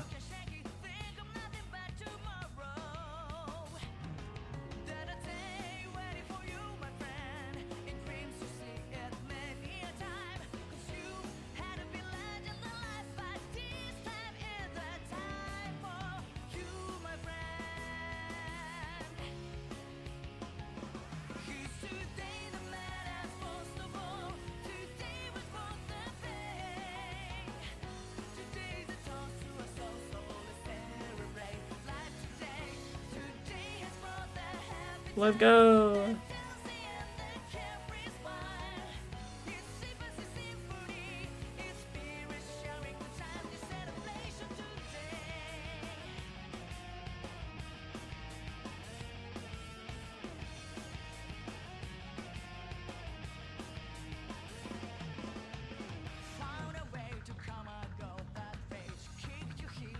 I could, in theory, end it here with just the P4 side.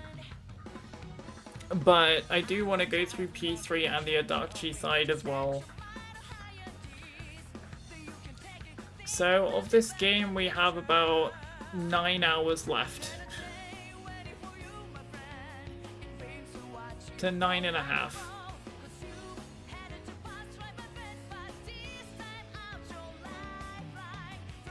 So if I do, like, 2 long streams, I might even be able to get it done in 2 streams.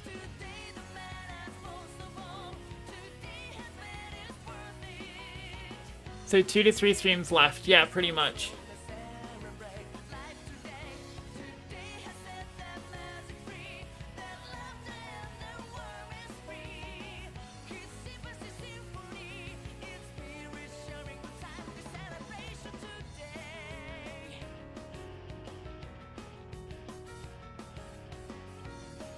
Yeah, I did say this was like, I did want to do a day for like shorter playthroughs because I feel like really doing long ones, I'm not really getting much headway in the backlog, so I thought, yeah, doing shorter ones would break up the pace a bit and also reintroduce or introduce us to new characters too, so I felt like it was a great idea.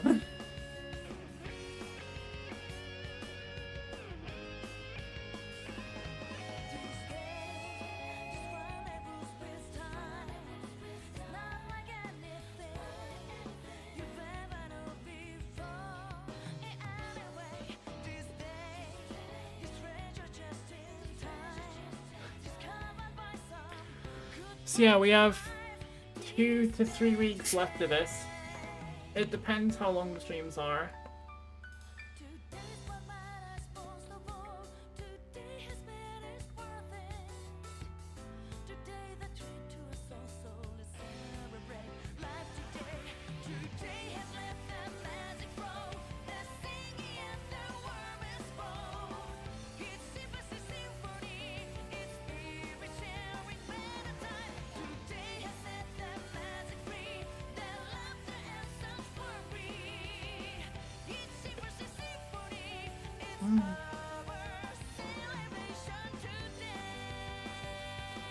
Damn, Benjamin Franklin.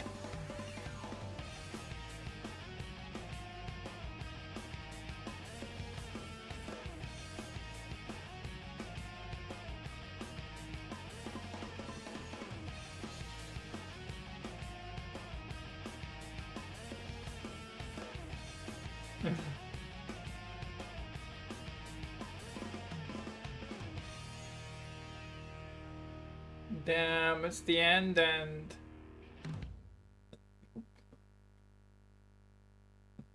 My question is, why did the music end earlier than the credits ended? You could have timed that way better.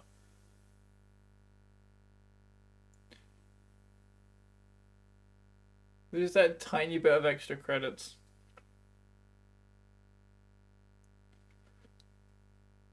I'm just gonna watch it This go. program was brought to you by the following sponsors. Thanks.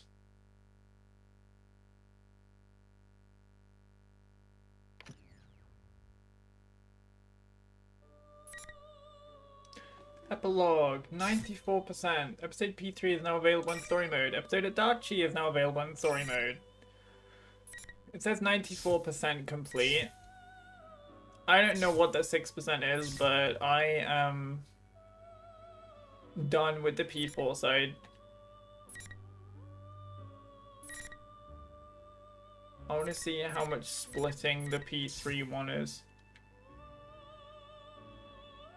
Very weird. There's one main path it follows for a lot of it, then it splits weirdly. Not as many splits as P4. What about episode Adachi? I'm not going through this until the last one, but I want to check. Just one path as it should be. And it's nowhere near as long as the others. Episode P3 is next time. For now, I'm gonna do a practice match. Oh, look, episode P3 is unlocked.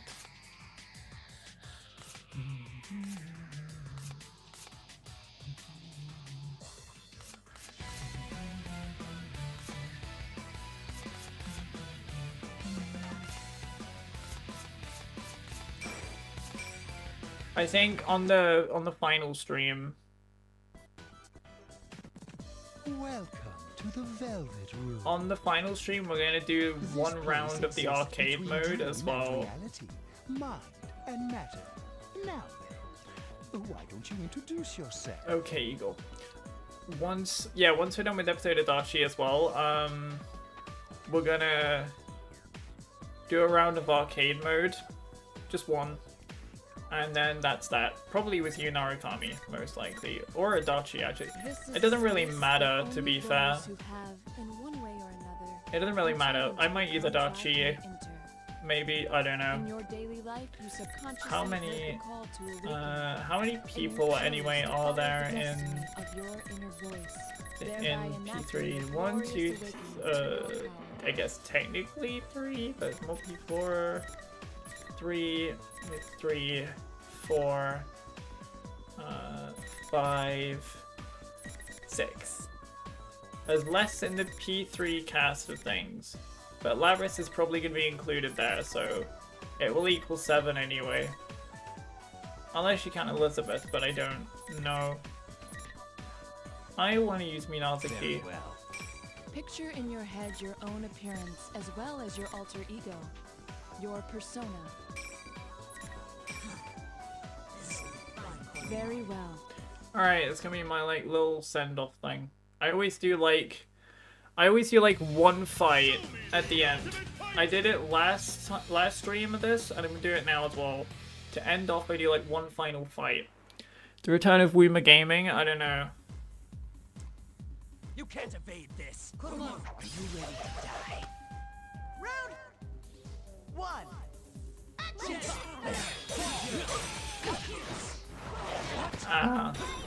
What are we doing media share today? I mean, we have a bit of time, we can do.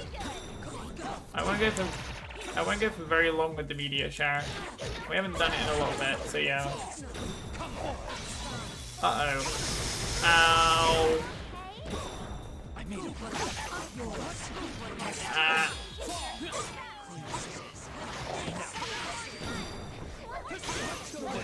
Yeah, we won't go very long with the media check. They do gotta go to bed, but we can go for that. Ow! Do I go cheap on this? I'm tempted to go cheap.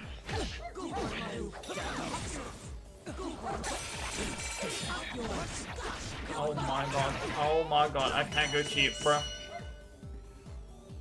Oh man. And I do go until I win.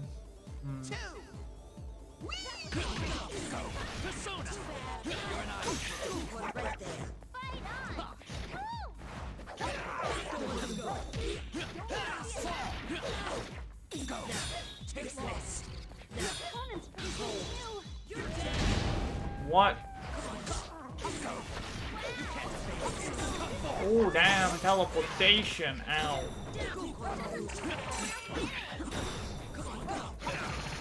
Bruh, stop. Frick you, man.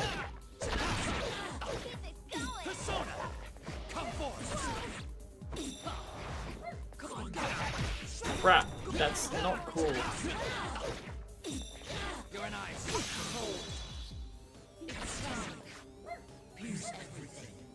Bruh. It's getting interesting.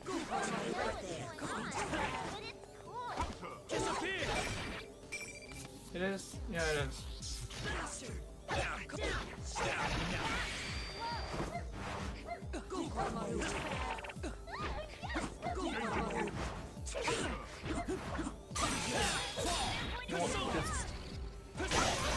Bruh, no shot. Thank God. Don't worry, you'll get him next time. Final round. Final one.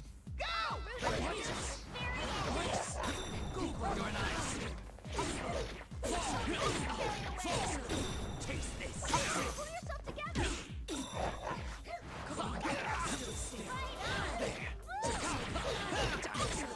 Come forth. You're an ice. Yeah.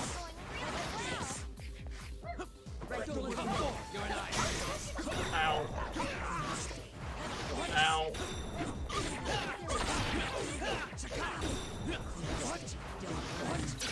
Bruh. Really? Oh.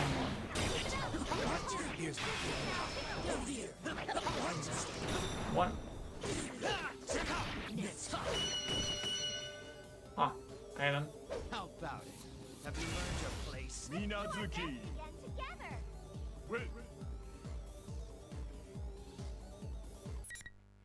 Alright then. A total reversal! What a shocking finish! I will create a world for that boy. You are all simply just a sacrifice to that end. Wuma Gaming does exist after all, yeah. Welcome to the Velvet Room. This place exists between...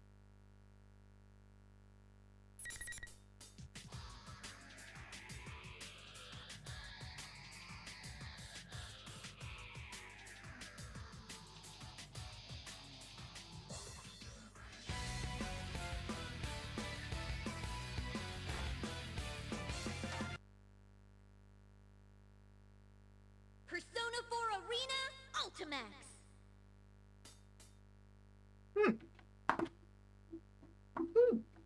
Jeez. Hiccuping.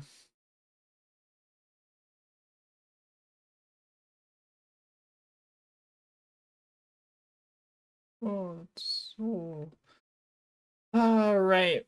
What I'm gonna do, I'm gonna go over the media shares in there currently. Don't have much time for much else. I will go over what's in there currently. Anything you add in there from now on is gonna be on to next time.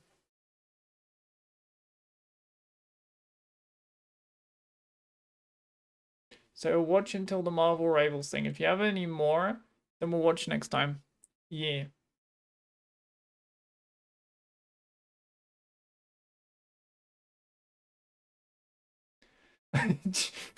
Jesus Christ, Mythos.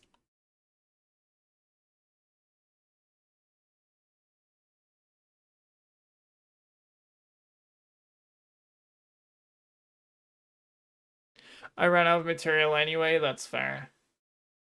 Alright, let's see what you got cooking. So last one we watched was Goku Drip. So we have big Waddle Dee moment. What is this?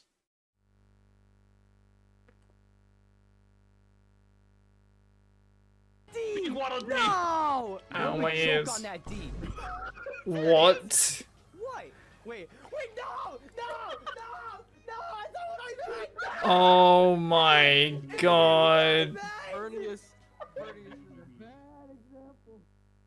Jesus. What's next?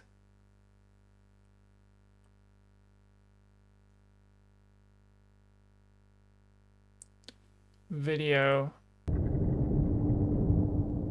Video you played is now where you must live. How is it? Subnautica players.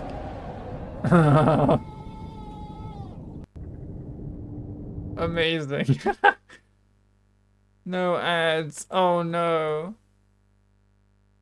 We'll wait to the next one. So I'll pause the next one till you're here. Curse you.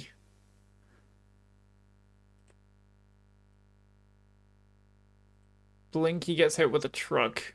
I'm free. Nice. Here's the difference between us shadows. One of us can still talk to Maria. Bruh, that's awful. Fucking stained with red after I'm done with you. Yeah, little that Racing Stripes knows he can't kill ghosts. What's he holding over there? Waka waka, motherfucker!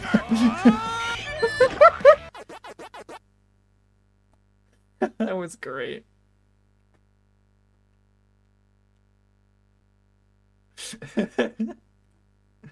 I love that. What is this? Flight is coming right from the dead. Only see the current state of Dragon Ball games.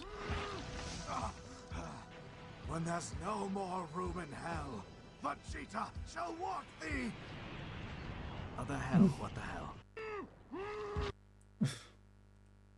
I thought Sparking Zero was a good Dragon Ball game. I don't know, I never played it. Every time Apotos appeared in the track selection pool, part of my soul died. Oh yeah, I did play the open playtest for Sonic Racing Crossworlds. I really liked it actually a lot. Super fun. Sonic Racing Crossworlds actually a competitor to Mario Kart at this point. I knew what was gonna happen. This is the first time I've ever seen such a horrible crime committed on a canvas. Exactly, Silas, exactly. Thank you, Kagero. Fire Emblem Fates meme, remaster 2020, what is this? He usually just jabs me with a big stick. Ow! I'll jab you good, you filthy bug! Why won't you love me, Dad? Bruh. Everything you want me to be.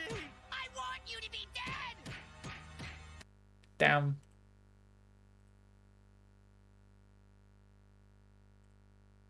What's next? Oh, that's the Marvel Rivals one. Oh, last one. Alright then, what is this?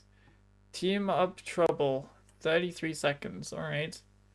Low-key, this can't be good.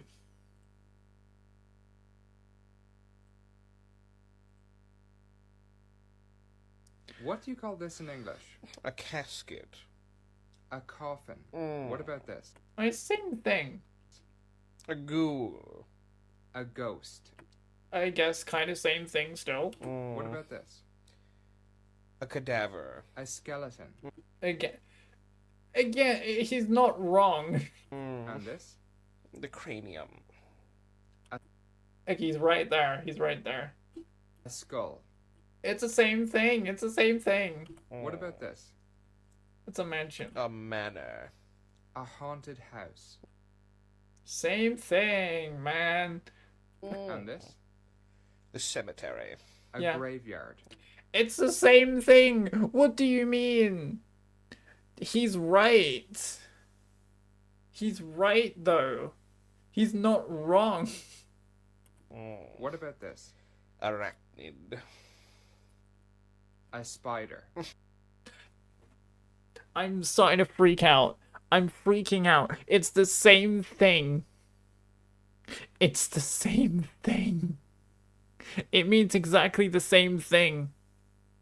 He's just being a smartass. How many did you get right? Yeah, how many did you get right? All of them. Exactly. Deserved to get... deserved that. Deserved. Satisfying ending. English versus English, but in cursive. God. Don't you love it when YouTube tries to put non-recommended things in your recommended? Man. Oh my god, the YouTube stream is like so delayed, it's still gotten on about Minazuki talking about Ikutsuki. I had that Kagura pick even before he started Conquest, by the way. God damn. Let me get the music back on. Because it's fire. There we go. Why is the... Okay, so it works on this speaker, but it didn't do it for the... That's stupid. That's so dumb. There you go. Alright, it's working now.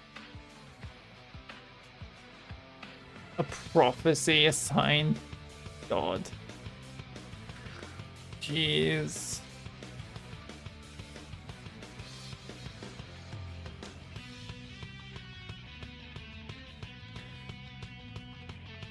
Oh god.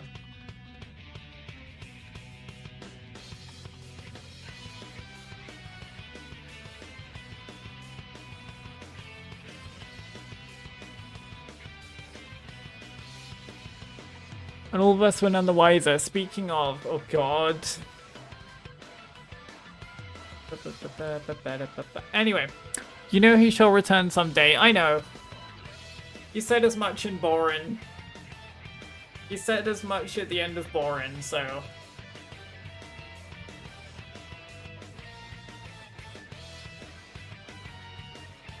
Funnily enough, the finale of Borin was actually, I think, the most watched episode of Borin in its entirety. Like, of the series, of the edited stuff. I think the final episode was the most viewed one, which is funny. He hits you with the demise curse.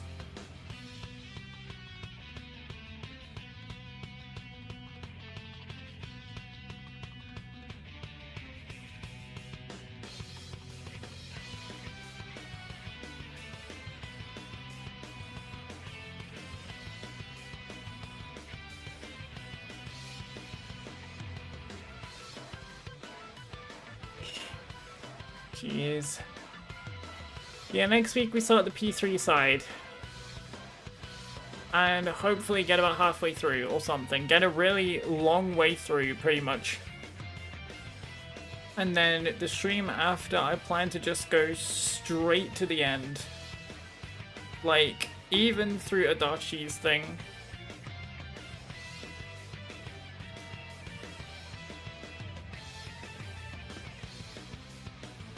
So, yeah. Adachi's thing, because I feel like this was the first time going through it, right? I wanted to like end it off on the P4 side, but the P3 side will go through hopefully like a majority of that, and then finish it off and do a Adachi side in the same stream. So hopefully get it done in 2 streams. It's 2 weeks. But that might be just being a bit too optimistic on that. But I don't mind if you do an extra stream on it. I like P4AU. That was the episode where you completely give up on birth rates, of course the most viewed. Don't know about that one. I don't think I gave up on it necessarily. Yeah.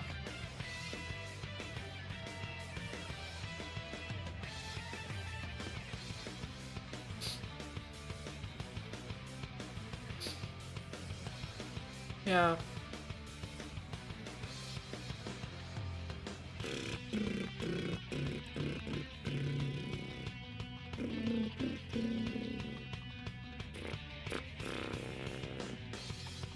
But Minazuki's theme is such a banger. Oh yeah, I forgot Windows 10 is gonna finish service in like just over a month. I forgot about that. Yeah, I should really consider either paying to stay on Windows 10 or moving to Windows 11. Although I prefer not to,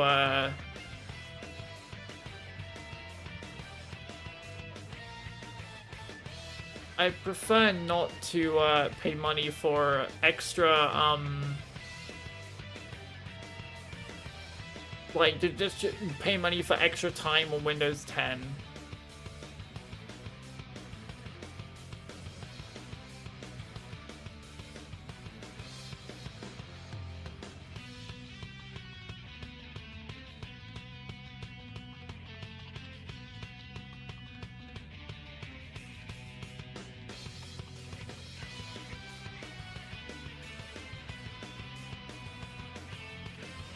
So yeah, because Windows 10 is, wow.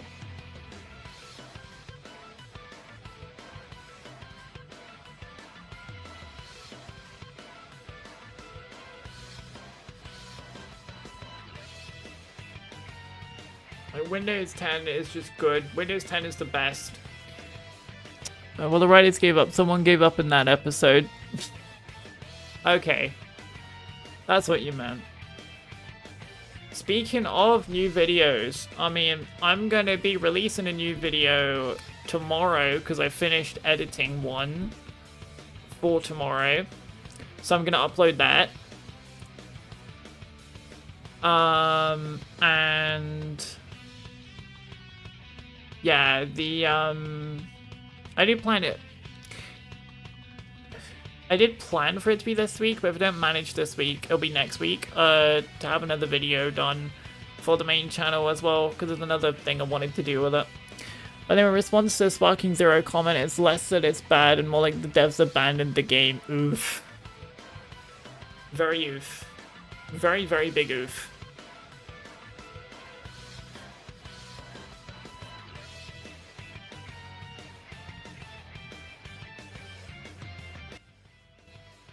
But yeah, I am gonna end it here.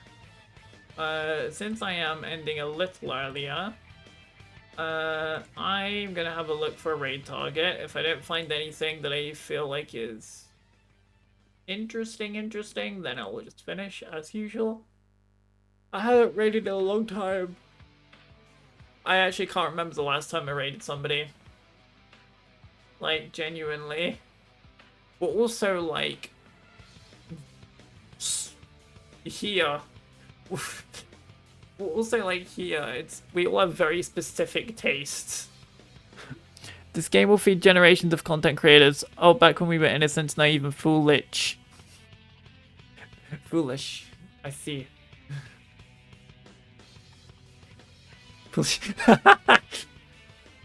You're like, oh crap, Woody noticed. I can't let the Woomer beat me in something. Quickly, gotta change it.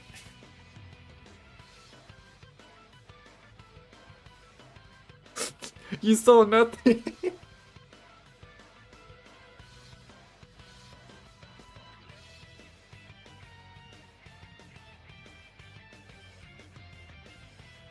But yeah, yeah, P4AU.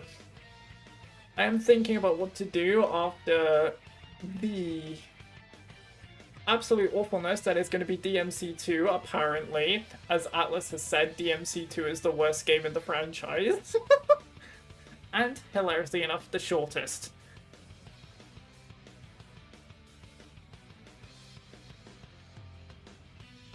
Yeah. Can't remember if you were there for it when I said it or not, Midbus, but yeah. After P4AU is done, I'm gonna do DMC2. Specifically, Devil May Cry 2.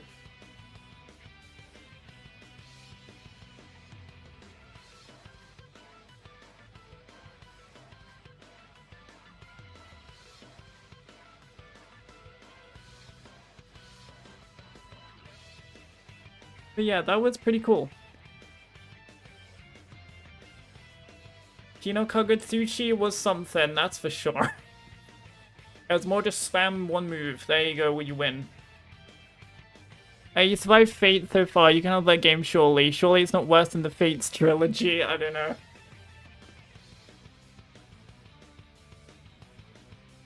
I always say I don't buy bad games, but apparently Devil May... To be fair, I didn't buy Devil May Cry 2. I bought the Devil May Cry trilogy. I didn't buy Devil May Cry 2 specifically, so it still holds up that I don't buy bad games.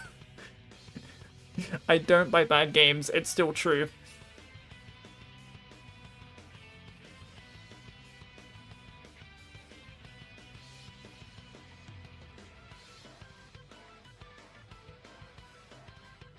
How did you get Resident Evil 3 remake? Okay, that's the only exception. The game itself wasn't bad, it just runned badly. It just ran badly. Because we all know how that went.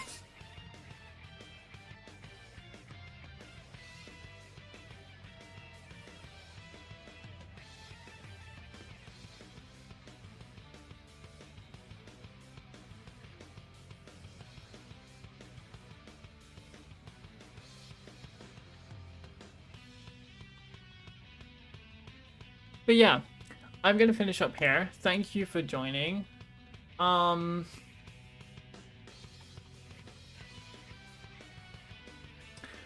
one raid target I'm eyeing up.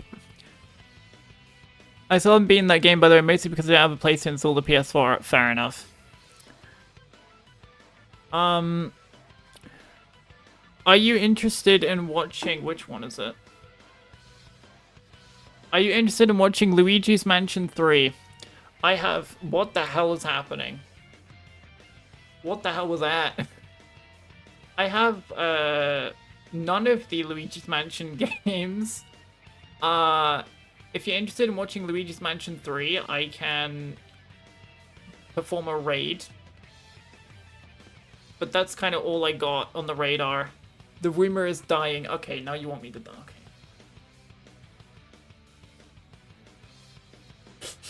Damn, so you would poke for my... I am interested indeed. Alrighty. We shall do this then. Bam. Gonna raid Cole the Mold Mallard. It's been a while since I've done this, and that I've actually not made the raid thing a while. The raid message is going to be Neko Raid. The reason I leave it without an emote is if you want to use your own emote.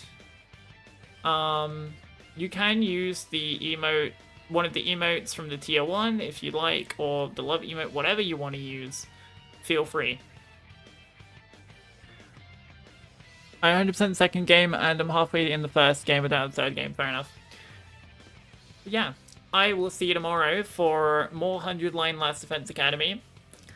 And yeah, Luigi's Manor 3, exactly. And we'll go say, I guess, hi to Cole together. See you tomorrow, everyone. Bye bye bye bye.